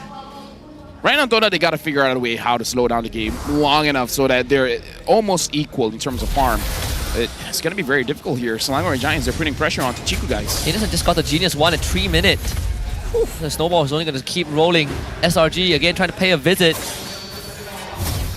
Oh, just missed it. Oh, Yums thought he was in there. Unfortunately, a wasted flicker. Wow. But still good aggro from the Giants. And fraction of a second, if he popped his head out, he would have seen Chico going for the recall, but still, good on him. By the way, Chico went for a war cry on this carry. He wants a prolonged team fight, man. Like it. This carry, I think in the late game is gonna be super scary. Even those Slangorai Giants, they don't have a lot of HP, right? I don't know. This war cry might be legit. Yeah, the scary carry. Yums being annoying now, but he is 1v3. Needs to get out of here. Dropping real low. Ogi Shadow Kill isn't able. No way! Way of the Dragon knocks him aside, but the Glorious Pathway comes in. Momo, he wants him, but he's not able to get him. 2 ultimates used, and they're not even able to find the roamer. Dude, Yums is playing on the edge. At this point, if you want to look at a chill tutorial, you don't look at Zorn, man. You gotta look at what Yums got cooking up. You know, like what I say to Baloy, who won MSC? It's Yums. Yeah. That is true. Oh boy. Looking at the state of things, Red Giants 2.4k ahead right now. Very different result than what we saw in game 1. Deciding that they're not gonna sit around and allow Todak to farm. They are putting the pressure on. It's only gonna keep kind of keep ballooning from this point onward. Second turtle for SRG again. Even the gold plating ain't safe. So far, Todak have not been able to touch any structures, and Zaid, he's just trying to survive. Careful, Yums, he's looking for him. Doesn't have flicker, so he's able to walk away for now. This is not good because Hayabusa in general, you don't want a bad early game. Oh yeah. And I would say this is abysmal. It is tough. I mean, they're trying to put pressure down. Glorious Pathway, 3-man gank on Innocent. Not enough time to even pop Brilliance. So that's a goal lane down. We see the Purify being used by Chico, guys, doing quite a lot of damage to the tower and being healed back up with the Revitalize. This is already a very different kind of play style where it looks like Chico is asking people to come his lane. Like, yo, gank me, gank me. Please, you forget about Chico Gaming, that's me. They really want this tier 1. He's always been an aggressive player, and we can see Momo being here as well. Yum's gonna dash away from Yanlord right away, knows that they're outnumbered right now. Don't want to give any more advantage to Todak. The top tier 1 is going to go down on Todak's side because they've been focusing so much of their resources and time on that bottom side. Sure, you take down Innocent once, but you still end up losing a turret, a structure. And that's where the next turtle is going to spawn, right? Top side. I can't believe we haven't talked about this as well. Yums is ex-Todak. Right? Yeah. So now Yums gets to, I don't know, punish Chico. A little, hold on, Cram in trouble. I'm offended, finds him. Glorious Pathway gonna be used, slowing down the rest of the Red Giants. Cram gonna flicker away, still surviving thanks to his ultimate. Whoa. Actually doing a lot of damage, but will finally be picked off. Dominator's Descent, preventing backup from reaching him. So Todak finds their pickoff. Okay, Zaya used the Ogi Shadow Kill on that mid wave to hard shove it, so we can expect Todak to not take a fight anytime soon. But that would give away the third turtle to SRG. All Todak wants is this bottom tier 1. It looks like they're gonna get it here. Slangorai Giants, their early game is slowed down a little bit. Chico Guys has 2 kills. He has to be careful because if Chico Guys gets a 3rd kill, that sounds great for him, but if he gets picked off, then that's gonna be a shutdown goal for Slangorai Giants. Slangorai Giants secures the 3rd and last turtle. Yums, getting caught out. He misses the flicker, so he loses his life in exchange. Momo forming a strong front line here, not being picked off by the Red Giants. And now Todak are finally striking back. And note, all of these kills are going into Chiku. Getting a bit sloppy right there, Yums. Not able to judge the distance enough as he face plants into the wall. Maybe we said too many nice things about him. I think so too. I mean, like the castle curse. Yesterday, Gideon praised Lolia and he proceeds to throw the game. You know, so yeah, let's not say nice things about the players. They're alright. He's alright. He's alright. He's alright. He's mid at best. You know, maybe that's what we have to say now. Chico is mid at best. Yeah, he's mid at best. Moon is best at mid. Hey. That rhymes. This is a transition phase though. Todak, because Zaid got pressured so hard, shifted all of their gears into farming Chiku. And so far it is working. Red Giant's gonna need to change their approach to make sure this carry doesn't become a problem. I wonder, I feel like Chiku has his 2nd item at this point. I wonder if Chiku can finish up his 3rd item by the 9th minute, or is it gonna take another extra 1 or 2 minutes? Because if he gets it by 9 minutes, then Todak has the clearance to kind of be a little bit more aggressive. Man, look at Todak. They are really planting their full force on that bottom side. So top tier 2 is going to go down for sure. Yums will cover Sakai's there. Todak, they gotta start spinning out another shadow kill to clear that mid wave. I mean, Zayed is trying his best just to get a farm. While Slangore Giants, at this point, I kind of feel like they're taking free objectives. They are. Oh my god, guys! Oh my god! Whoa. Actually diving the mid inhib almost picks off Zayed. He is 3 levels ahead of Zayed, man. Zayed is not having a good time at all. If he didn't have the shadows, he probably would have went down. Oh, beautiful flicker hook, but Stormy is able to flicker out the safety as well. The knock up onto Momo. Yums in the backline along with Sky is gonna focus down Yanlord and pick him off. Glorious pathway, not able to save him. Man, Momo had to use the glorious pathway to run because he just got chewed through by the Lunox damage, and now Lord has just spawned. I mean, right now, Slangore Giants with the draft that they have, they didn't force the fight there, but they can stay in the fight for quite a long time. And just now I saw Chiku guys, maybe he misclicked, but he wasn't attacking for a good half second. And that good half second, it's probably a game changer of how Slangore Giants, they didn't take a lot of damage in that skirmish. I think maybe he got crowd control. At least they keep the mid tier 1 up. But man, first Lord blitzed down by SRG. And it's gonna split out the forces again, right? You're gonna have that bottom side cleared out. SRG will take the bot tier 1 and the mid one will inevitably fall. But for Todak, all that investment in that early game just for the bot tier 1 is not really paying off in the way that they wanted to. Oh yeah, right now looking at the items, Chiku guys has 2 items, still waiting on his Demon Hunter sword. Innocent is kind of in the same place, but it looks like Innocent might go for that Holy Crystal 3rd item, so it makes sense why he will take a little bit more time. Yeah, it's a pretty typical choice. What is a little less typical is the Wishing Lantern on Stormy as a 2nd item. An interesting choice here, but probably for an Hylos. Yeah, since there's a Hylos. Oh, the speed right now. Oh, wow. Pram actually almost followed Zayed all the way over with his quad shadow. Yeah, Monolith is a bit too heavy for him to go all the way. Yep, Lord gonna be crashing in now. Slangore Giants will get a free tier 2 mid. Don't think they'll be able to get too much more since all of Todak's members are still alive right now. That should be the extent of the push. All tier 2s down, not too bad. Very expected. That's the standard for the first Lord push. 6.3k gold lead for SRG. And oh, Yums finds the kick onto Momo, but that's a high low. It's going to be hard to really finish him off. It's committing all of their resources. They finally finish him. Brilliance on Innocent just barely gets him out of danger. And Chiku now being focused by Cram. He will get the mega kill though, as the Phobius is too far in. And Sky probably does not want to full commit to this. Zayed no ultimate, so he's not going to chase that. Does go for Yums, but not quite enough. That's going to be it. In terms of damage, looks like Todak is starting to have that bit of damage. So Todak, they're losing by 6,000 gold. Damage ranking, Stormy is the highest right now. This game, Stormy is really popping off, doing quite a lot of damage and able to control his distance. And all of this just by denying Zayed that early farm. Like, that's a big game changer that happened in the first minute of the game. Even when you look at the total damage dealt by Innocent and Chiku, guys, it's almost the same, right? Yeah, it's just difference of a 500 plus. So you consider that, the cores are doing very well. And the gang squad up here. Stormy gonna be able to scout them out right there. So Red Giants looking for the concealed play. Yums wants to find a cutoff. Chiku will be the main target, but actually baits out the glorious pathway for Todak to back off. That's perfect. Lord is just about to spawn, so Momo is not gonna have it for the first 10-15 seconds of the objective if SRG wants to go for it. Let's see how patient they will be, because Yumi is gonna clear out the top wave to set up a slow push for his lane. Right now for Slangore Giants, the moment they get Chiku guys out of the game, that's, in my head, GG. Because at this point, he's the most consistent damage dealer. So if Chiku guys is not around, Slangore Giants might be able to end this. That's what they are going to be looking for here. Yums' positioning going to be important. Immediately threatens. Does he go for Momo? Yes, he does. Way of the Dragon to the Hylos once again. A great knockup, and Moon already dropping down Yums. Trades for Momo, 1-for-1. Winter Crown on Sky to get him out. He trades for the immortality too, so he is able to walk away. But it'll be difficult for him to re-engage onto the Lord, so they do go for the reset. Man, Chiku's damage is insane. Absolutely absurd numbers.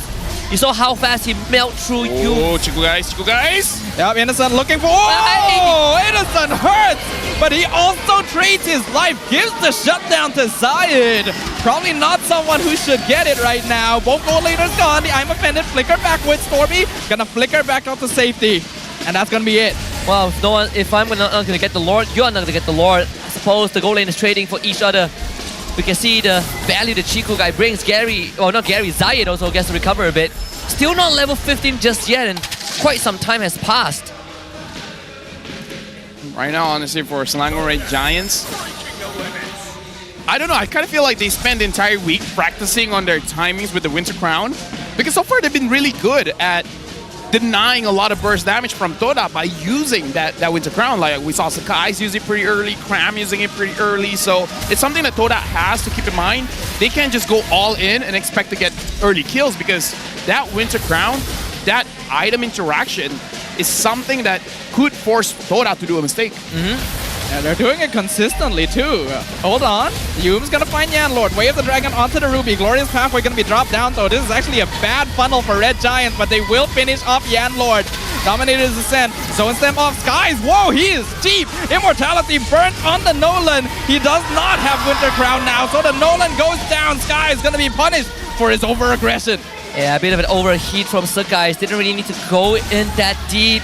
Did not expect Zai to show up and instantly just eats right through his immortality.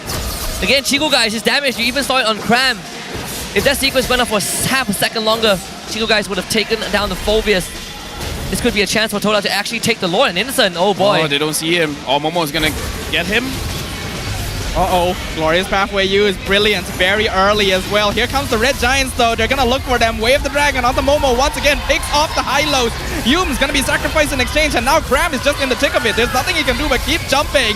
And he will get finished off. A 2-for-1 trade. Oh, he got Innocent! Offended onto Innocent! Does he have Brilliance? He has damage. He does have Brilliance. He finishes off Moon. It's the Lord actually who gets the last hit because he was out of position.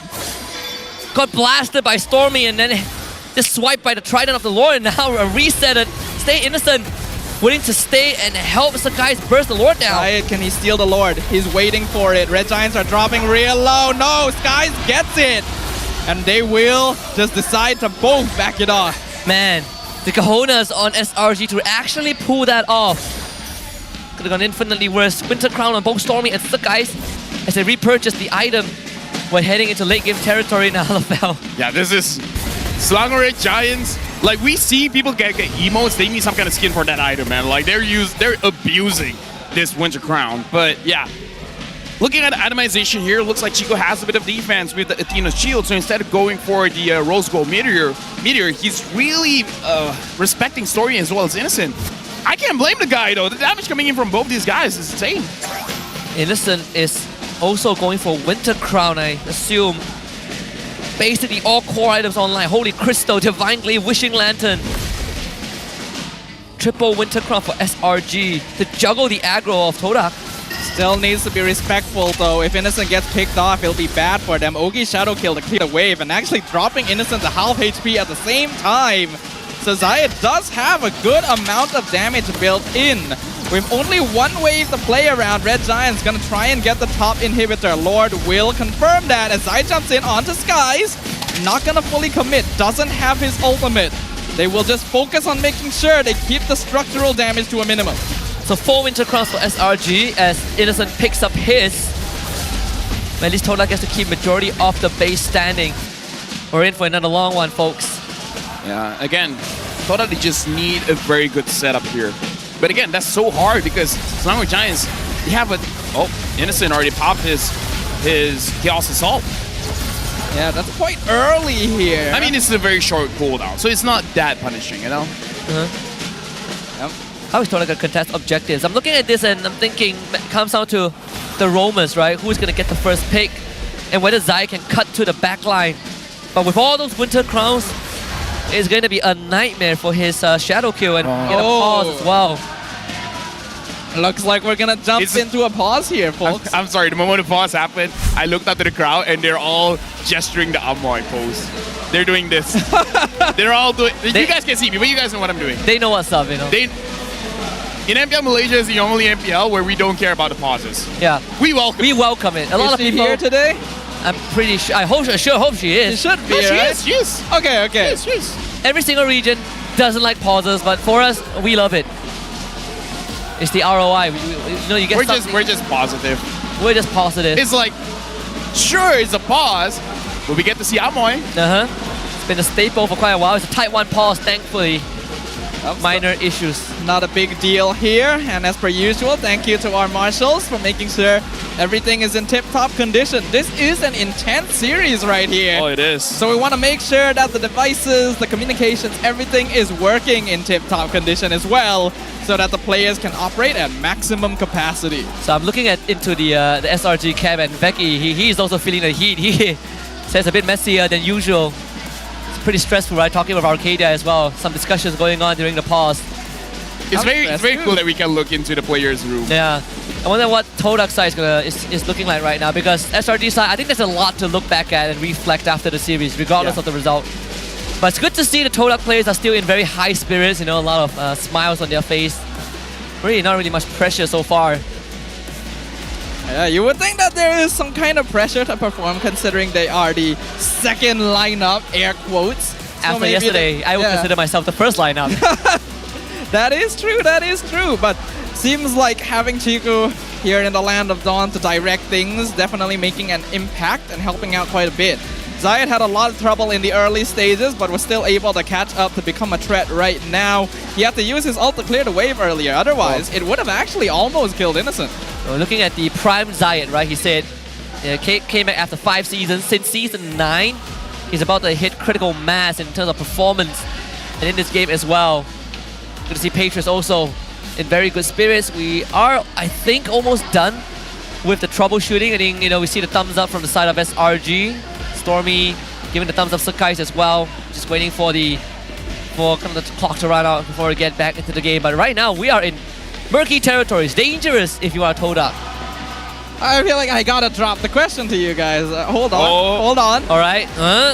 Hold on. Where is she? Don't disappoint. Okay, she was rushing out. There we go. This is the Malaysian tradition right here as we jump back into the Land of Dawn. A good treat for Malaysia Day as well, right? We cannot miss out the highlight. Exactly. The most intense game, that's where you need to pause. It's like the palate cleanser, you know? You take the edge off of everyone else, gonna get the full reset, make sure that everyone is in the right spot. Speaking of right spots, Todak, they need to find a way to punish Selangor Giants. But it's easier said than done, because even if Yanlord gets to catch anyone, the counter engage coming in from Selangor Giants is going to be very fast, right? The only way, like if you catch Yums, Cram is going to be there. If you catch Cram, Yums is going to be there. If you catch Skies, Yums and Cram will both be there, right? So there's not really a good way to catch, so you kind of have to get lucky and catch all of them. Which goal laner bursts the target faster, right? You know, Chiku guys, Innocent, they both have so much damage right now. It's off the charts. Both are tank slayers. Gonna be able to scout out the bush here, Moon. You can see that is the value of Zask as well. Yum's gonna encounter Momo there in the brush. Yanlord with the flicker finds Skies. Winter Crown already gonna be used, but a beautiful block up from the Phobia. Skies gonna lose his immortality and his Winter Crown. He needs to get out, but Yanlord gets the final hit, and Cram gonna pick off them as well. Killing spree for Chico guys as Zayed finds his own onto Innocent. The Red Giants have been dismantled, and the Lord falls into the hands of Todak. Man, Yanlord once more with the catch of a lifetime. Stormy is going to be there to clear the way, but they gotta be very, very careful to buy 25 seconds. Glorious pathway used quite early on to zone out Stormy. Zayed threatening the potential ult. He doesn't actually have it for now, but they will finish off the inhibitor. This is time to go because their health is low. Oh yeah, like Stormy has the glowing one. You're a high loss, sure, but you can't tank that much damage.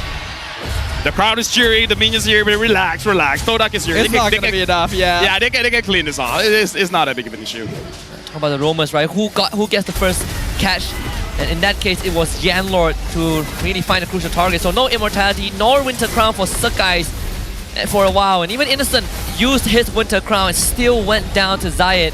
The layering of Todak a lot more cleaner So guys, repurchase the Winter Crown. Cooldown will be back in just a bit to see how much damage Todak can do. Yeah, I feel like the Winter Crown is good, but it's just that Todak, they just keep on piling damage. They have DPS here, and I kind of feel like that's very, very dangerous. Like, even Zaid finds opportunities to just use his basic attacks to deal damage and to get those kills. Well, all the external towers are dropping here. Innocent is in the bottom lane. Todak gonna use the chance to engage. Glorious pathway to take the top inhibitor. Sky's gonna be focused. Uses his own Winter Crown to escape the Yogi Shadow kill. As Yumes gets the flicker kick onto Ruby. Yanlord burns his immortality. As the Infernal Pursuit continues, the Ruby is taken down. Graham still chasing down the rest of Todak. A huge knock-up. You guys get shut down. Momo will follow suit. Skies with the Retribution wants to chase down Zayed. He's waiting for his quad shadow cooldown as Moon is trapped by his lonesome. Actually, I don't think they know where he is. He needs to recall right now. Yeah, Yumes doesn't know. He only just found him and it's not in time. So the Zas gets out. Zay's gonna even proxy the wave. They're gonna try and get him, but Zayed gets the Winter Crown out of Stormy. Yumes is still there. Can he catch Zayed though? Doesn't feel Careful, possible. Yumes. Don't want to end up dropping. Oh! So close. Don't recall right now, sir. Oh no. This is not the time. Zayed though. He's just waiting for his cooldown. Isolated. There's nothing he can do. Immortality burned and he is surrounded. He'll take a page out of SRG's books, but that is a shutdown for Innocent. Wait. Zayed purchased the Demon Hunter sword. He sold the Winter Crown. Demon. I don't know if that's gonna be there for forever, but maybe he's like, you know what, screw this. I need basic attack. Yeah, I suppose so. But man, how did Yumes and Krem not go down? They were hardcore diving Chiku guys. You can see they poured their soul into that dive to find Chiku and open this game up again for SRG, who are one extra inhibitor down compared to Todak, but they will get the lore for sure. This is quite the choice here, where Todak, they just gave the purple buff over to Chiku guys. Pretty much saying there's no way that Zayed is going to get this buff anyway, so might as well give it to Chiku. Very interesting. Chiku is going to be the man to carry, right? Comes down to the roamers and the gold laners. It's crazy that both Todak lineups have pushed SRG over 20 minutes. Yeah. Right? To a state of the game where we are looking at Lord number 4. I mean, we have to note, SRG does have this habit of over-trading at times. They're not actually the cleanest team overall. And you will see that most of the time, they don't actually have very big gold leads. They don't. I mean, to be fair, this game they did. Yeah, but not at this point now. It doesn't matter anymore. I mean, it's going to break the Zask win rate for sure. That stat's going to go down the gutter. Oh, wait! That's huge! They found him! Stormy! They got the Terrify! That is a mistake! 4-man defense by Todak without their jungler, and the Lord pushing in top lane. Red Giants attempting to scatter their ranks. Innocent jumps in, Brilliance doing so much damage actually. They fight Chico! That's it! The crystal is exposed! Despite their best efforts, Todak failed to disrupt the status quo as SRG takes them down for another 2-0 victory. Third time's not the charm, neither was the fourth. SRG continues their winning ways against Todak throughout 3 full seasons. But man, let me tell you, this one was the closest one that Todak has ever gotten to taking down SRG and drawing blood every step of the way. But that catch by Stormy. The tendencies, right? He read the shadows. That was game ending. My goodness. Really started to download the patterns of what Zayed was gonna do. Maybe an OG shadow kill to clear the wave again, and Stormy this time well prepared. Came down to one defining moment. Boss, no hard feelings, fist bumps all the way.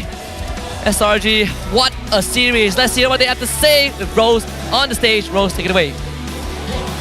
Dua berbalas 0-3 mata penuh untuk Selangor Red Giants.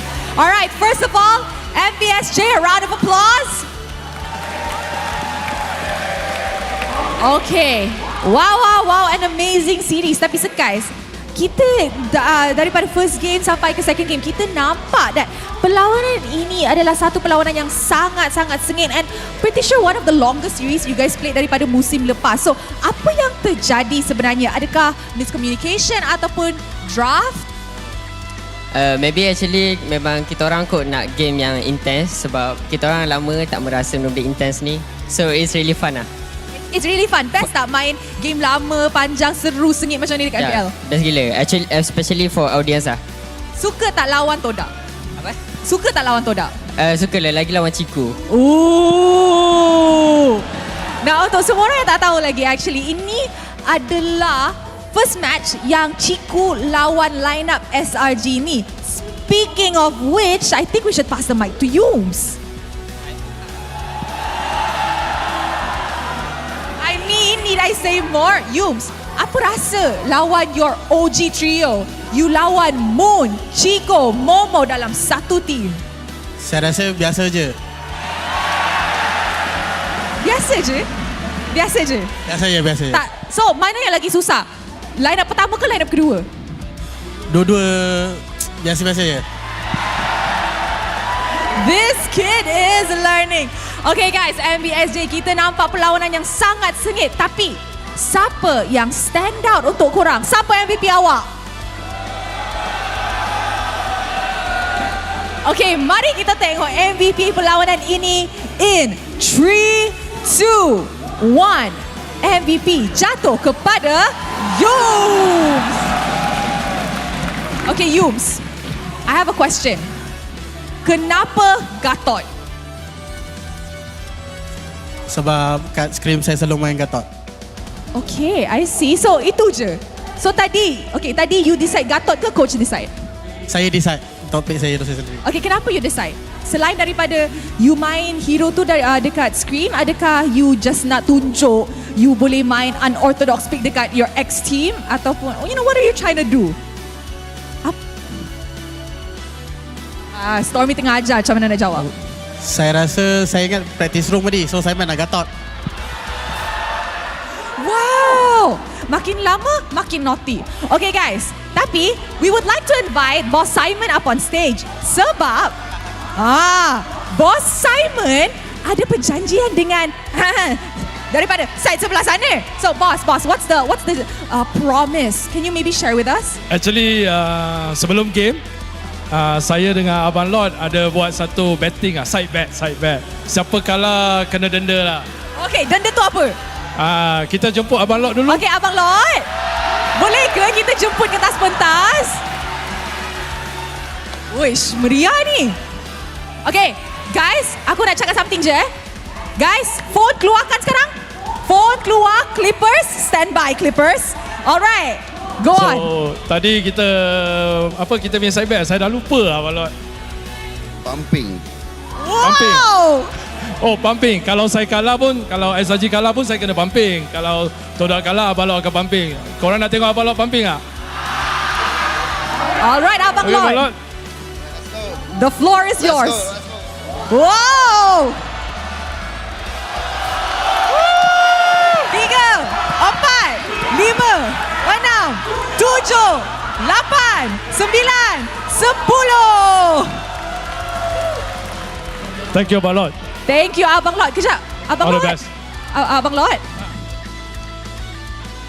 Alright. Abang Lord, macam mana kalah? Apa dia? Macam mana kalah? Macam mana kalah? It's okay. It's okay. Kalah yang baru-baru hari ni, kalah yang fight. The most intense match so far. Yes. Okay, so Abang Lord, apa Abang Lord nak ucapkan kepada fans Todak dan juga SRG yang hadir ke MBSJ untuk celebrate for this match, Malaysia Day? Kita rasakan macam fans Todak tidur. Sebenarnya tak tidur. Ramai. So, thank you for Patriots yang hadir malam ni. Thank you for Selangor Red Giant fans. Thank you very much. Keep supporting both teams. Alright, terima kasih kepada Abang Lord. And of course, congratulations to Selangor Red Giants for that amazing win. You guys may now go celebrate your victory. Ini baru seru Saturday yang kita celebrate juga Hari Malaysia 2-0, tapi itu adalah 2-0 yang bukan mudah untuk dapatkan. But before anything else, mari kita dengar mic check untuk side Selangor Red Giants this game.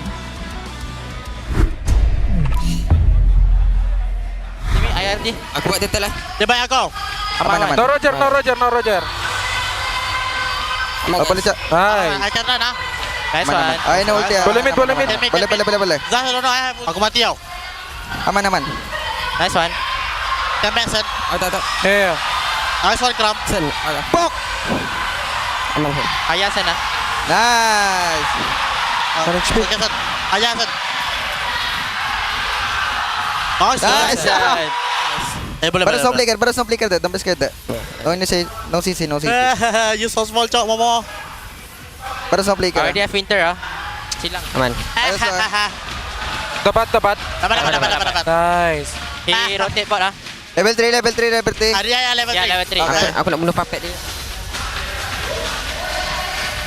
Stun. Aman. Tinggal ako. Careful dik. Just go. Aku dok. Back. Low. Hayabusa here. Ako lo. Come Sen.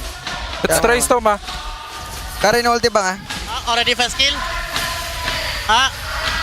Naughty kari ya. Tingnan natin sila. Karin Tengok ulti. Kari. There's losses and there's losses where you go down swinging. Yeah. Todak definitely went down swinging hard, man. Yeah. Teams will be looking at this series and taking notes on SRG. Yeah, the thing is, right, coming into this season already, I think a lot of people, even though we know SRG is the team to beat, they are not indestructible. There are certain flaws that can be taken advantage of. And we're seeing more and more teams try to find those cracks in the armor. They were still able to get the clean sweep now, but that throne may not be so unachievable for so long. I feel bad for Abang Lord. Like, his team lost, and then he had to do push-ups, and then while he's out of breath, Rose asked him more questions. Yeah. I mean, like, let the dude go! You can't even like... yeah. I mean, in game, the Lord takes a lot of abuse. So. That's true. But this time, in this meta, the Lord dishes out the abuse. So we gotta wait for Abang Lord to just start swinging on other people. Yeah. Wait, no. No, wait. That's too violent. No. Well, we wait for the next episode of his podcast, and I'm pretty sure he's going to talk about it for sure. But man, SRG, talk about having a target on their back, right? The rest of the series, the rest of the league is not going to get any easier. They still have big names like Team Vamos to take on. But for now, let's just feast our eyes on... I'm seeing a little bit of Loyski in this guy. It's Yums, MVP of the match. I like that because he uses Revitalize. He might as well use the favor just so that he can heal his teams and then give the shield. That's pretty interesting. Yeah, when you combine the Revitalize with the Favor, with the Oracle, with the Queen's Wings, Gatot just becomes even more difficult to take down than he already was. And then game 2 on the Cho, one of his comfort picks, we saw him constantly jumping forward to be the one initiating the fight. Even going as far as to kick Momo into his team most of the time when Hylos isn't usually supposed to be the target. Yeah, not this case, they have so much percentage damage, right? Glowing One, Wishing Lantern, then you have the Lunox to boot. Surprised the entire game. Stormy actually went deathless this entire game that went on for 23.5 minutes. He was the game winner also. Yeah, again, Stormy the prodigy, man. Like, I don't know. At this point, I actually... The first lineup kind of looks better, but... Right? Yeah. Which lineup is actually better, right? If you ask me, I definitely would say the first game set the bar really high. But, even the second game is pretty close, right? They broke 2 of SRG's inhibitors. I think the big difference is that SRG actually changed their approach between Game 1 and 2. Whereas in Game 1, they were playing pretty passive early on, which allowed for quite a lot of farming to take place between Gary and Moon. This game, they immediately invaded Zion, so the Hayabusa was taken out of commission quite early. Yeah, for quite a long time. He was 4 levels down compared to Sakai's at one point, but still able to recover overall. But does this series change kind of like your outlook on that Zask pick? Because it is still a very troublesome pick to deal with.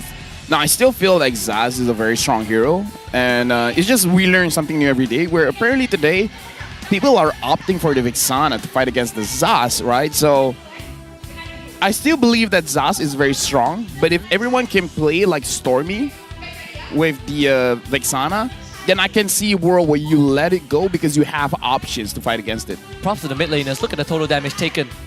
23,000 for Moon, 29 for Stormy only.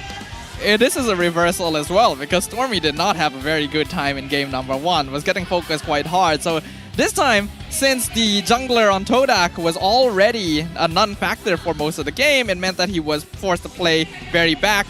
play safe, farm up, which gave the Vexana more time to be a nuisance. And even then, Moon was so difficult to handle. You really had to find ways around that Dominator's descent. Let me just say, I'm very satisfied with this series. Oh, I am. This entire Yes. match, game 1, game 2, it makes it worth it to come here. Like, I feel like even if you're a Todak fan, you're like, yeah, we lost, but what a game. You know what? Also, how is the last series going to top this? That is my question right now. I don't think it will, honestly. No. Keep saying that stuff, cast a curse. That's not the cast a curse. That's the plan. That's not the right mindset, Dafa, but that's the right thing to say. Hall of Famers on your screen, Sakai's GPM, a leader, carry, of course, Stormy, Momo, the sandbag, and this time best wingman Yums, of course. No questions about that. I mean, you can question, like, how did he get 10 assists? That's true. With the right mindset, you can question anything, Husky. What's his training regime? Exactly. Like, what did he eat in the morning? You can always ask questions, Husky. Like, this is part of our job. Asking questions. All right. How can you say, like... Why is Yums Yums? Why is Yums Yums? Because of his mindset. He woke up and decided today, I'm Yums. I'm him. He woke I'm up and me. decided that he wanted to have seafood here today. Other days, he might wake up and be like, I'm Sakai's today. Right. With the right mindset, you can be your teammates. That's how they want. Today, I woke up and I'm like, you know what? Gideon. I think that's called Gideon. schizophrenia. Oh, really? So I'm bipolar and schizophrenic? Well, that's not a good outlook. I gotta get myself checked out. You gotta get it checked out. We're gonna also need to check out the item progression. Very interesting, right? For Momo, first item as well, just for the sustain. No, really, the timing that I want to look at is actually the Winter Crown. So Sakai's 4th item Winter Crown, Cram 3rd item Winter Crown, Stormy 3rd item Winter Crown. So it looks like between 8 to 12 minutes is the timing where SRG wants to get a Winter Crown. Like, this is something we gotta learn as well. Yeah, they call the shots very well, right? Realizing that Todak's damage is about to rack up, they need to survive the shadow kill. But with that, SRG puts themselves tied up with Team Vamos, both at 8 points. Team Hawk and Todak, unfortunately, still tied in the same spot, 3 points for them. Monster Vicious, JP9ers, and RGMY tied with 2. Homeboys and Team Ray tied at 1 point, and Red Esports still looking for their first. Things are really heating up right here. It was first Homeboys who were able to take a game from SRG, and now Todak bringing them past 20 minutes in both games, forcing them to take pretty intensive measures, going for very, very early Winter Crown Immortality swaps, and very frequently too. Who else is going to have Red Giants on the chopping block? Even swap the item once, and they did it so many times. Hats off to these players.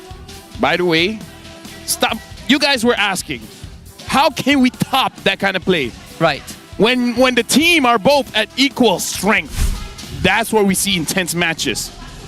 So after this, it's going to be the 9 and 10 spot that will be competing against each other. Red going up against Ray, but Red, they might be bringing their Sensui, Owl, Kim, Grace, and Iris lineup. So this is going to be a completely different lineup from week 1 going up against Team Ray. It's going to be quite... I mean, a lot of people have been looking forward to this, right? I personally, if we get the confirmation and we see them on stage, I will be super happy to see them in action. And now the onus is on Team Ray. With the right mindset, it is confirmed. All right, with the we don't need production or the team itself to tell us which lineup. All right, with the new mindset, it is the lineup. Okay, with that being said, correct mindset, right? We're gonna go on the shot. No, so I'm just kidding. We gotta talk about the new hero first. The Mask of the Immortal, Suyo, will be out on September 21st, so mark it down on the calendar. This one is going to be very interesting, a lot of promotional material. Looks like a jungler, could be a jungler fighter, who knows? But most importantly is that there's a chance that we see him in the playoffs, because it's going to be right on time for that. For me, I'm going to try every hero as a roamer first. Nice. Assassin, roamer. How's the Julian roam? He has crowd control, doesn't he? He does. You don't need level 4, so you get level 3 and you're good for turtle. Yeah, I probably picked the worst hero to ask him, but you have a point. Honestly, I'm in a similar state. When I play Classic, I really, really like to spam Saber and Hellcrit roam, so I am also one of those guys. He's cancers. Okay, he's cancers. Yeah, that's the reason why my team always bans Saber. for the fear of he's on the other team. I need to ask which rank you're at. You want to end the show? Not end the show. Let's go to a break. Yeah, well, we have the right mindset, right? But we're gonna manifest. But with that being said, that concludes our second series of the day. We got one more coming up. Red Esports against Team Ray is gonna be the battle of the bottom dwellers. We're gonna go on a short break and come back for the last best of 3 of the day.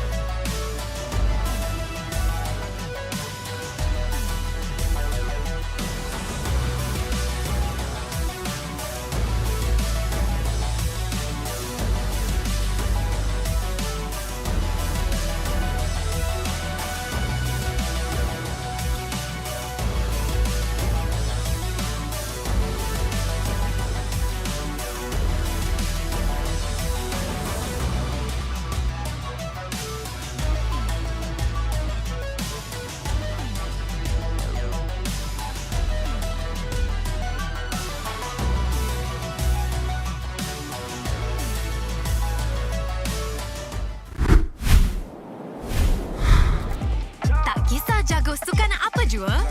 Jagokan lagi dengan rangkaian 5G termantap dan tanpa lag.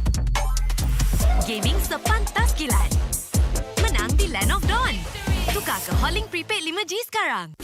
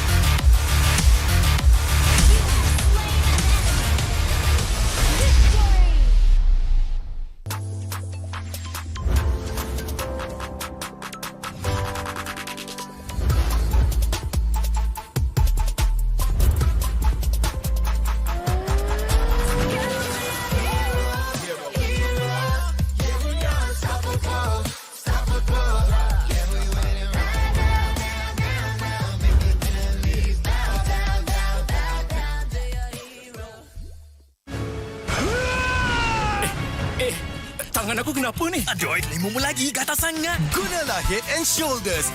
100% keyakinan, kelumamu dan kegatalan. White out. Unstoppable.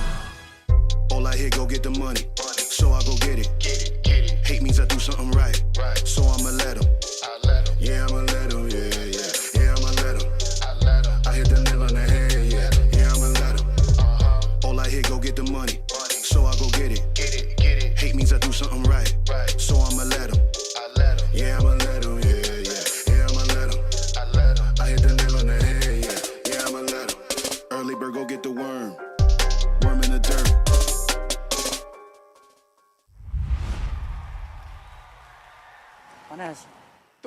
panas gila. Kau ada payung? Ada? Kau tak dengar ke Kagura selalu cakap? Sediakan hujan sebelum payung untuk M6. Hacik kau. Sediakan payung sebelum hujan. Oh, iya ke? Tapi apa kena mengena dengan M6? Apa kena dengan M6? Ha.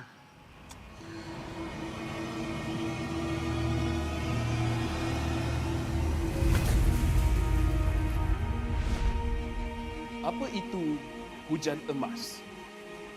Hujan emas adalah satu matlamat, satu impian terunggul untuk setiap pasukan. Setiap musim, apakah kenangan yang istimewa?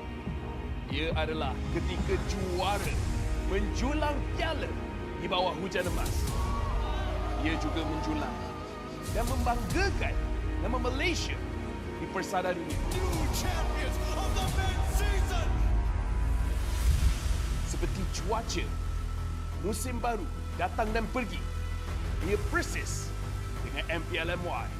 Setiap pasukan dan pemain yang pernah menjejak kaki di MPL MY, mereka tidak pernah berputus asa.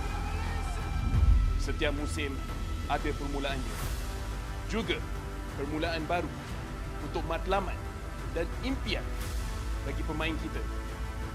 Musim cuaca datang dan pergi, tapi ia tidak akan mengubah sejarah pemain kita. Dengan harapan musim hadapan yang cerah adalah satu pemangkin semangat bagi pasukan yang bertarung. Komposisi musim lalu tidak penting. Yang penting adalah kesetiaan kepada permainan. Tiada guna mengerti hujan emas dan berjuang demi Malaysia kalau kita tidak dapat merealisasikannya di M6.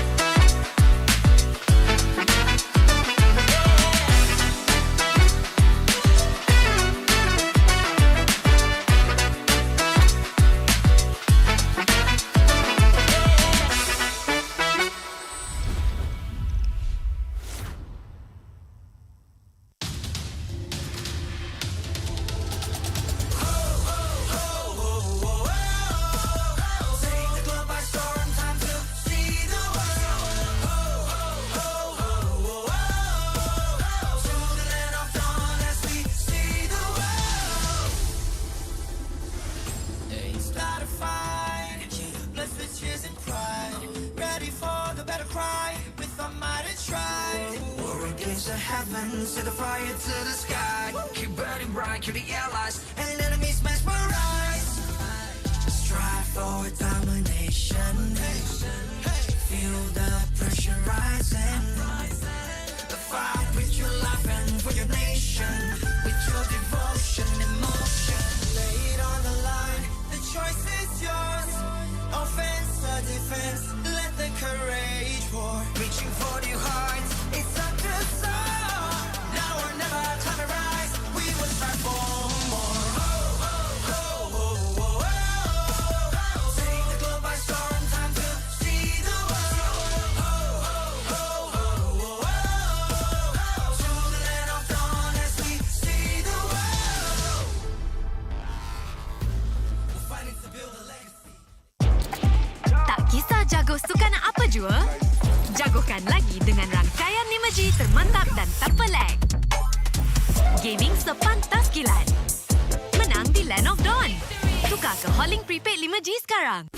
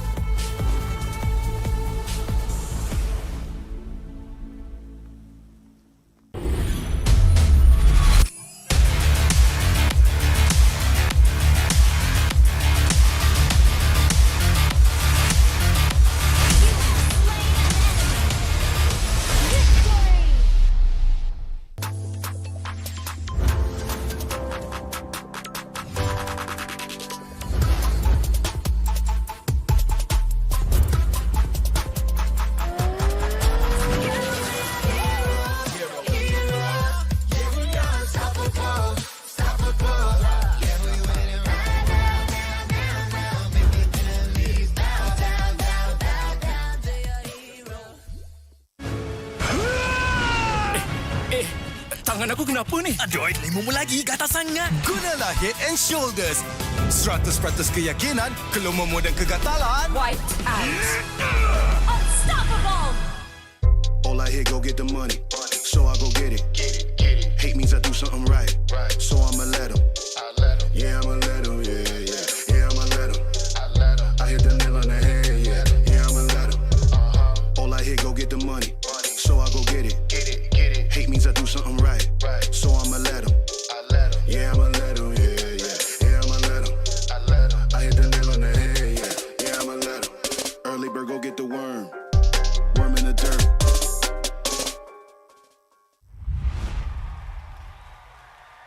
Panas. Itulah, panas gila. Kau ada payung? Ada? Kau tak dengar ke Kagura selalu cakap? Sediakan hujan sebelum payung untuk M6. Cik kau. Sediakan payung sebelum hujan. Oh, iya ke? Tapi apa kena-mena dengan M6? Apa kena dengan M6?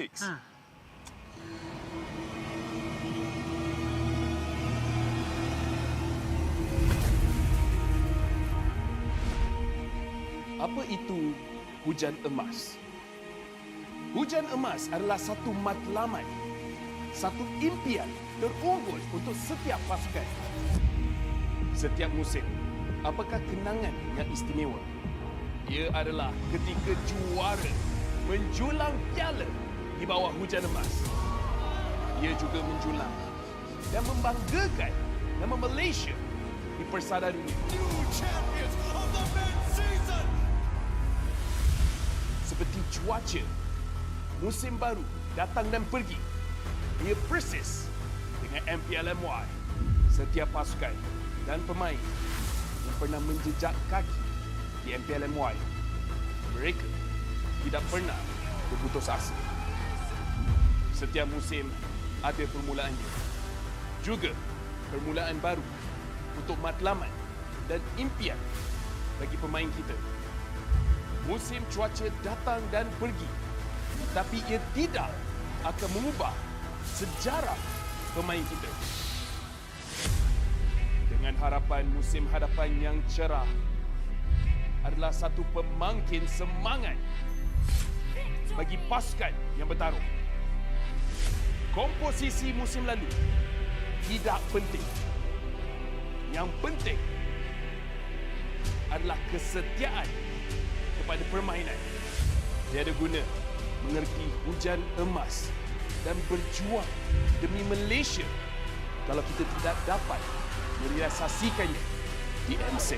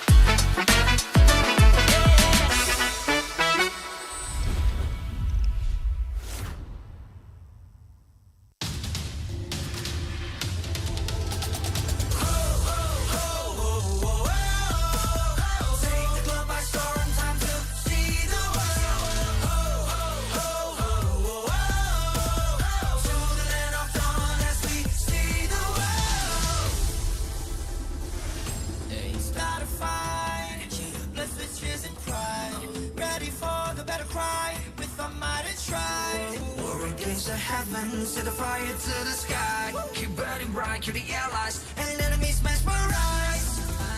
Strive for domination.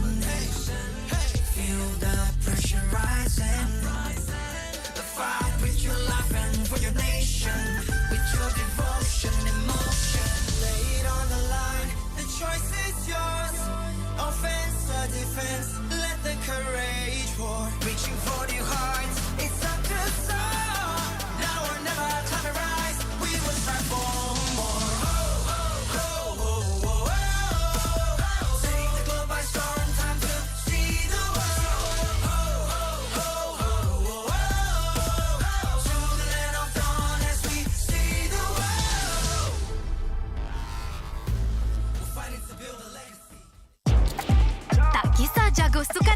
jua?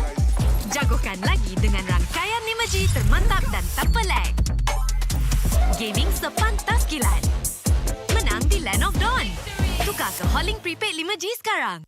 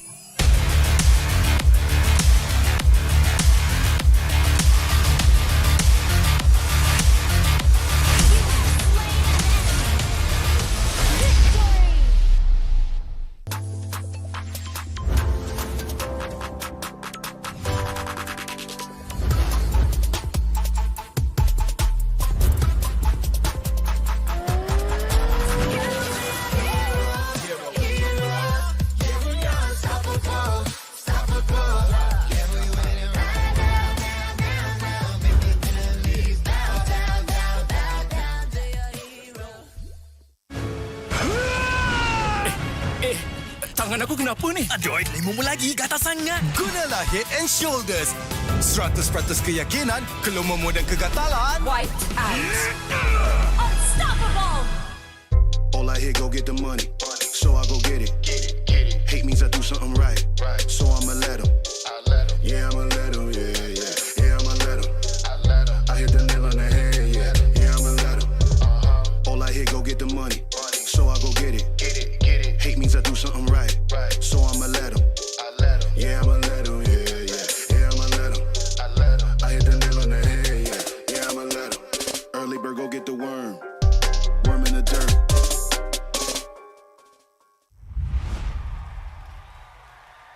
Panas. Itulah, panas gila. Kau ada payung? Ada? Kau tak dengar ke Kagura selalu cakap? Sediakan hujan sebelum payung untuk M6. Cik kau. Sediakan payung sebelum hujan. Oh, iya ke? Tapi apa kena-mena dengan M6? Apa kena dengan M6? Ha.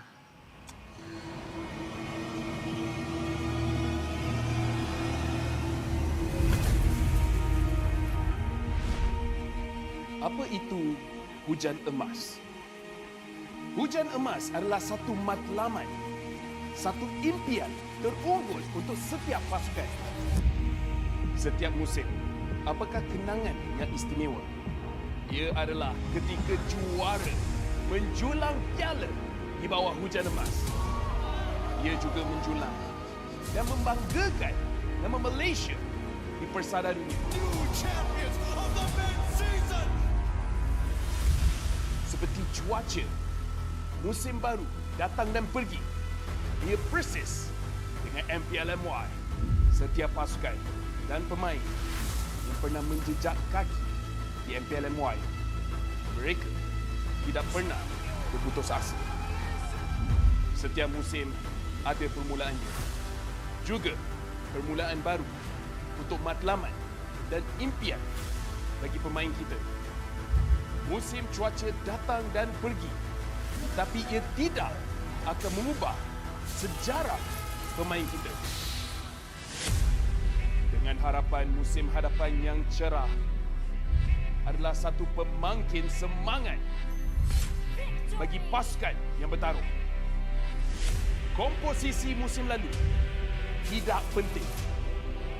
Yang penting adalah kesetiaan kepada permainan. Tiada guna mengerti hujan emas dan berjuang demi Malaysia kalau kita tidak dapat merealisasikannya di M6.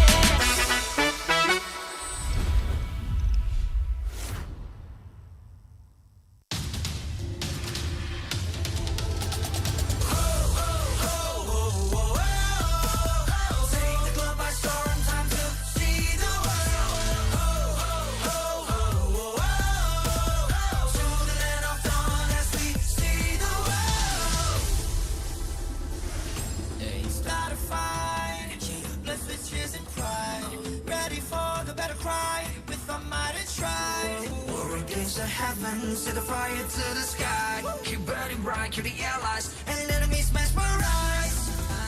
Strive for domination. Feel the pressure rising. Fight with your life and for your nation. With your devotion, emotion. Lay it on the line. The choice is yours. Offense or defense. Let the courage roar. Reaching for your heart. It's up to soar.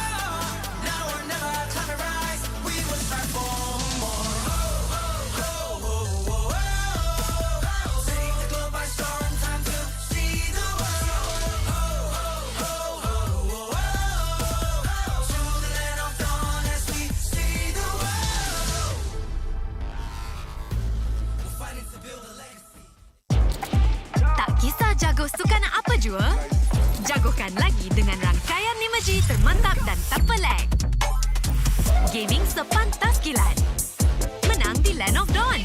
Tukar ke Holling Prepaid 5G sekarang.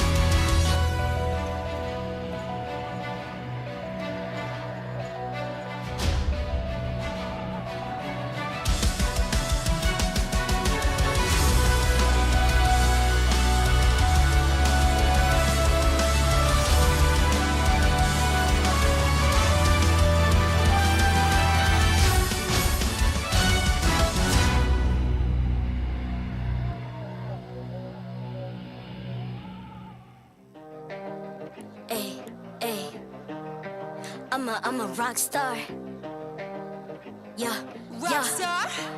Ay, ay, ay. I'm a rock star, baby, I'm a rock star. I'm a rock star, I'm a rock star. I'm a rock star, panggil aku rock star. Ini kejohanan kita semua orang rock star. Kita rockstar, kita buat saja gaya kita. Makin panas apinya sudah membara. Macam mana pun kau menempuh segala. Demi negara kau buat semua bangga. Step into my world, you know I'm always in my zone. You know I got my team, no I'm never alone. Bring out my best, buat yang terbaik. Jadi juara perlahan kita naik. Get on my way, aku nak push, naik-naik jadi lebih bagus. Jadi hero, ku ada skill. Berapa banyak musuh aku dah kill. Ramai cuba mencapai, cause they envy me. Tiap game aku pasti jadi MVP. Easy. I'm a rockstar, baby, I'm a rockstar. I'm a rockstar, I'm a rockstar. I'm a rockstar, panggil aku rockstar. Ini kejohanan kita semua orang rockstar. I'm a rockstar, baby, I'm a rockstar. I'm a rockstar, I'm a rockstar. I'm a rockstar, panggil aku rockstar. Ini kejohanan kita semua orang rockstar. Tengok nanti siapa yang juara. Ni peluang kita bawa pulang piala. This is my game, this is my time. Menang semua, everything will be mine. Kalau jatuh kau pasti kembali. Bangun balik ku tegak berdiri. Kuatkanlah tenaga, ganjaran diperoleh. Ni kejohanan kita, Malaysia memang boleh. Rise up to the top, kita buat bersama. Semangat kita kuat di bawah satu bendera. Ay. I'ma go hard for the win. Win. On the battlefield till the end. I'm trying to be the greatest anyone has ever seen. Stand by, I'm coming in for the win. I'm a rock star, baby, I'm a rock star. I'm a rock star, I'm a rock star. I'm a rock star, panggil aku rock star. Ini kejohanan kita semua orang rock star. I'm a rockstar, baby, I'm a rockstar. I'm a rockstar, I'm a rockstar. I'm a rockstar, panggil aku rockstar. Ini kejohanan kita semua orang rockstar.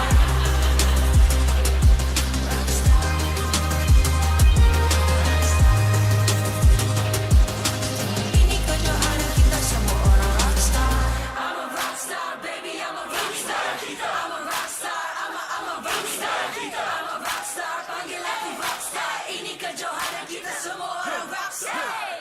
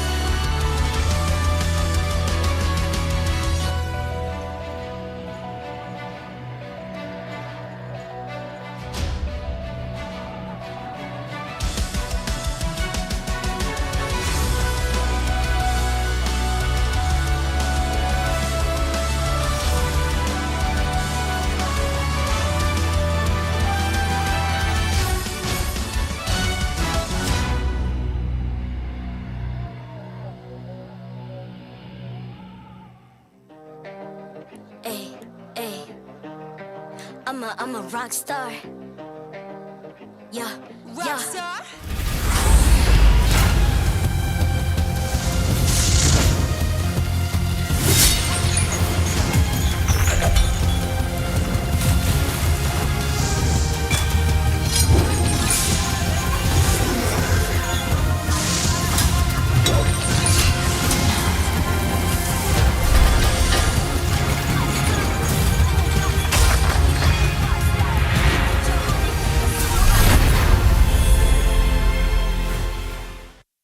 MPL MY Season 14 is powered by Moonton, KPRG, and MSNJ. Official 5G mobile internet hotlink. Best 5G for lightning fast MLBB gaming. Official gaming phone, ROG Phone 8. King of performance for mobile gaming. Official lifestyle fashion partner. Up your game with JD Sports.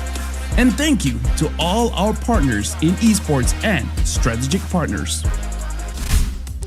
We've gone 42 through- minutes in a row. Oh, sorry, I was. It's okay. Yeah, I was back with previous game. Man. My bad. I was just stuck there, so I was just about to say Todak SRG coming up. Yeah, I thought we were doing the line opening again. Oh man, my no, bad. it's okay. We're still really. Are you okay, Safa? Are you okay? Oh, still shell shocked from that. We gotta move on, right? The entree has been served. No, they cooked and we ate, left no crumbs. But now it's dessert time. Red Esports against Team Ray. And Red Esports are gonna bring in the actual lineup. Owl, Grace, Kim. They're gonna show up and play their debut match. Is it because of my Malay tongue, but saying owl is very difficult? Owl? Owl? Owl? Owl? OW is owl? Hoot hoot?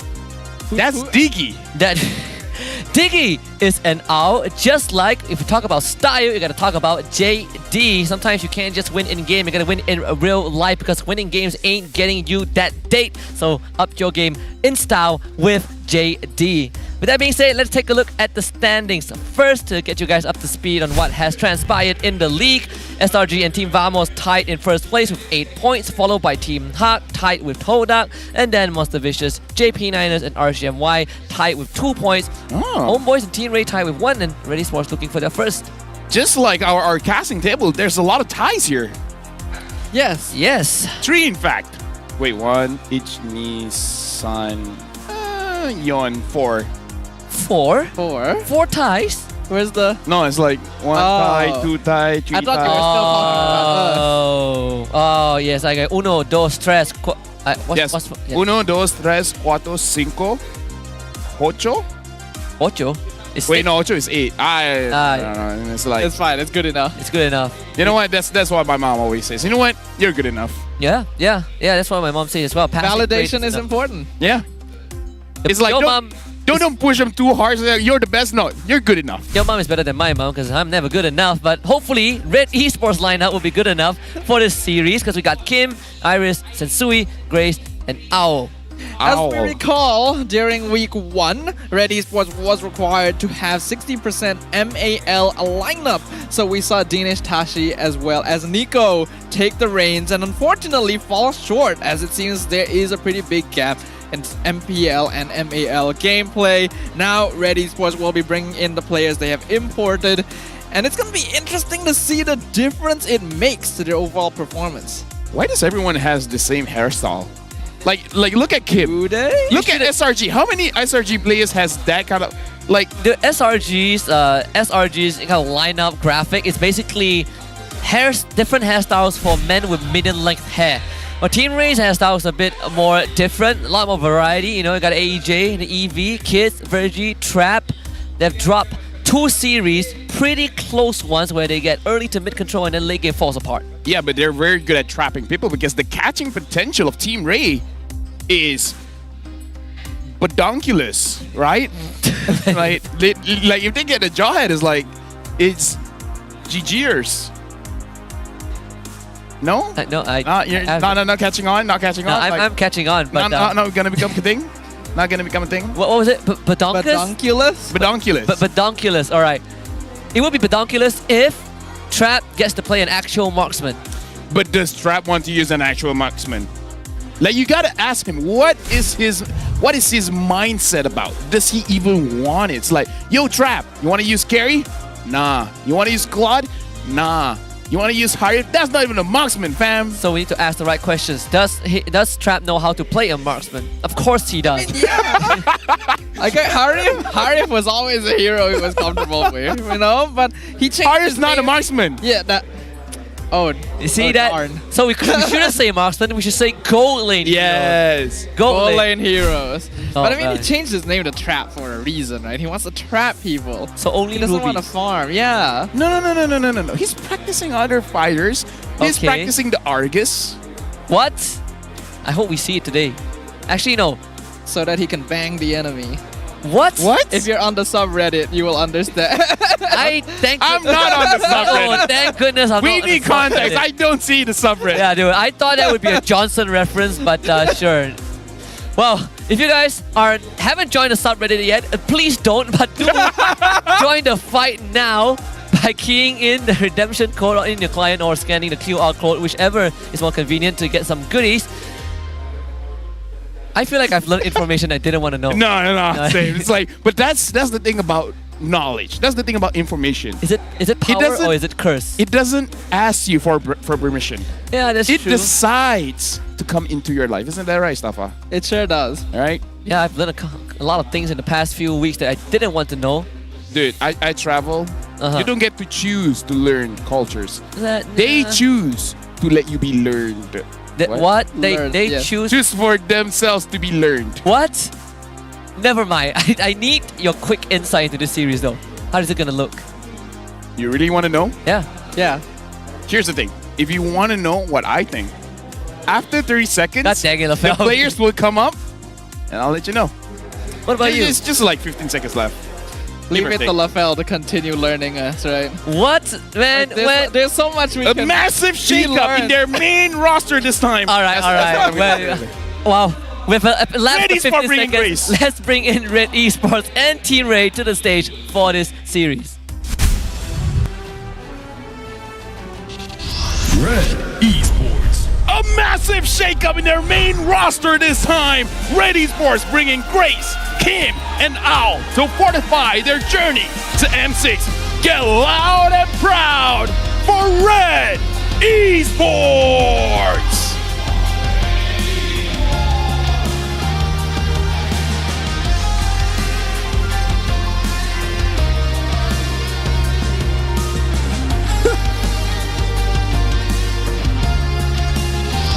Team Ray.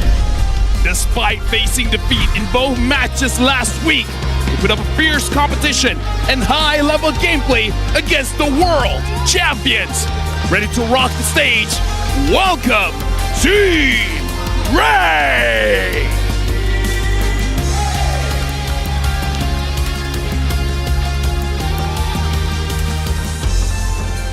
Introducing the coach and analyst of the two teams and head of League Ops, Franklin, that will ensure fair play and professional integrity in the matches. Let's keep it going with fist bump as well for both teams.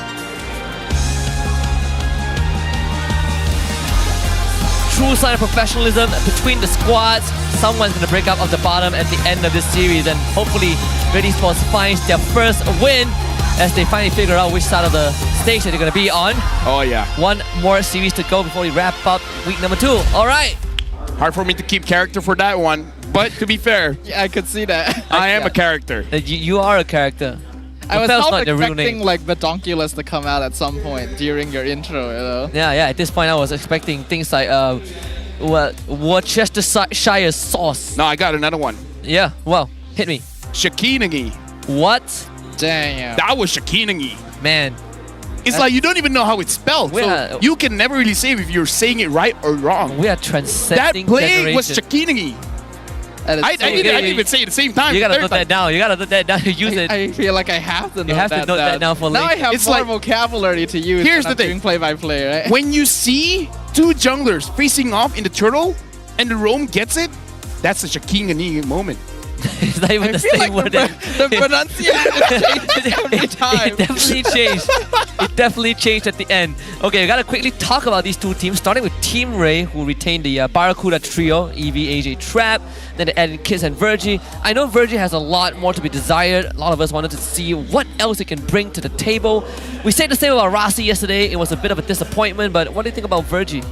I think Virgie did an okay enough a job, and his setup is actually not that bad. It's pretty good. Personally, my issue with Team Ray is their overall gameplay, but firstly, we do have an insider information. Yeah, of course. Also, one of the imports is Kids. Does he have a chance against Sensui? And Mino says that he has a good chance. You know, he knows a lot of assassin, but Sensui has the experience and knows how to handle pressure.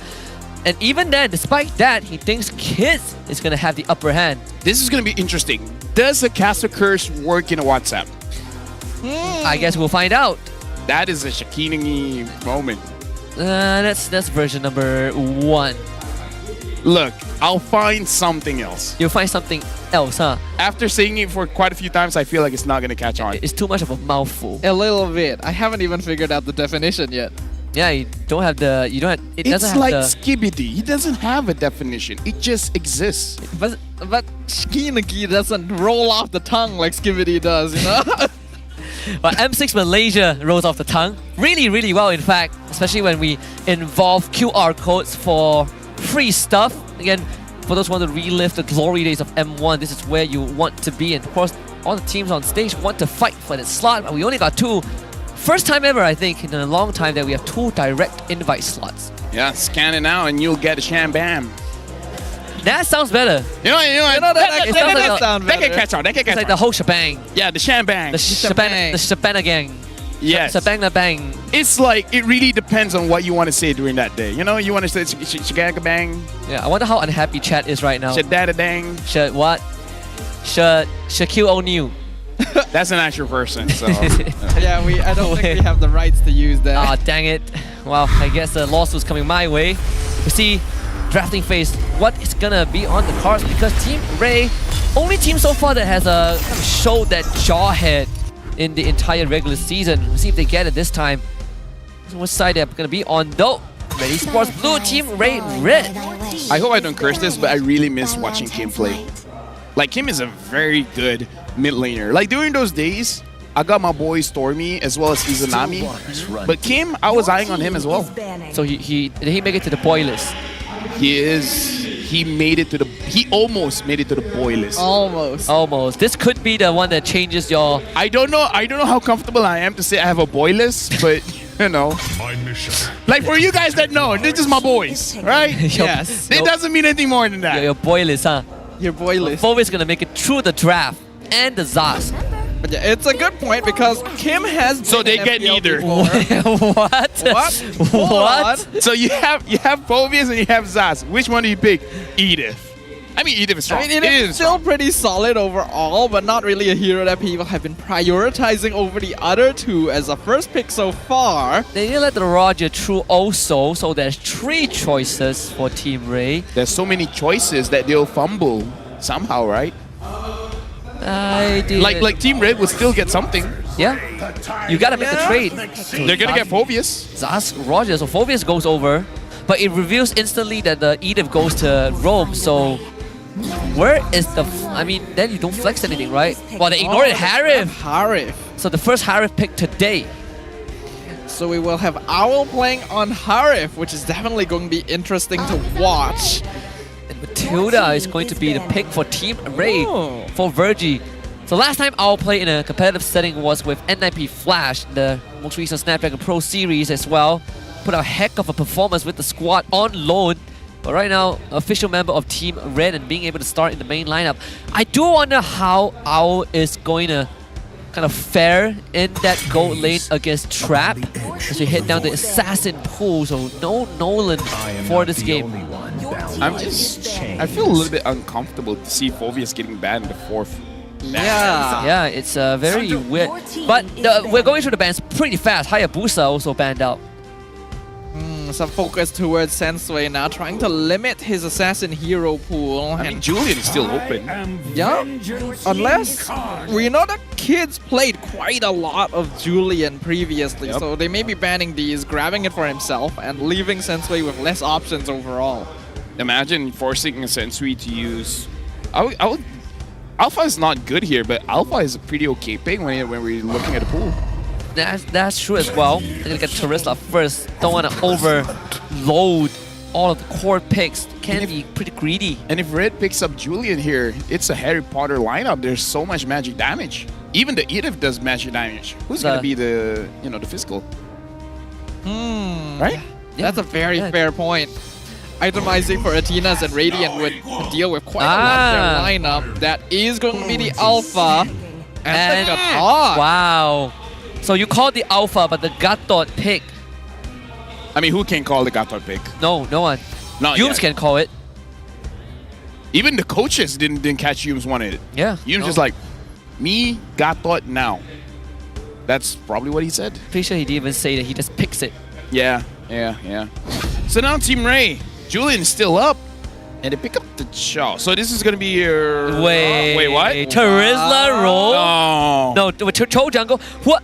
Huh? What? Cho Jungle? Jungle? Wait, so last season. Wait, we did say that Ray is a cash specialist. Yeah. So last season, Sadafa was smack talking me, saying that Cho Jungle isn't gonna work.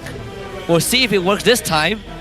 Now that he's gotten a bit of the damage buff. A little bit. He's a little better than he was before, but I still don't know how to feel about it. Kid's bringing something very unique to the table right now.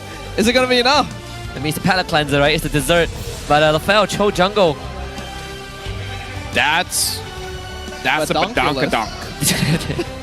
I'm glad you gotta stop changing it every single time. Yeah, so it's well, never mind. It's game 1. Well, game number 1 between Red Esports and Team Ray. We've got a Cho Jungle making its appearance for the first time in a very long time here in MPL Malaysia. Let's see if we can shake up the Land of Dawn. I just saw one guy comment on in the chat. We are slowly degrading to a brain rot vocabulary. What does he mean slowly? Oh, we're there already?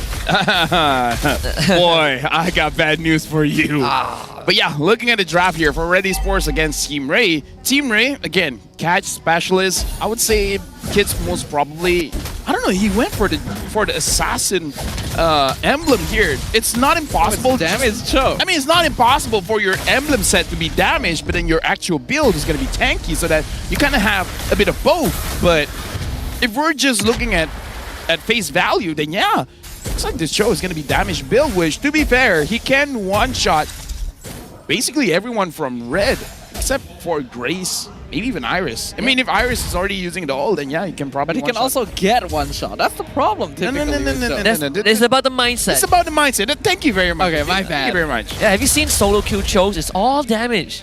It's all damage. Yeah. But the downside is that he has no flicker on the Cho. No. It's like, if you really think about it, that's what Todak can drag him into the fight. There you go. You saw it. We solved the problem. Oh, hold on. Ice flickering forward with the Earth Shatter. Gonna catch out Eevee. Forces the flicker from Terizla to try and get away, but he is surrounded right now. Kids cannot reach him in time, so Sensui gets the first blood. And Kids has to just jump away. There's too many members of Red Esports here. I mean, Kids has the right mindset. The fact that he still attempted to fight that, knowing that there's no way he gets anything out of it, is pretty commendable.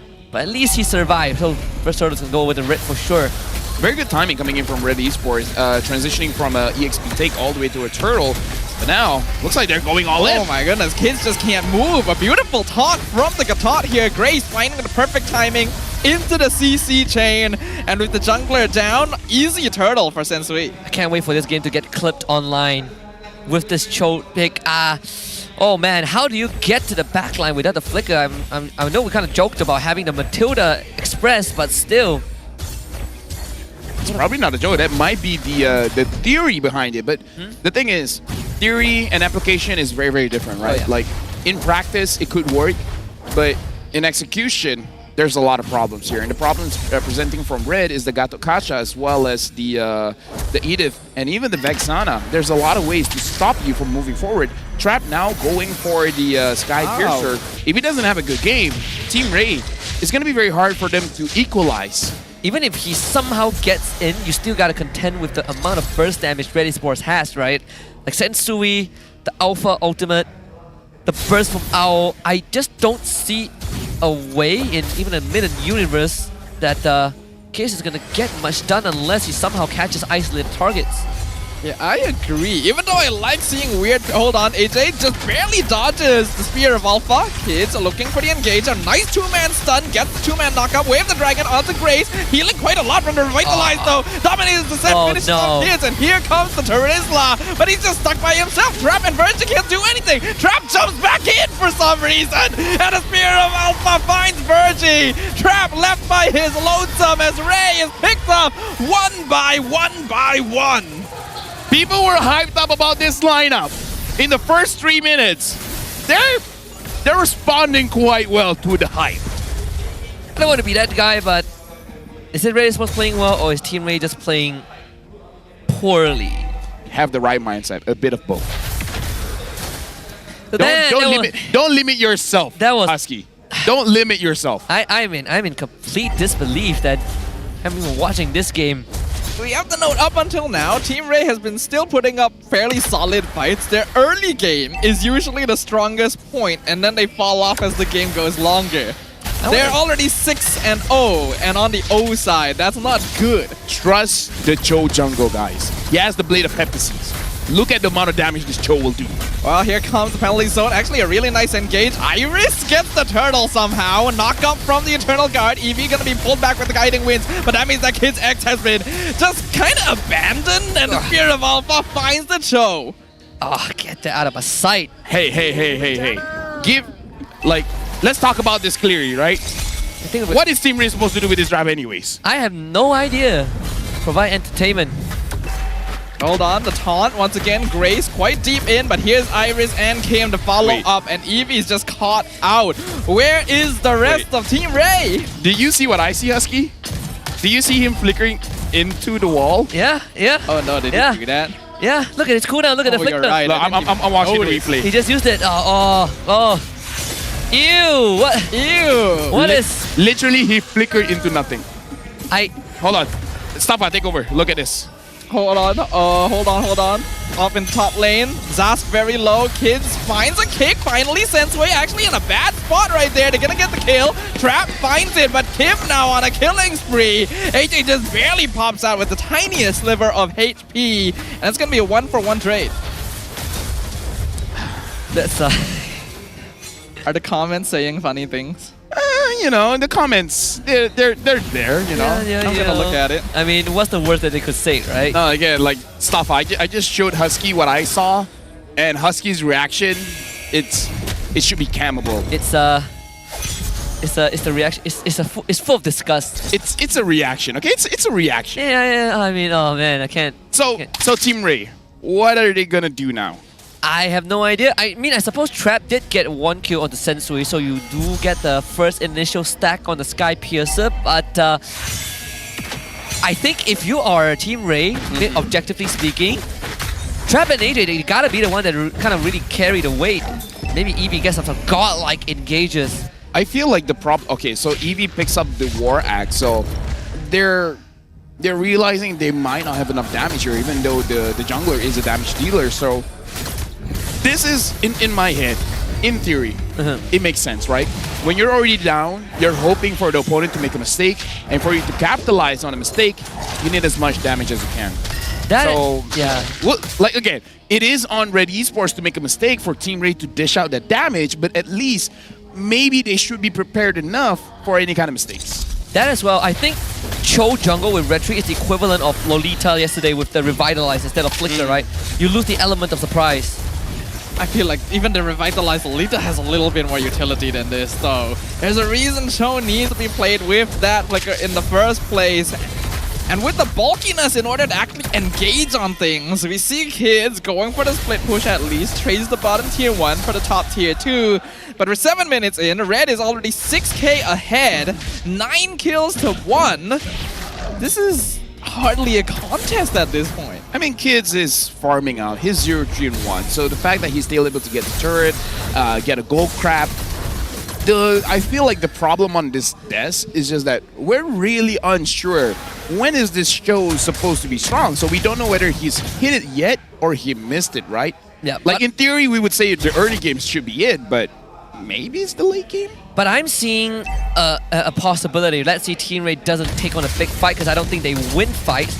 What they do have in terms of damage is, not just damage, in fact, they also got the mobility. They can play split map with the Matilda, Roger Cho with the glass cannon build that he has.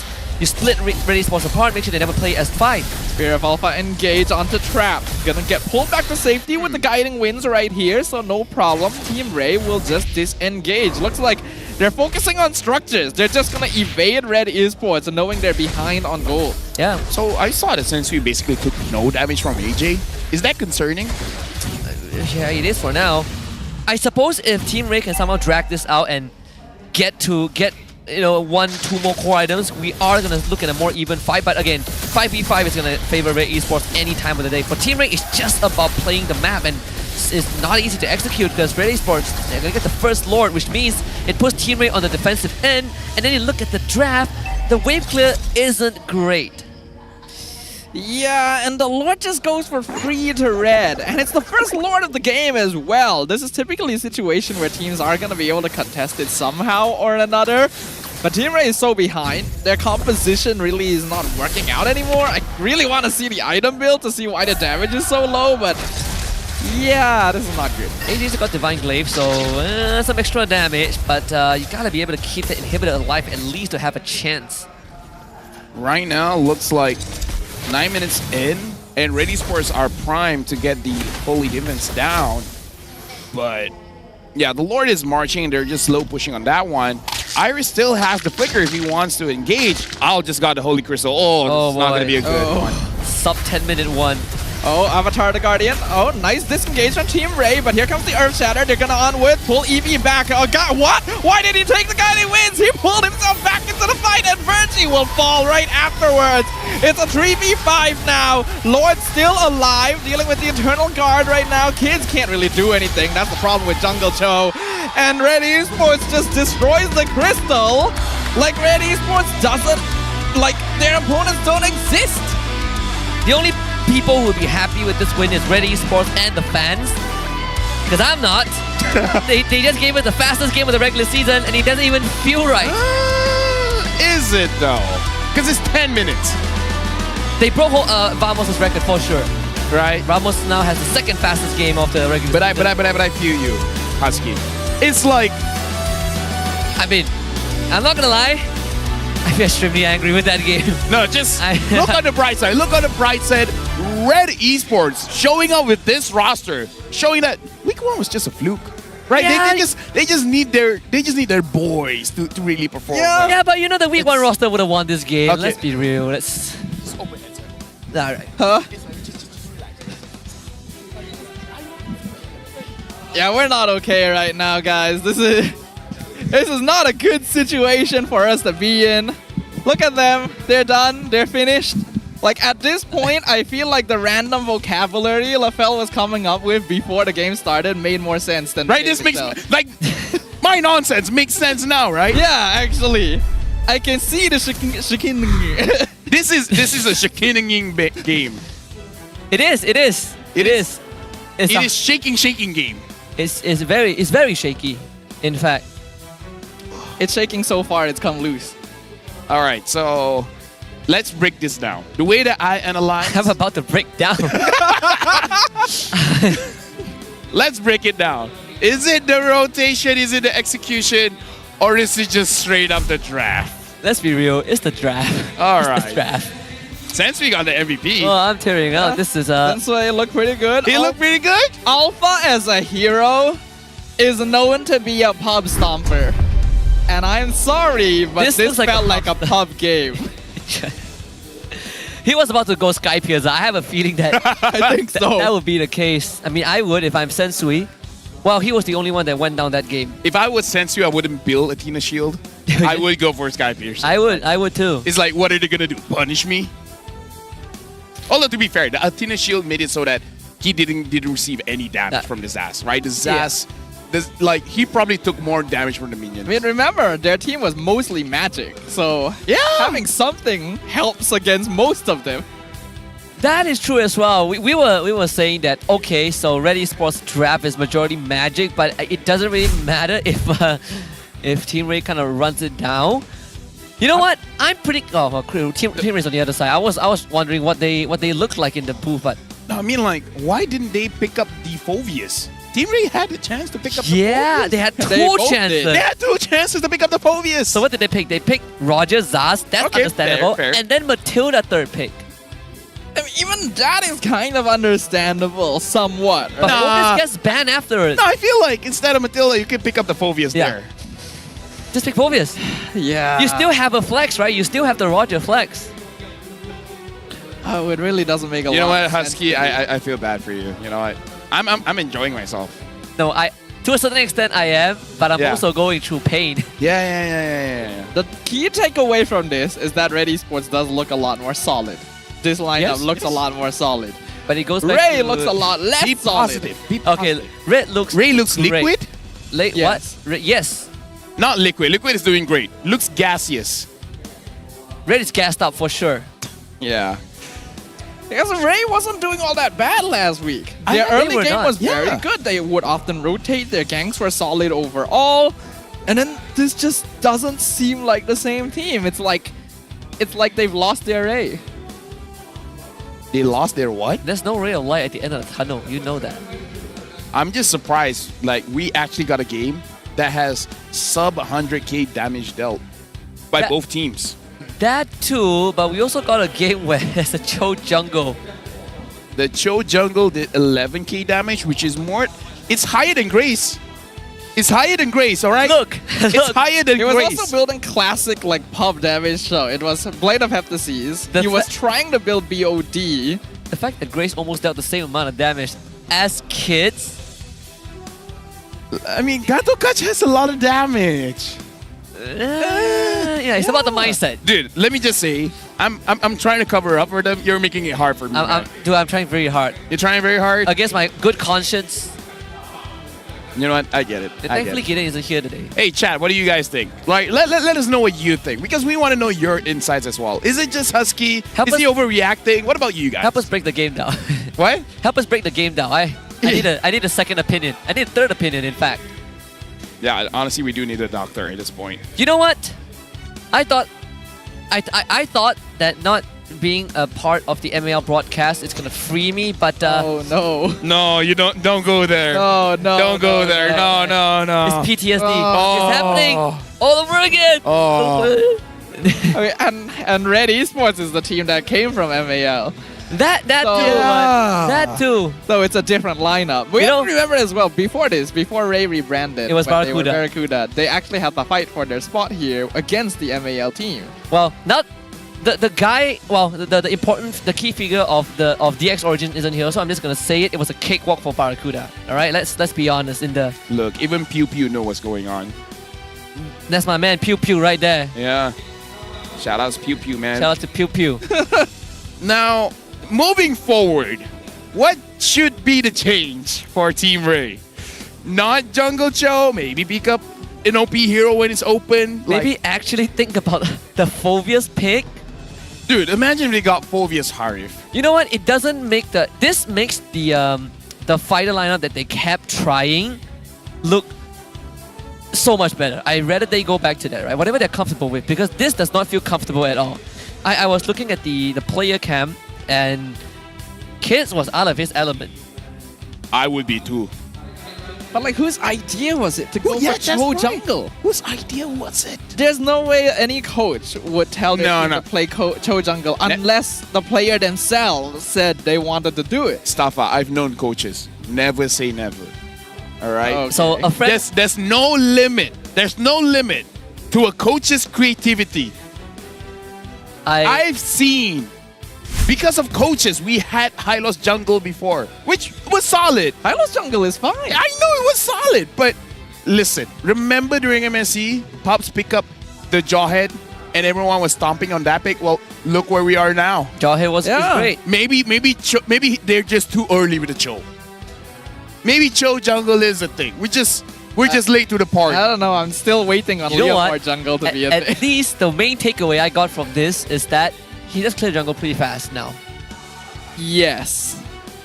So at least we got that out of the way. That's confirmation. He got one item. He did. He built Heptases into a second Fury Hammer and then started trying to build VOD, which is quite greedy. Like, it's understandable to go for a second Fury Hammer if you really want to play for that early game, which makes sense. It's Maybe just go for a damage Hunter show. Strike if you're, going for a But yeah, Hammer. then greeting for BOD is a bit much. You know what? That's the true brain rot right there.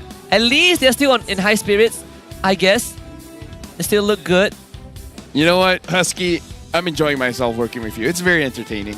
Like, I see a range of emotions from you today, from the first match of the day to the second match. I've gone through the full cycles of grieving. Exactly.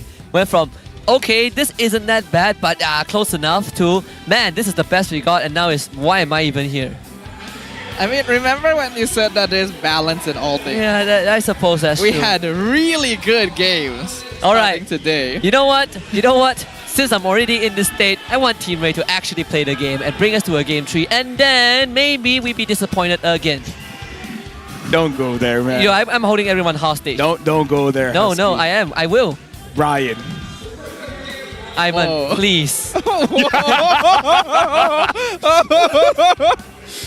At least Tafa's enjoying himself. Adrian. So. Yeah, that's weird. What were we talking about again? What needs to be done for game 2? You know what? I'm relinquishing my role because I have no idea what am I supposed to look at. You're Definitely supposed to be the color caster, but all the color has left your world. Yes, it's black and white now. You know what? If I was colorblind and I'm seeing lesser color. This is I'm just gonna get a word with the X with it. This game is. I'm waiting. This game ain't buzzing. This Busted. game is ferocious. Ferocious. It sounds too good. That actually sounds like a word. Okay, let's see what Iris have to say though. So we asked him how do we lose weight like him. So he said I need to know this. Yeah, he has a lot of health issues, so he made a commitment. Jogging routine off season is 4 to 5 times per week. During MPL, 2 to 3 times in the midst of all the training. Cut sugar and count calories. And it worked. This glow up is amazing. Let me just say. First time I saw the walk in and I was like, wait a minute. By the way, I just looked at chat and they were saying, what about Yin though? Yin? I would be a lot happier with the Yin. It's still better than Cho. I didn't. I'd rather take Cushion, Yin, I don't know, At Argus. least make it interesting. Yeah, Argus. Yin has a lot of good skins. True. Yeah. Julian was open, they didn't pick it. Yeah, Julian was up. You know what? I have one more. They're still better than Cho. Freya jungle. I'm actually okay with Freya. You can list out most of the hero pool. Saber and it would jungle. Still be better than Cho Wait, jungle. Helker jungle? Like I said, you can list out most of the pool. Let's list out things that might not have worked. Cyclops. Yeah. I saw someone said Angela. Cyclops will have a better chance, I think, because you have a guaranteed lockdown with your ult. At least it's not an Angela jungle. True. At least it's not a Digi jungle. You know what? There are things that could be worse. Estes jungle. Alright, that one is just taking you it can too get far. out of here with that. That one is just taking it too far. I want to look at the GPM high score ranking though. Help by Innocent, then followed by Kids. Which stats is gonna go down for sure soon? No one picked up the link so far. Oh yeah. The It was flavor of banned the in day is game one. Hayabusa, yeah. What's the Hayabusa ban? Oh yeah, it was banned by Team Ray. Yeah, they banned Ling on Red Esports' side, then they banned Nolan and Hayabusa on Ray's side. Yes. I know. yes, I yes. know. The league wants us to be analytical at this point, but after that game, How? I mean, like, I kind of feel like There's that's part of our brain that refuses to work. You know, there's a fine line between breaking things down, analyzing things, and just trying to cover up something. Okay, the official analysis for Team Ray in Game 1 is they done goofed. Yeah, that sums it up well. They messed around and found out. Yes. M6 is in Malaysia. If you guys didn't know, You just found out. Make sure you guys come down. It will be greater than ever. Greater than ever. Better than great. After this, it's gonna be everly wonderful. It'll be great forever. It will. Yes. Yes. Watch us win the trophy, hopefully. Oh, dude. Okay, something about the game is riling you up. Calm down now. If we win, that's high, but too early, my friend. One too step early. at a time. One step at a time. Yeah, One step at a time. Let's get through this game first. Right? All right. I'm thankful to have you guys. This is my Let's support figure system. out. Let's figure out what needs to change. Yeah, because The jungle. The jungle, yes. No, the draft in general. You know what? We need a pause so we get a palate cleanser. That's true. Yeah. We need a pause. We need a pause. That's true. If we can pause during the draft, that'd be great. I'm pretty sure that doesn't happen. Maybe when we go in game. I mean, the Amoy is there, so she's ready whenever. That is true. That is true as well. She's doing 2 jobs at once. What? She's 22. Wait, so if they call a tech pause on the team that she is assigned to, does she have to purposely walk backstage and come back up to... Yes. Not gonna lie, yes. That's She purposely walks out and then comes back out. That's pretty cool. Theatrics are important. I agree. Took me so long to. You gotta set the stage. That is our production value. We ask our Yeah. marshal to go backstage just to come back out. Hey, that's why people watch us, right? We are fun. I mean, the game is fun, depending on how you look at it. We are the most entertaining. We are the most entertaining. I'm glad. For better or for worse. It's about entertainment, right? It's like bad PR is good PR. Bad entertainment is good entertainment. Have you watched The Room, by the way? Oh, hi, Mark. Yeah, it's a pretty good movie. Yeah, it's a pretty good movie. One of the best. One of the Okay, best. we're quite far into the draft already. Red still on blue side, actually. Yeah, Team Ray did have side selection, so because they lost, so they went to red. Team is picking. Man, they pick up Edith. Man, if they get the Ray. Let me tell you. Hylos Hylos and both are great heroes. Let me just tell you. And it doesn't take a rocket scientist to use Hylos. Let me just clear that up. Yeah, so Hylos, Phobius, Zaz, Roger. Okay. There. Oh, thank goodness. We're also a good start. Red Esports goes for Vexana as well as Gatot. Okay. This is fine. I feel like too early, but still, it's okay. Do you Zaz kill? Surely you do. I mean, okay. I know it's into a Vexana. Yeah. Maybe, honestly, Valentina might not be bad. Just to take the ult of the Vexana or the Edith, right? Even Gatot? Yeah, these are all pretty good ultimates. So we haven't seen Valentina in quite a long time. So they will go Zaz. That's fine. Just back to basics. Zaz's win rate is tanking today, by the way. It is. Like, you know what? Overrated hero. Todak lost 2 games on Zaz today. Yeah. Just on their own. I think first series also we saw 1 loss on Zaz. It lost 10 whole %. From 87 now to 70. 70 something, right? 78, Yeah. 73. Yeah. How necessary do you think it was to ban Alpha? No! I know, Why? right? But why? I know, right? Hylos and Zaz is pretty okay against Alpha because once Alpha goes in, he can't go out. They definitely didn't see the law and order, you know, the point and click stun. Yeah. Man, what?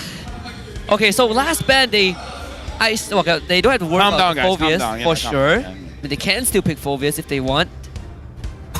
Shout outs to Pixie for saying we're funny, by the way.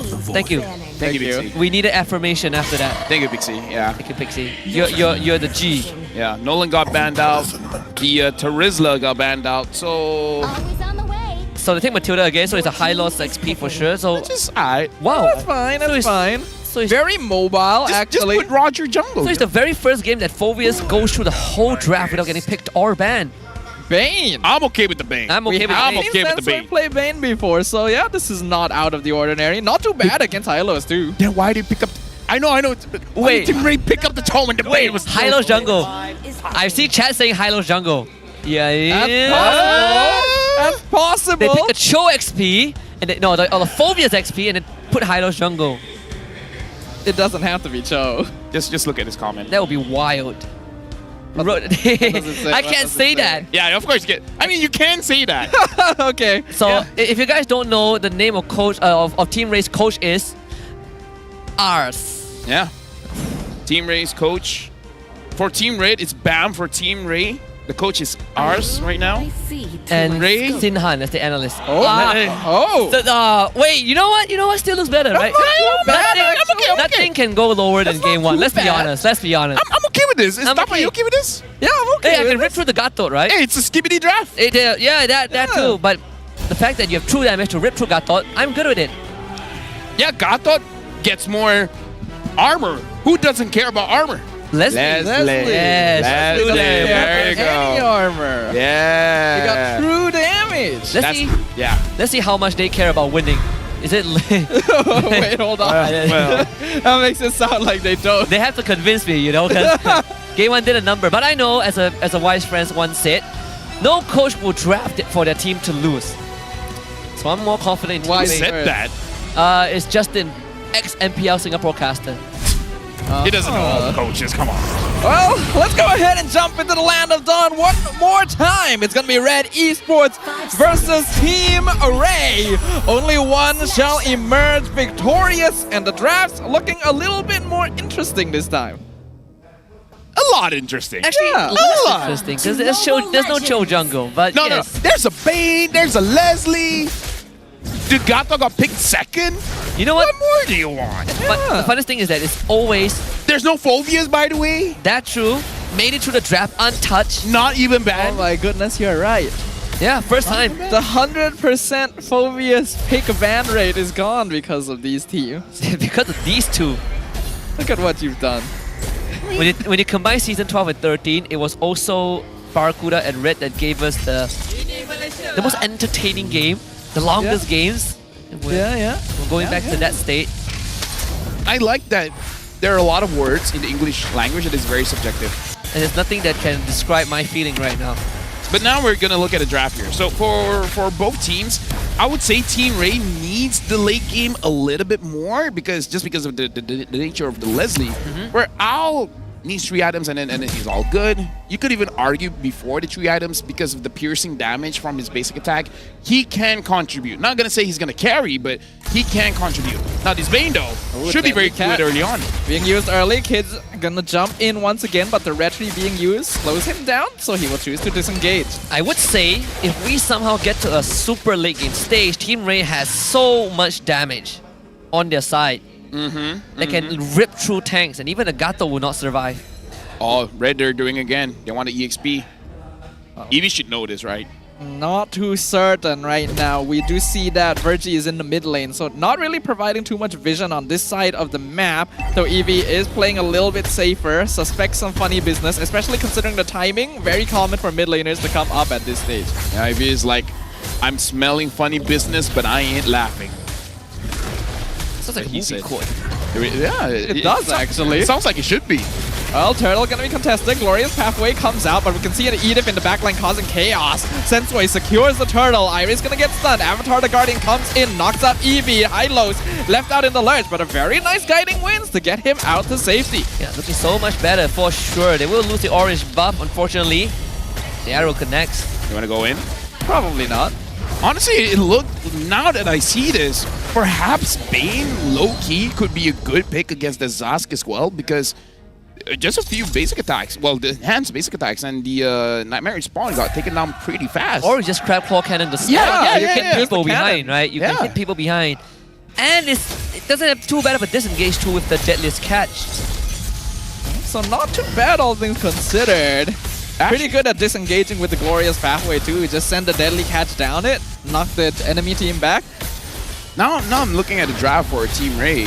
They have this Matilda, but are they gonna go for any kind of ganks here? Because having the Zaz, having the Roger, it kind of looks like you have options, right? But I'm guessing there's like ganking the EXP. I think it's still possible, especially when he doesn't have a flicker. I feel like you're probably looking at Kids to get the job done. He does have the most damage potential at this point in time. Trap just wants to sit in lane. As long as he doesn't lose his turret, he should be fine. Yeah, Wave play would be a problem. Trap will be very comfortable down here if it's a 1v1, but now it's a 2v4. Red Esports looking to get as much gold shield as possible in the hands of Owl. Able to do quite a lot of damage to it. And the gold is starting to build up a little bit. Team Ray is just really passive. I would say if you're a late game comp, if you don't lose by 2,000, you're all right. Right? So as long as they don't lose by a large margin, right now it's 1,000. So they're halfway there. For round 2, and this is that was close. Yeah. Actually, good timing from Owl there, suspecting the rotation. Hold on, Glorious Pathway, they're aiming for Sensui, and there's the Deadly Catch, disengage, but Virgie comes on back with the Circling Eagle. Iris trying to stop Kids in the back line. Earth Shatter on 2. Grace causing a lot of havoc with the Dominator's Descent right now. Team Ray though, all of their members able to walk out without any deaths, and Trap using Ultimate Snipe on the Vexana ult for some reason.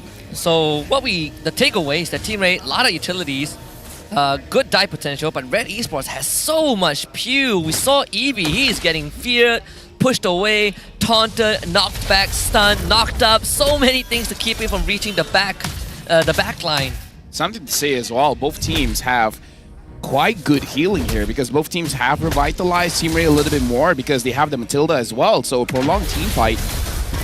Team Ray can survive.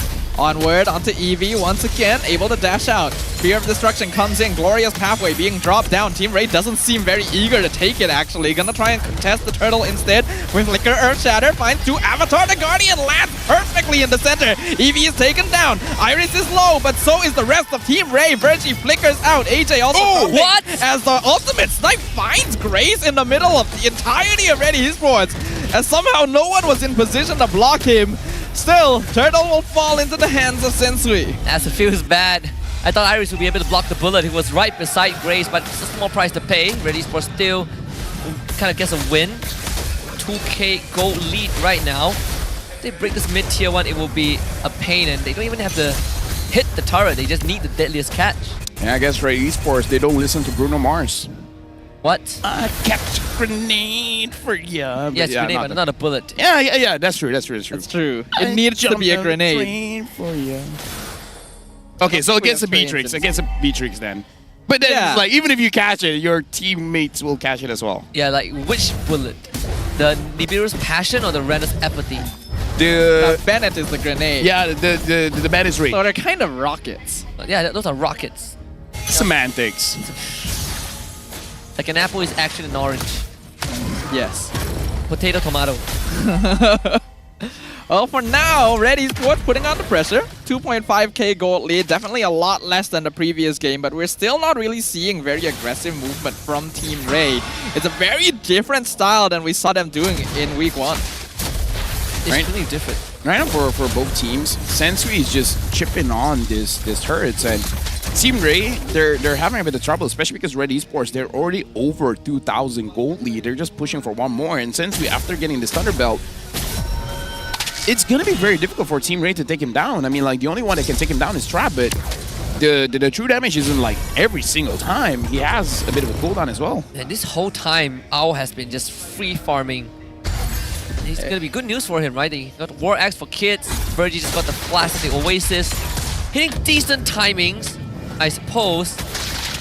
What's the next step though? It's a bit concerning because Owl should not have been given free reign to just free farm this whole game. Leslie actually should be able to bully him out of lane at level 1. And the fact that Trap did not succeed in doing that, and now Moskov is probably out farming him, we can just tell by the EXP as well, is not good because Leslie needs a little bit more time to actually become a threat. Tough one. I mean, Iris gets the catch again. Yep, Eevee could be in trouble. Turtle just gonna be focused on. Red Esports don't care about Team Ray. And Team Ray just can't do anything to respond. I'm struggling to kind of find a different angle. How does Team Ray engage? Yeah, right. Because the only way I see is Eevee running in with the Glorious Pathway, but we saw how that turned out, right? Red Esports just pews him out of the way. You tank to the Glorious Pathway and the Revitalize. And now they have legitimate damage to kill Eevee. Honestly, don't know how they're gonna get it. And I suppose Team Ray can play the peeling comp. You know, you let Red Esports come and then you just burst them with Trap's damage, with AJ's pew. Judging by the way that they play, Team Ray is just waiting for something. Yeah. Which again, I'm not so Trap sure. Item, I guess. Yeah, I know, but like if that's the case, I'm looking at Matilda as more of a proactive hero. So choosing this kind of lineup just to stall. Yeah, this is not a stall lineup. Yeah, this is not a stall lineup, you know? Yeah, I agree.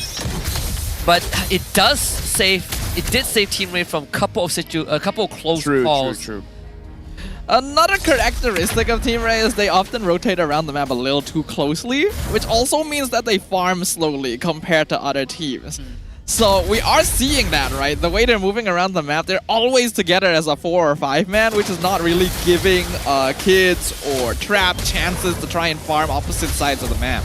Man, this is the only way to prevent this from happening is to shove waves, but Team Ray doesn't have the best wave clear. So eventually, Sensui is gonna hit the inhibitor with the deadliest catch. You know what would be the game changer? A Lolita. You can reflect the sharks. That too. Oh yeah. You can reflect the sharks, and you can reflect the Moskov damage, and you can even reflect Iris's damage. And the best part is that I actually hear the crowd laugh every time Sensui pulls that stun off. Deadliest catch, and then I hear laughter behind me. At least they're having fun. Yeah, they are having fun. And this is what Mobile Legends is all about. Yeah. Having fun. Yeah. Having fun. Everyone knows that you can do damage by hitting a building with a fish. Man, it's great to get the Lord without any contest. Look at how far Grace is positioned. How far is Grace? Man, I don't even see him. Wait, where's Grace? Grace just now was literally in the bush at the purple buff. Okay. He was so deep in Team Ray's jungle that we couldn't even see him on the screen. Man, if Team Ray was waiting for timing, it better be worth it. Grace and Iris are just zoning out Ray. Ray are not doing anything, really. Yeah. I don't know if they can even get to the point where the timing actually counts, right? Where you hit the point where Trap starts two-tapping people with the true damage. Can we even get to that point though? They are losing so much of their map. Well, here comes an invade. Iris jumping in, finds the onward onto Eevee once again. Earth Shatter actually cancels the guiding winds, and Avatar the Guardian locks him down into the deadly catch. The Hylos is gone yet again. Oh boy. That's all you gotta say? Yeah. I mean, I don't blame you. I don't blame you. I'm just asking. Yes. Whoa, Crab got a Sky Piercer at 11 minutes? On a less... It would work if you're actually tapping people, but is this the game ender? It could be. It could be. The inhibitors are dropping one by one. Team Ray doesn't even have enough damage to take down the Lord. Earth Shatter. Oh, Iris actually does get punished. Crystal? The crystals just open. The fish come in. They eat the crystal. Red Esports is the winner. 2-0 to Team Ray. You know what? At least we're going home early today. The kill score is 2-1. That's the kill score. And sorry, folks. Well, you know what? This is the Filipino influence, right? You know what? I say that all things have balance, and we get quite an experience, but at least we go home early, alright? So it's not a complete loss. Well, Hey. not for Team Ray, it's a complete defeat for them. Shout out to Red, man. This is such disciplined gameplay. You don't need a lot of kills to end the game. Let's see And now, let's just throw it over to Rose to talk to the teams. Kemenangan pertama untuk pasukan Red, 2 berbalas kosong, 3 mata penuh untuk mereka. First of all, guys, congratulations. Right, thank you. Okay, Iris, how are you? Alhamdulillah, kita orang semua okey. Lepas kita orang first week kena batai Vamos, kita orang macam ada rasa nak revenge lah dekat semua team. Ooh. Okay, so Iris, dengan kemenangan ini adalah kemenangan pertama untuk pasukan Red musim ini kan? Adakah ini line up yang you guys will be playing until the end? Untuk sekarang saya rasa ya, saya tengok line up ni kita orang macam boleh pergi jauh lah. InsyaAllah. Paling pun top 3 lah insyaAllah lah. InsyaAllah. Wow, we love it. Okay, I love that. Thank you very much, Iris. Grace. Okay, Grace, hari ni Red jadi pasukan kedua untuk pick Gatot Kaca. Boleh bagi tahu untuk semua orang, adakah Gatot Kaca kuat patch ni ataupun just something going on between teams nama Red dengan Gatot hari ni? Saya rasa Gatot biasa aja, cuma user dia power. Wow! So bukan semua orang yang boleh pakai ya, Grace? Okay. So guys, I think this is the fastest series of the day. Fastest kan? 10 minit, both games. Amazing sweep. So, untuk semua orang yang dekat MPSJ, korang rasa siapa yang stand out this game? I'm only hearing one name. Tapi mari kita tengok MVP perlawanan ini. In 3, 2, 1. MVP perlawanan ini jatuh kepada Sensui from the Philippines. Hi Hello. Sensui, welcome to Hello. Malaysia. Hello. Kamusta? Good. You're good? Yeah. Okay, so how is it like playing in Red Esports so far? I think they're so easy to teach and Pwede ka mag-Tagalog? madali po sila turuan, saka may potential po talaga lahat ng players po. Okay, dia cakap Red Esports ni players dia cepat belajar and of course dorang juga dengar bila dia bagi nasihat. Okay, I think we can see from the gameplay that you guys actually played pretty similar to a Philippine playstyle. Very less kills, focus on objectives. Is that what you've been trying to instill in Red Esports?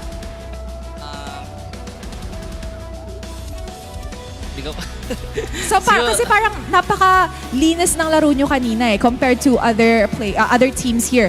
Parang very objective focus. Yun ba yung tinatry nyong i-instill sa Red Esports dito? Opo, kasi pansin ko rin po sa halos lahat ng teams gusto lagi clash ng clash. Di kumukuha ng objectives, kaya pinractice po talaga namin puro objectives lang. I see. Okay, so I tanya sebab biasanya kita dekat Malaysia ni kita selalu nampak war-packed fights ataupun war-packed games, dan dia cakap the reason is dia tengah try untuk cuba buat apa yang MPL PH buat. Selalunya objective driven dan tak banyak team fights. Very well done. Thank you very much. Okay, maybe we can end it with Kim. Kim.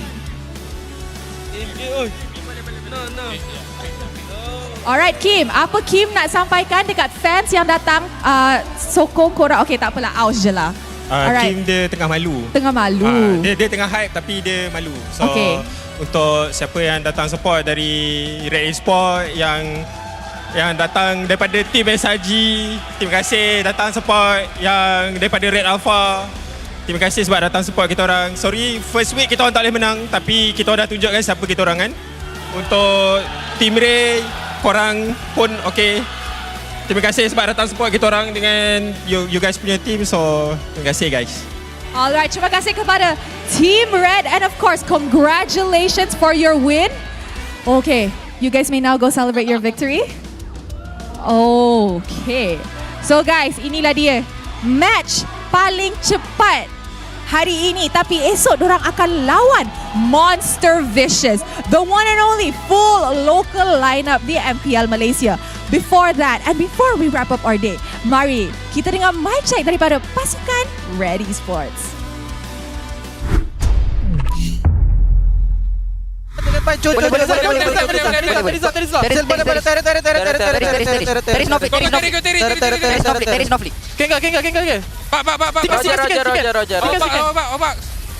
Nice. Press bot.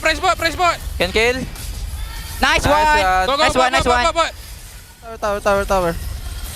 Terry. Simi. I got. I think we can end. We can end. Can. Tolak. Wait. Hero. Tolak. Joki main. Nah. Aku pula kiri. Tengok aku. Front first. I just zoning. Just tower. Jangan fight. Nice one. Let's balance the lanes. Yeah, let's go. Box. I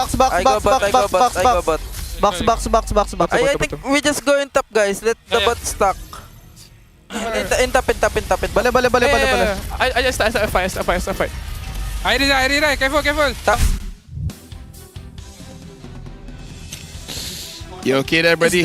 Is it done? You okay there? I mean, like you can get. Let me help you out. Let me help you out. Good there, sir. You okay? Just woke up from a fever dream. Yeah, it was a dream. It was all a dream. More like a nightmare. We're gonna take a look at the highlights first. Well, at least how much can become a highlight? Okay, we got one clip. So there's only 2 kills in the second game. And the second one was at the end of the game. So 2 clips. It should. Yes. Oh. This is the second one. And then the ending one, so there's 3. So there's 3 clips. And then there's probably the crystal breaking, right? Yeah. 3 clips. Yeah, exactly. All right. As a there's something that I once heard that I think rings true for this series. Easiest game of their lives. Easiest 2-0. It's not something you want to say, but it is not wrong. Red Esports got a very easy 2-0 there. Sensui gonna be the MVP of the match. The Alpha and Bane were actually really smart picks overall for countering Team Ray's lineup both times. But I get the feeling that they didn't actually need to. Everything looked smart, to be very honest. But what the items do they have? The fact that this game only had 3 total, actually 4 total. Oh, 4. Oh, Okay. it's 2-2. So they were much closer than you think. So who went down? Shame on you, Evie. You went down twice. Iris went down once. Grace went down once. No, but Husky, do you not see this? The game is more equal than you think. Yes. It's 2 kills to 2. Yeah, objective gaming. Yeah. Now listen, folks, it's like going for objectives is good and all, but I kind of feel like most of them were pretty free. Yeah, you know the objectives. It's like, it's one thing to play objective and the opponent having no choice but to let things through, and another is just like, sure, why not? Just take it. I do personally think that if Red Esports, rather than going for objective gameplay, had just decided to run down Ray a few times. Just run down mid. They could have actually ended the game a lot sooner. Instead of walking by, instead of like trying to play it safe, you know, They were playing it like a normal game. They're technically running it down, right? Sensui outs, and then Owl hits the turret, and then they rinse and repeat until the game ends. They did end with the first Lord, which guarantees the end game. Hey. Trap got 1-0-1. Like, he has 100% kill participation. Yeah. So quite a debut for the Leslie. Want to look at the damage dealt. No, Pretty low not too shabby. You know, I mean, this is even lower than game 1. Yeah, Kids has less damage than Virgie. So yeah, game 1 total damage dealt, we capped at 80,000+ for Red, but this one is just slow. It just feels very, very weird. On a more serious note, this is not the gameplay we saw from Ray in week 1, and Yes. I don't understand why. They were more aggressive. They were very good at ganking early game, very good at rotating. We saw none of that. Like, what happened, right? They made early moves that even catch up people from SRG like Stormy, right? Those early rotations with the Julian, those invades that give them a solid early to mid. They fall off in the late game. That's week 1. But week 2, they fall off in the draft. They outdrafted themselves. This feels like a lo-fi for competitive. Low what? Lo-fi. You know, music? Oh, lo-fi. Oh. Yeah, because... No, but lo-fi is nice to listen to. Yeah. We're nice to listen to. I am very surprised. That's true. I'm very surprised that in the mic check for Red, they didn't once question why did Ray pick a Cho jungle. They were locked in. I think it was edited out. I think so too. I think it's during the draft, they're like, wait, what? What? And then afterwards, just like, this is just the world we live in. We're just professionals. We got paid to win the game, and then let's just win the game. Doesn't matter to be what they fair, have. even if you lose, you still get paid, but still. Yeah, but winning does get you a bit extra, right? So, you know, Ray cash in on a bit extra. Look at this. AJ did the most damage. You know what? This is the first time that the best wingman is 2 assists. Oh, man. To give context, there's only 2 kills this game, so how hard can it be? He's not the only one that has 2 assists. Virgie had 2 assists. So they're both best wingmen. They're both the best, indeed. From what it looks like, it seems like Ray is kind of dependent on Virgie making those early game setups to actually go for early aggro. And Matilda is a hero that should actually be able to do that. Exactly. But it didn't seem like Virgie was comfortable on it. Like, compare this to his Jawhead gameplay. It is worlds apart. Maybe Jawhead was the prime factor, right? Jawhead was the source of power. I bet our statsmen are pulling their hairs out right now. I legit wouldn't even mind if they just went old school and pick up the Matilda alongside with the Fredrin. You know the best part about this is because of that, Red Esports is now top 3. How far they jump? It's still very early. From number 9 all the way to top 3, baby. Oh my god. Oh man. This is so funny. This is hilarious. I'm starting to enjoy it. Hey, shout out to Red Esports fan. You guys are living good. You guys are honest. You guys are sleeping well tonight, but Team Ray fans, oh boy. Yeah, it's a really bad start for them. I feel like you don't need to be a Team Ray fan to be hurt by that. That's true. That's true as well. I can't wait to go on Facebook after this. Oh yeah. I want to go on Facebook now. I can't wait to finally participate in those discussions in a civil manner and just talk about how Team Ray can adjust, because the first 2 series that they dropped pretty close until the late game, but this one, oh man, I need to watch that out of my mind, and we get them tomorrow again. But of course we start with RSGMY against JP Niners, and then Monster Vicious against Red Esports, and then we get Homeboys against Team Ray. Hey! Okay, look. Yes! They're the final game, so they have time to prepare. Absolutely. Going up against Homeboys. Homeboys took a game from SRG, so this is going to be a good fight. Oh, it's going to be awesome, right? Team Ray came close to SRG also. Yeah. They dumped the SRG in the early game. Dude, I want to see MV going up against Red as well. I think that would be the highlight. This is going to be the real test for this roster for Red. Even for RGMY against JP Niners, it's the team that swapped the co-laners, right? You know, Zal's on RG now, and then Loliao and JP Niners, both having tendencies to that's pretty funny, you know, actually. make some funny moves. Are you working tomorrow? No. Are you working tomorrow? Yes.